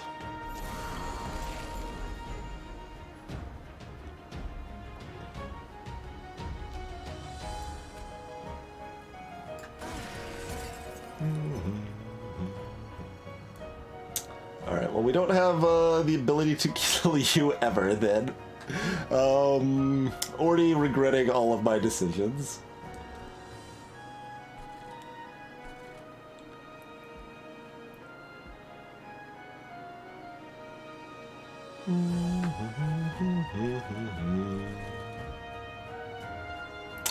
So that's just like 40 pyre damage. Why did I take this again?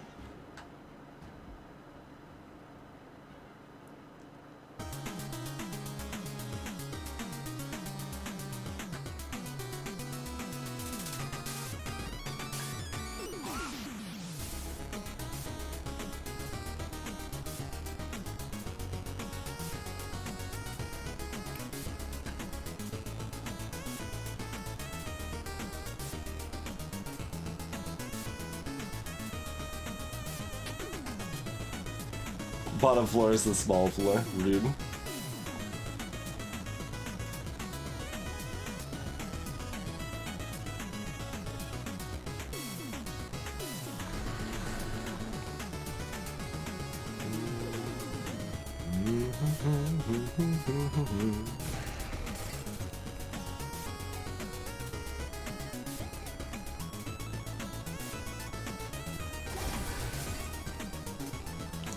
There's virtually no way this matters. So do we just put him in front to chump block then?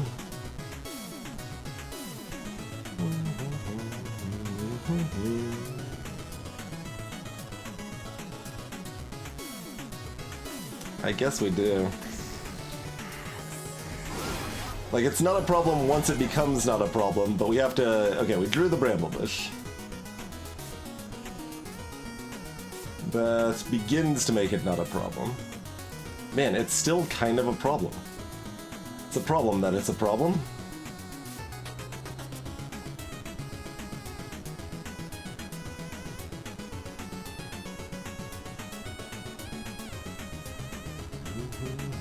$160 health is a lot on these goobers here.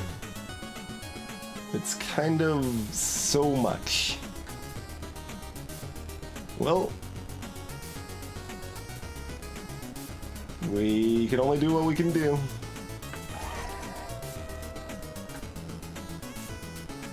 Killing that doesn't actually do anything, but we need to cast it to get back on top of our deck, so...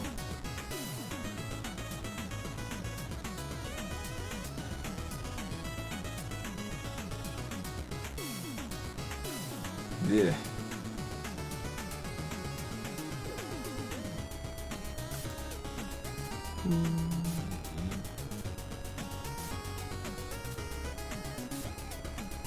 Yeah, they kind of very specifically can't...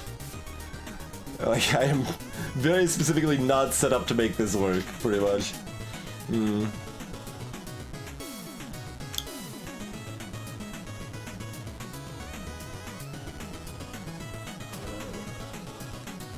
Then this, I guess, goes here. Or do we... No, we probably need to just do this. I mean, if we want to try to set up to actually kill things, we need to drop this down.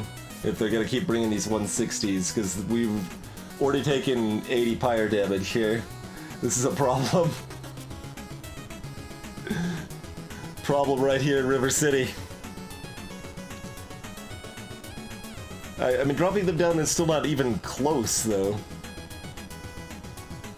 I just didn't think they would have something like this that they were bringing on board.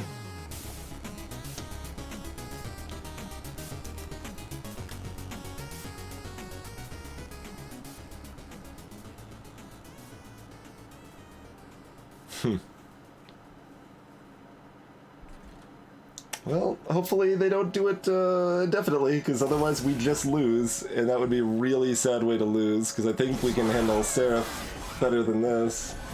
Oh my god, there's more.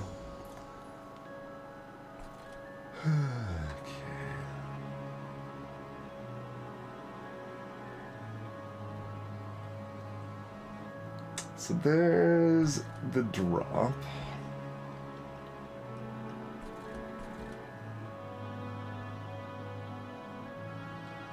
We can do 42 to that. We can do 51. That's still not even close. We're like just losing here.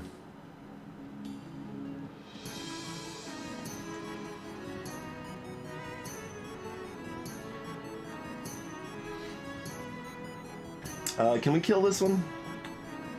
40, 75.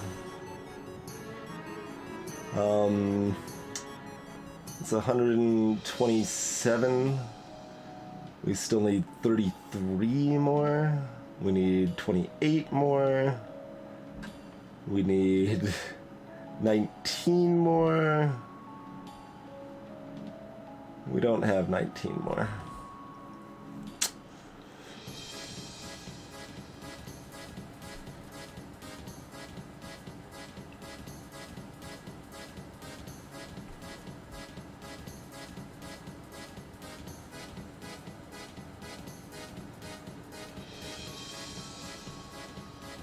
Like this is the very specific build that makes this do something. I didn't even really know these guys existed. They were not on the preview.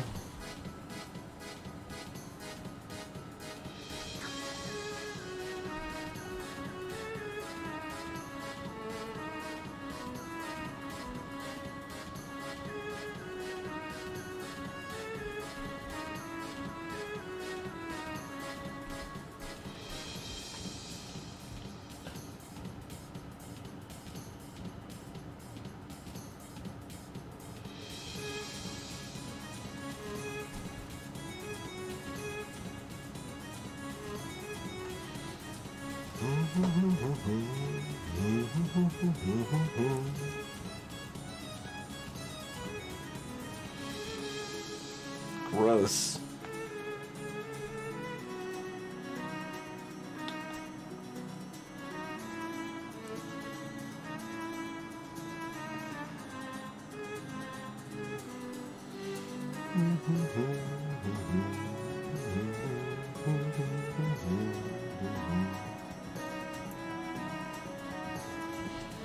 We can't even really set up to try to dunk them next turn either.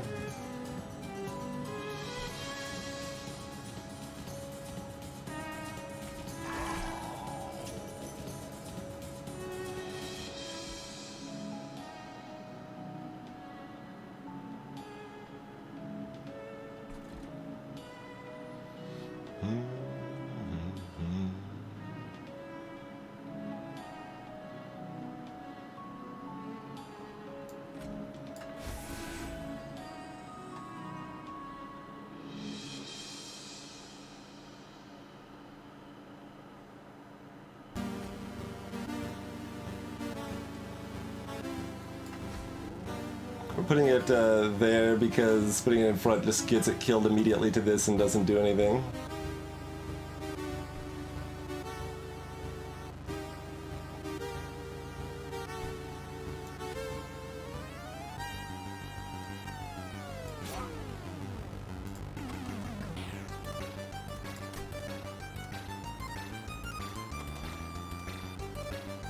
Did I need to heal my guy less?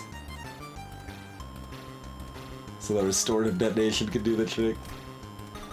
This one's still fairly hurt. This one's still hurt too.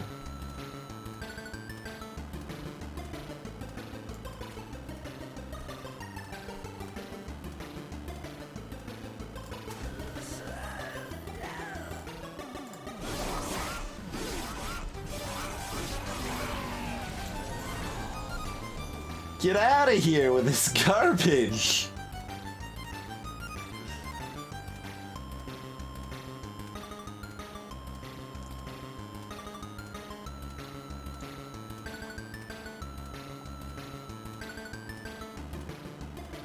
This is slightly too little damage.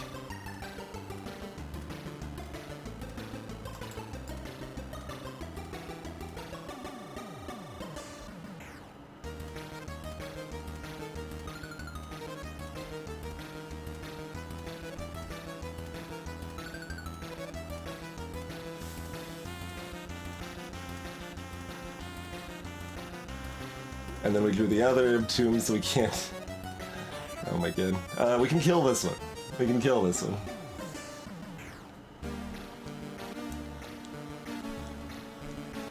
Which is good, because I just keep sending the same thing, and that's going to utterly dominate us, and this is miserable.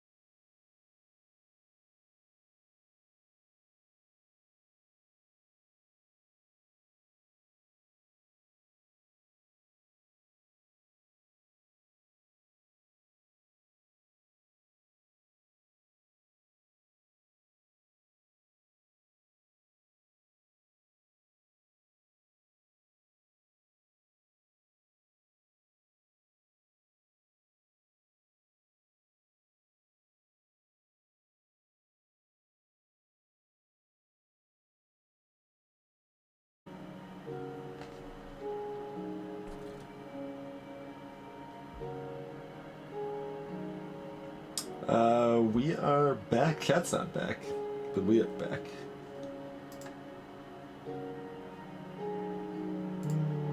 Reload chat? Okay, chat is back. We are back, chat is back. Everything is still terrible. This healed up too much from the regen so that we cannot get a big enough restorative detonation to actually kill this turn. I was pretty sure we could, but if we hadn't cast this, or if this had less health, or...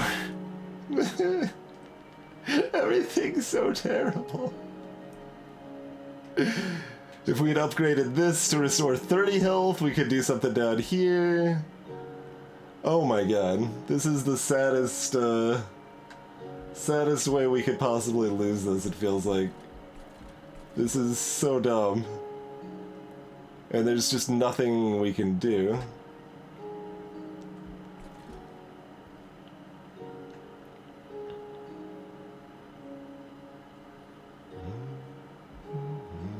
Like, even if we heal this, it's still only 50 damage, plus 90, plus 63 is 153 damage. Which we could get one more damage here. We can get 154 out of 160 damage.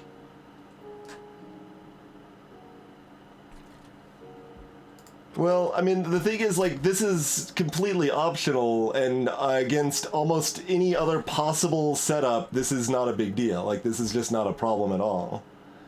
It just has to take the specific enemy that we didn't even really know existed with 160 health on these Ascensions that wasn't in the preview, and it's very frustrating.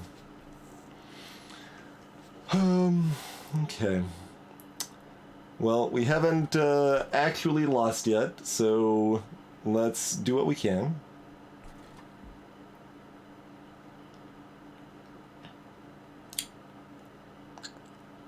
Yeah, I don't know exactly how the previews work. They seem to just show you a random, like, set of some of the enemies that are coming.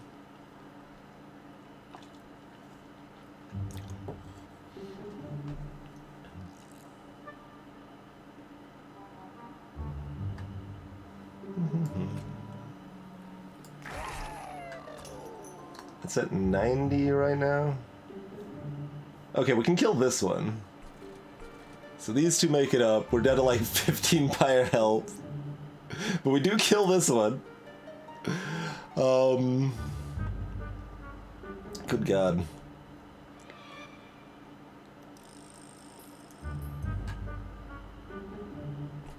And we probably just put this up to die or something up here.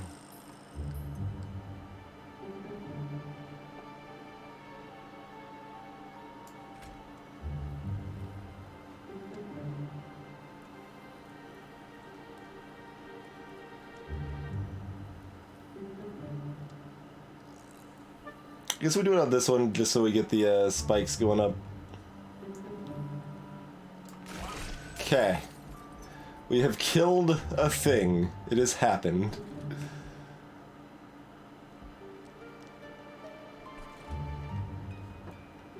But yeah, I guess I could have set up to kill this, although then we wouldn't have killed this, but... So I guess we probably couldn't have killed both. Like if I looked ahead on what I could draw, we could have planned ahead to try to kill this, but...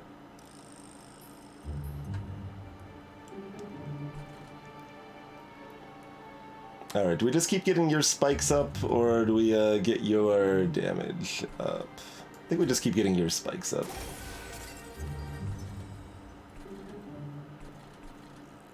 And honestly, just kill off the drag, we don't want to redraw it. Cool.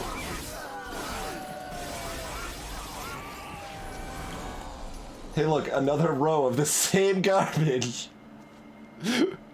Without the... Now we just drew a bunch of dead weight, so we can't do anything about it this turn. Okay.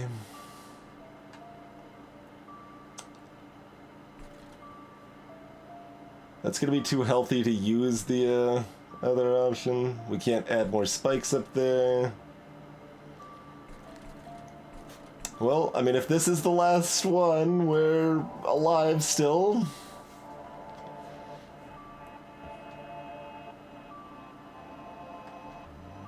Because this does 500 damage! There's not supposed to be 2 units with over 100 health. It's very rude.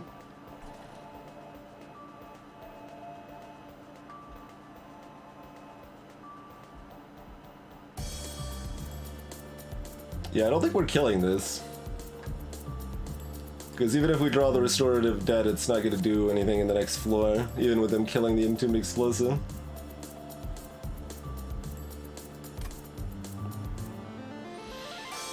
Alright, well, nothing to be done about it. We can only continue to cry, that is our option. We will continue to take the cry option.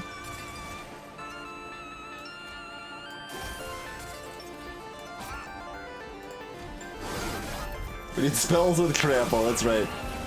Oh, that was doing more than I... Was I not counting that one yet? Maybe I wasn't counting that one yet.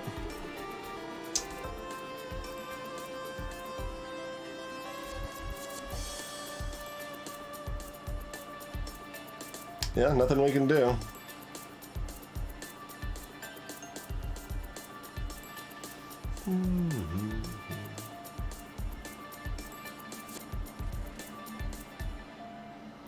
Well, that's dumb. Do we want to see what it looks like if we don't take that, that effect? Or do we just let it die?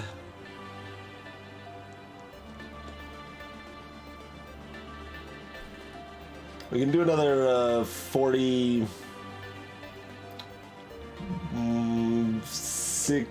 It's 51. Then we could do 53.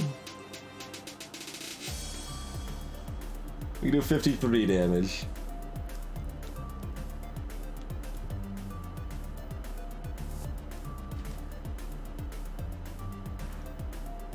This is not one that gets more spikes.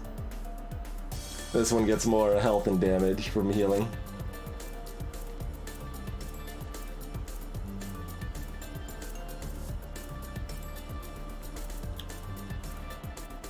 They are very similar.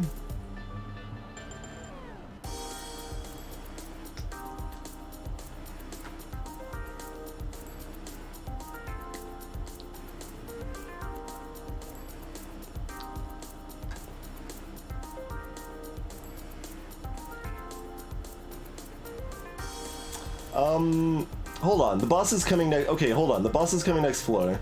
If we kill the boss before it ascends, this doesn't have time to ascend. Okay. Okay.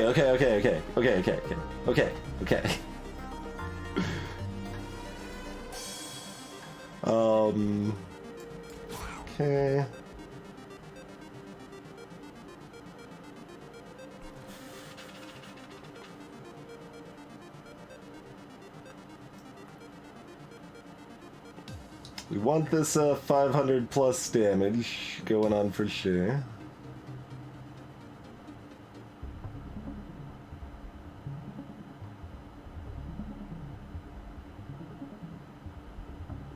Casting both of these. And then we're casting this so we get it back. Yeah.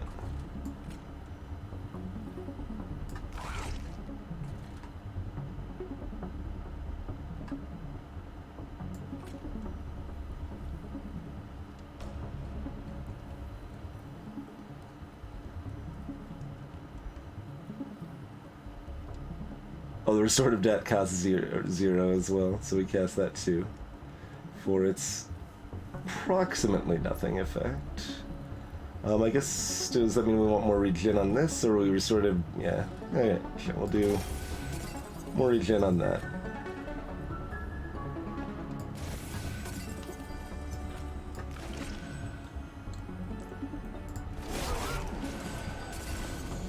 Okay. Okay, we're close. We're close enough. It's fine. Everything's fine. Everything is fine.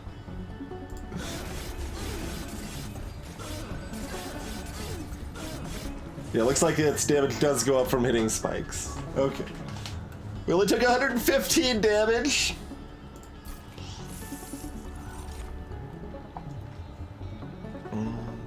Restore friendly unit to full health and swap attack and health.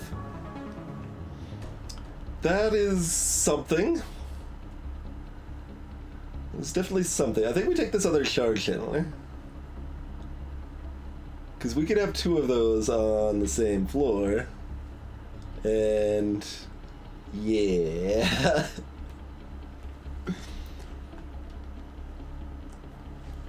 It's definitely interesting though. Clearly use it on my hero, so they're 120/0. Easy peasy, right?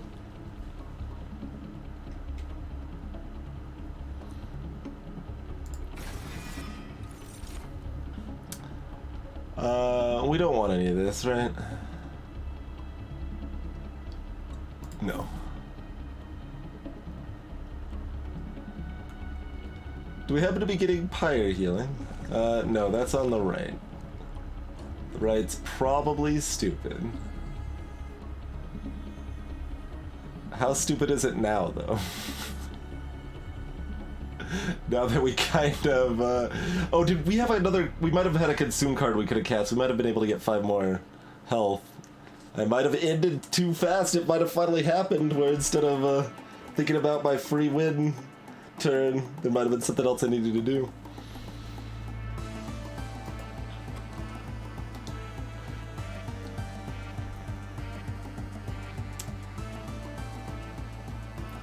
So we need to live long. Yeah, honestly, our deck is probably okay. We just need to live off of the riffraff long enough to actually fight Sarah. We do have things we want to duplicate, but I don't know if we are allowed to.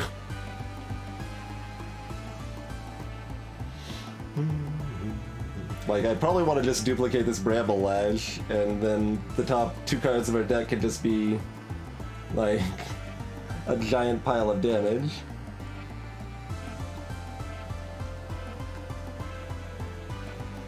But,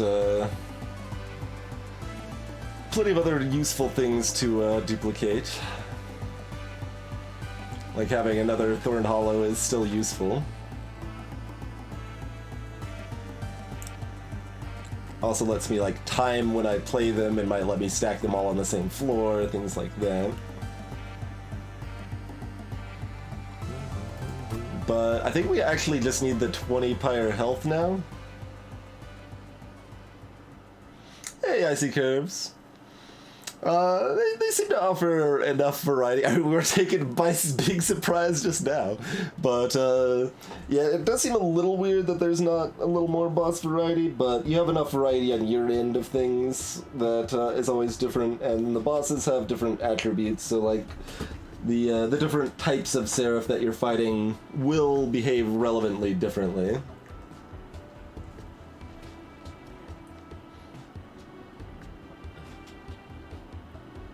I mean, we can afford to buy 2 removals anyway, and we only really need 1 removal. So we're losing out on a duplicate and immersion magic, which is not the biggest deal to lose out on. We can potentially buff our little channelers, which is nice. I think we just need the 20 pyre health now. Okay, we get health, we get more spikes, maybe? We could put it on even like the Lady of the House. We can also put it on Shard Channeler, not with the intention of them using the spikes, just the fact that it buffs our big explodey thing. But we're gonna check out the relics first, probably, just to kind of get an idea of what we got going over here. Multi-strike of the Lady is fine. Purge is at 90 right now.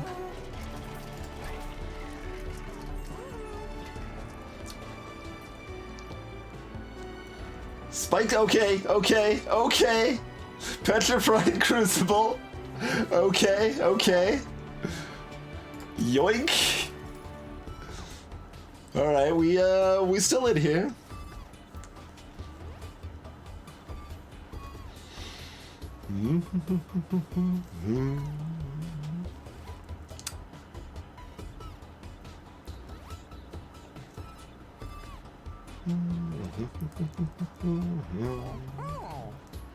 Alright, let me purge this thing before I get distracted, and like, let's make the math easier. We gotta get rid of this trash. Okay.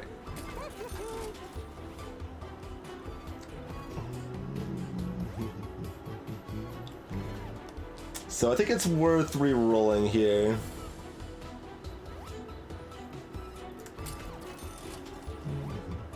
Sting spells get plus 20 magic power. Alright, there's another sting effect right there. Chance to remove buffs on enemies. I don't think any of these are really worth taking. We'd probably rather use a remove. Healing is very much not curses in my deck, Icy Curves. The basic restores are fantastic for this deck. They buff my units twice. Because they buff it once when I cast it, and once again with the regen. So that gives 4 more spikes for our Thorn Hollow every time we cast one of those.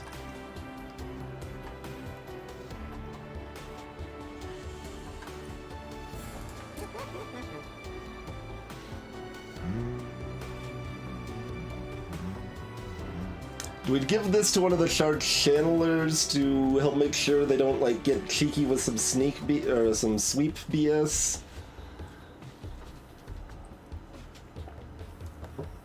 I don't know how randomized the enemies you can fight with Seraph are, or not. But it'd be real sad to lose anything like that.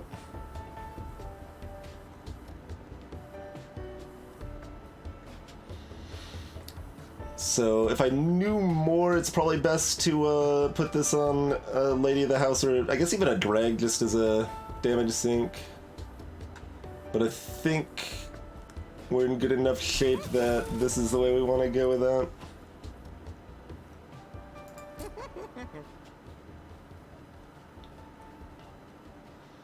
So here I consider putting this on a channeler just purely to add damage to that one spell. But probably better to just give it to the lady or something, huh? How much money are we gonna have? We're gonna reroll for 60. We're gonna have 205. We could still buy both of those and another purge if we wanted. Alright, that seems reasonable.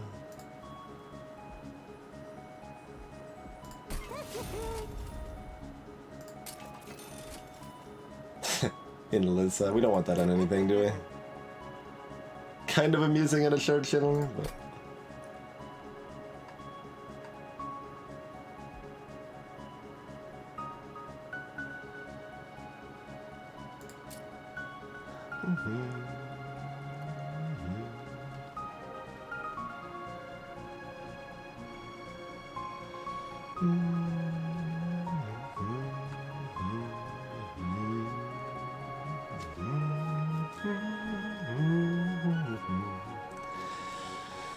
So, do we protect the other shard channeler, or do we give that to something else, like a drag? The battle stone here.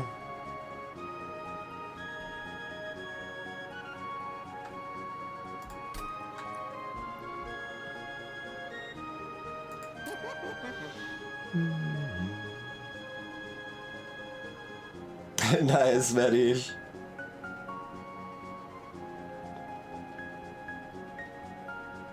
I don't know, I'm like afraid of these dying to stupid things. I mean, giving it attack gives it another way to die to stupid things, though. If they have, thorns. Enemies with thorns are pretty rare, though, unless we choose a perk that makes that happen, so... I think this is fine. Arguably, we should, then give this the, plus 10 attack. Well, basically this just depends if we're most afraid of Seraph, or if we are more afraid of, the setup before that. And we might be more afraid of the setup before that. Because if we draw badly, things could still go south real quick, like.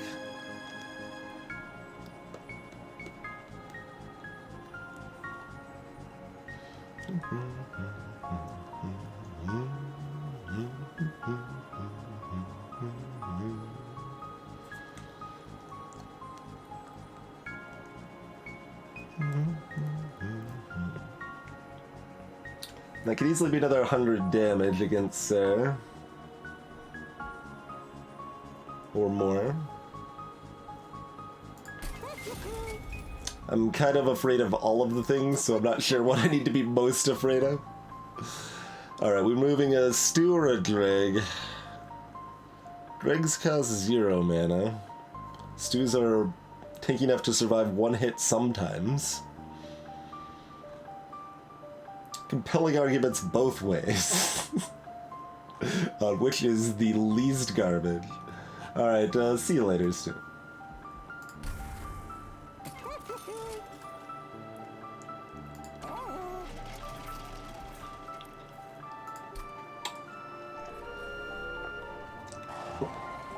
Can we recover from our mistakes?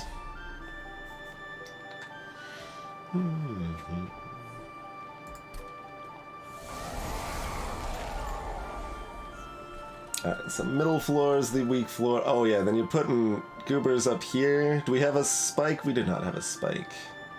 We do have you. We could put Lady of the House up there, and since we gave her spikes, that's actually cool.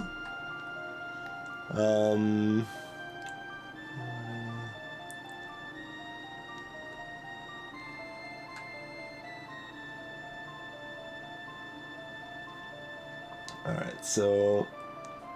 You're taking 80. Alright, yeah. We're ready to go ahead and set this up down here. Why are you taking 65? Because of Harvest, okay, yes.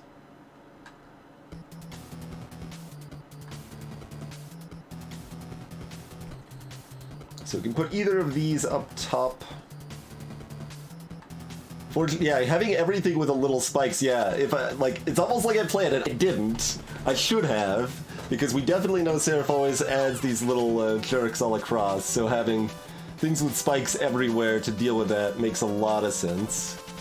Lot of sense there.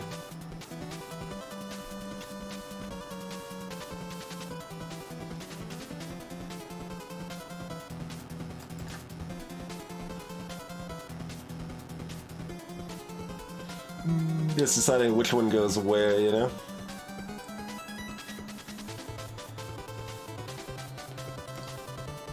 Yeah, they have multi-strike, so they hit for 10 times 3 each time. Alright, we do need to go ahead and get this down, I think. We don't want to go all the way back through our deck until we get to it.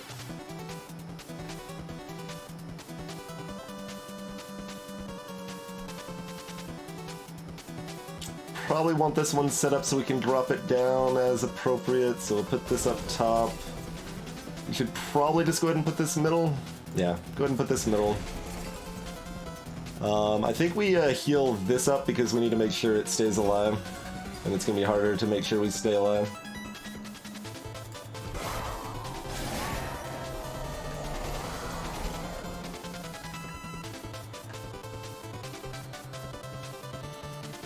We'd probably end up stinging this just to keep her health up. Well, only if this is gonna live, otherwise it doesn't really matter.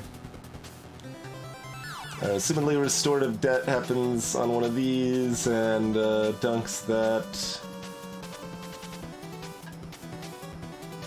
Got one of our, we got both of our channelers. Okay, maybe that's not important. You guys heard about my friend Spikes? Spike's a pretty cool friend. Good restorative debt. Oh, and you're healthy. So you will in fact live, and you're only gonna do 15 to it next time.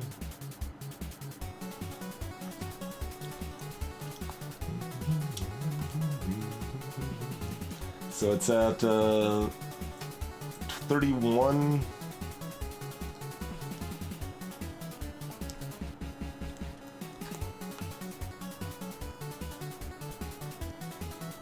We can't redraw restorative debt. That's fine.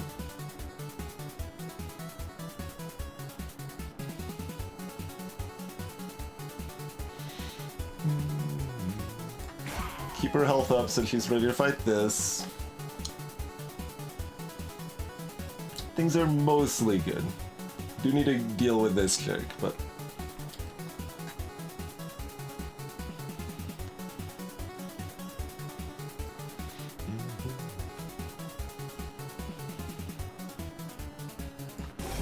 Get that with the regen to start building up those spikes.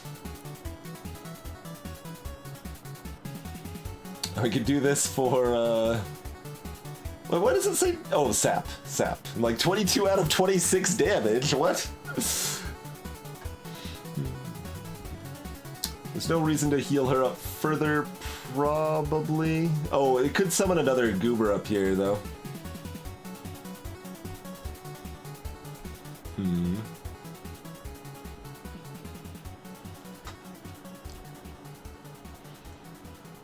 Ninja Ness Hellspawn.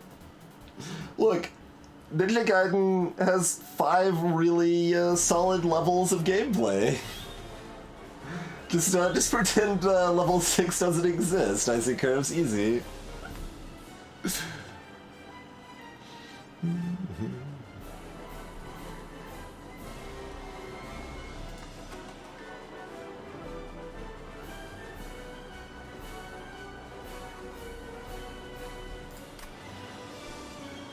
I think splitting our bets is actually healing this, which means we should have stung this instead, unfortunately.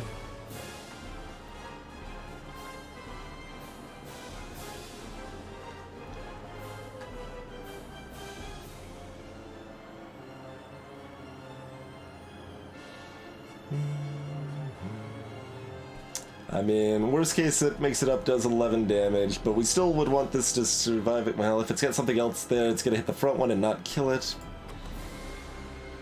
I mean, if we draw Bramble Lash, it's fine. If we draw an Entombed Explosive, it's fine. And both of those mean it doesn't matter if we heal her.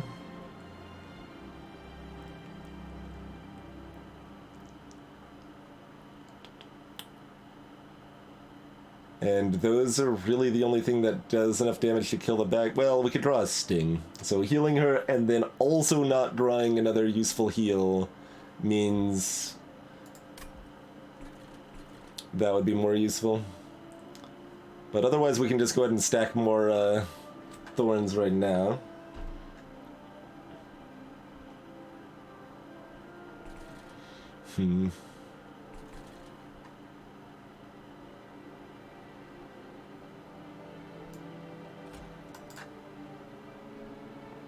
Once again, are we more afraid of Seraph, or are we more afraid of taking pyre damage, dying before we make it to Seraph, I guess, is kind of where we're at, huh?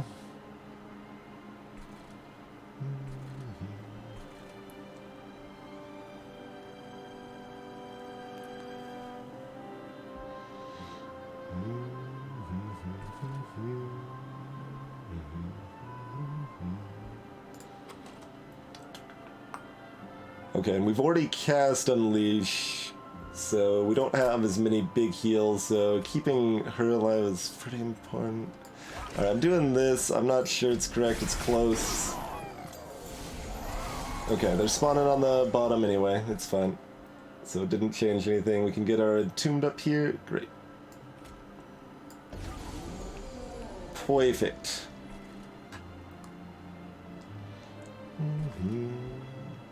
Oh, right, they spawn where they're at, not where they move to. That's so much better.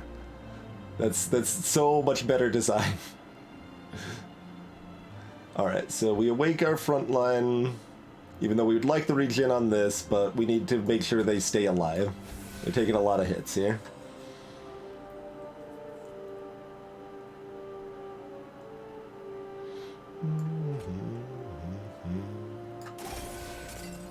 Oh, I guess we should have done that. I thought I had mana, but this is fine. Do you chump block? Probably.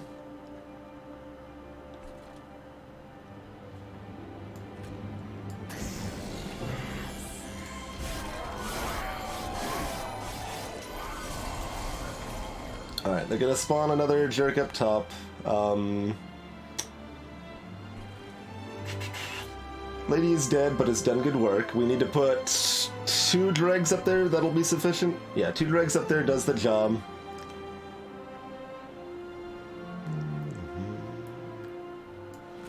It saves us 10 damage, and, you know, we want to keep it around, assumedly.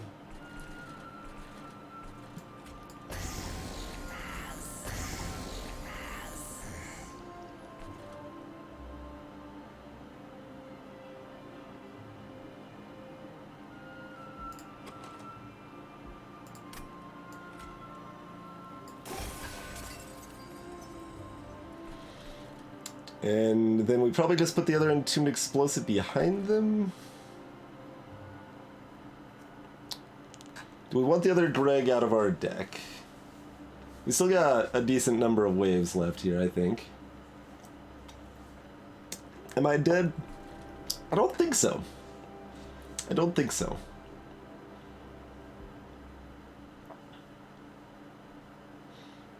I mean, this is the final fight, but there's the map. Took all the lefts and then we veered right at the end. Get ourselves fight music. Oh wait, we've got, no, this is fine. They still do enough damage, we're good.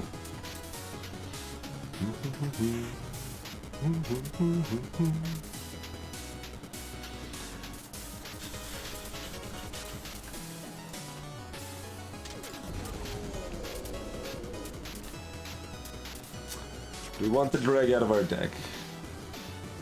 Yes, we just want to keep getting to our heals, probably. I mean, the only reason to keep it here is that we might need to, but, I mean, we've got this, that should deal with whatever's left up there.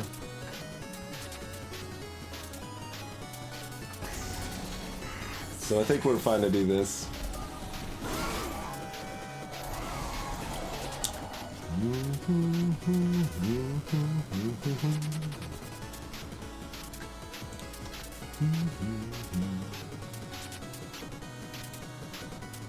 Stupid gilded wigs.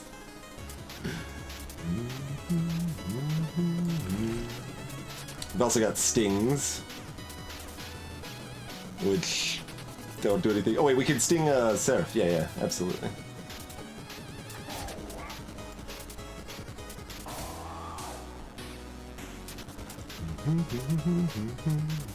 Got mana, perfect.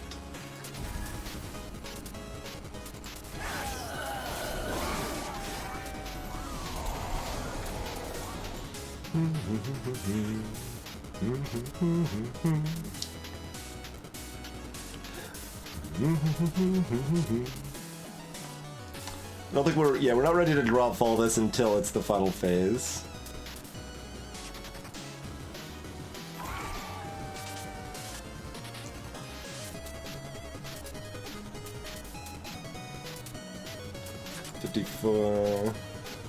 Yeah.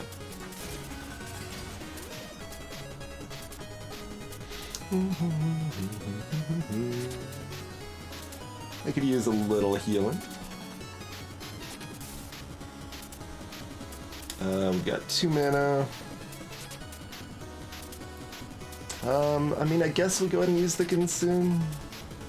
How likely are we to care about healing medium amounts again? Not very likely.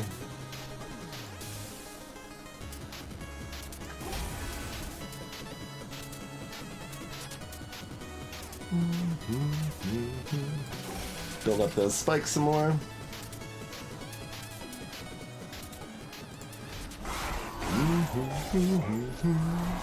Totally forgettable. I disagree. Shovel Knight's not forgettable. It's awesome.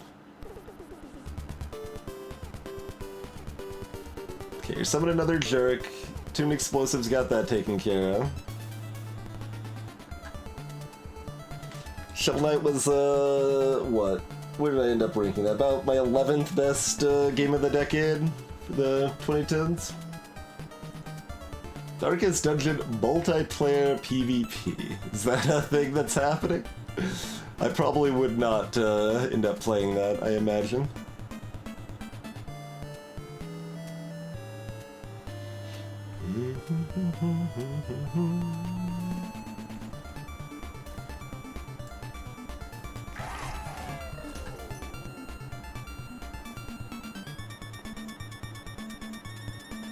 And put both of the, well, we don't really need to heal the front.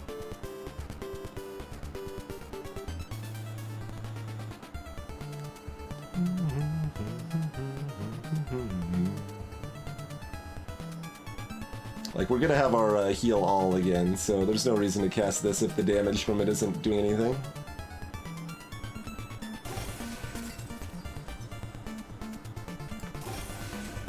We'll get the double procs on both here.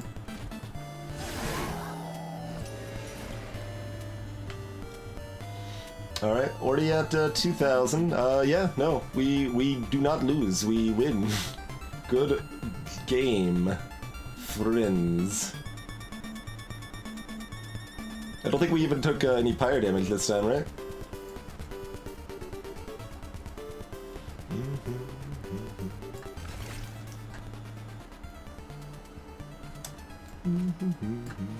Whee!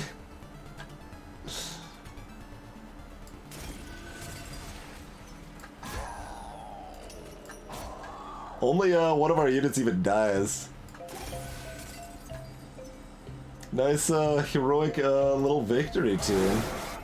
Alright, we pulled it out. I felt so disheartened because I didn't see that coming at all with that bonus there. But heck yeah, We got the 30% bonus on it there.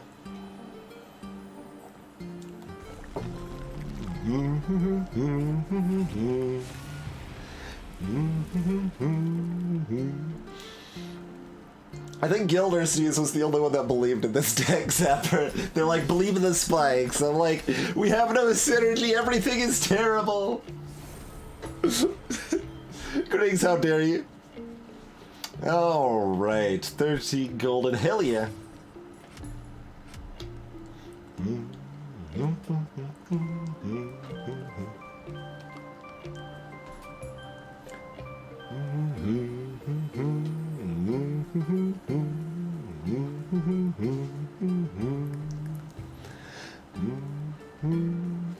Alright, well, we won our first attempt at Ascension 20 with a deck that felt like it had no synergy, and we also played badly in more than one occasion.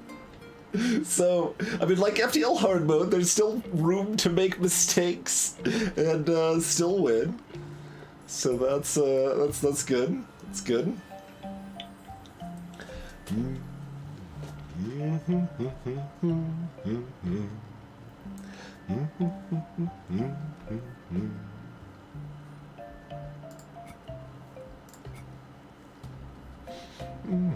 I've been saying I'm about 60-40 Ascension and Covenant, probably. Potato, tomato. Exactly, exactly. It's kind of funny, like, the total wins. Like, alright, Twitch is on Covenant 20. How many total wins does he have? You know, 5. That's how I roll, though. That's how I roll. It's accurate.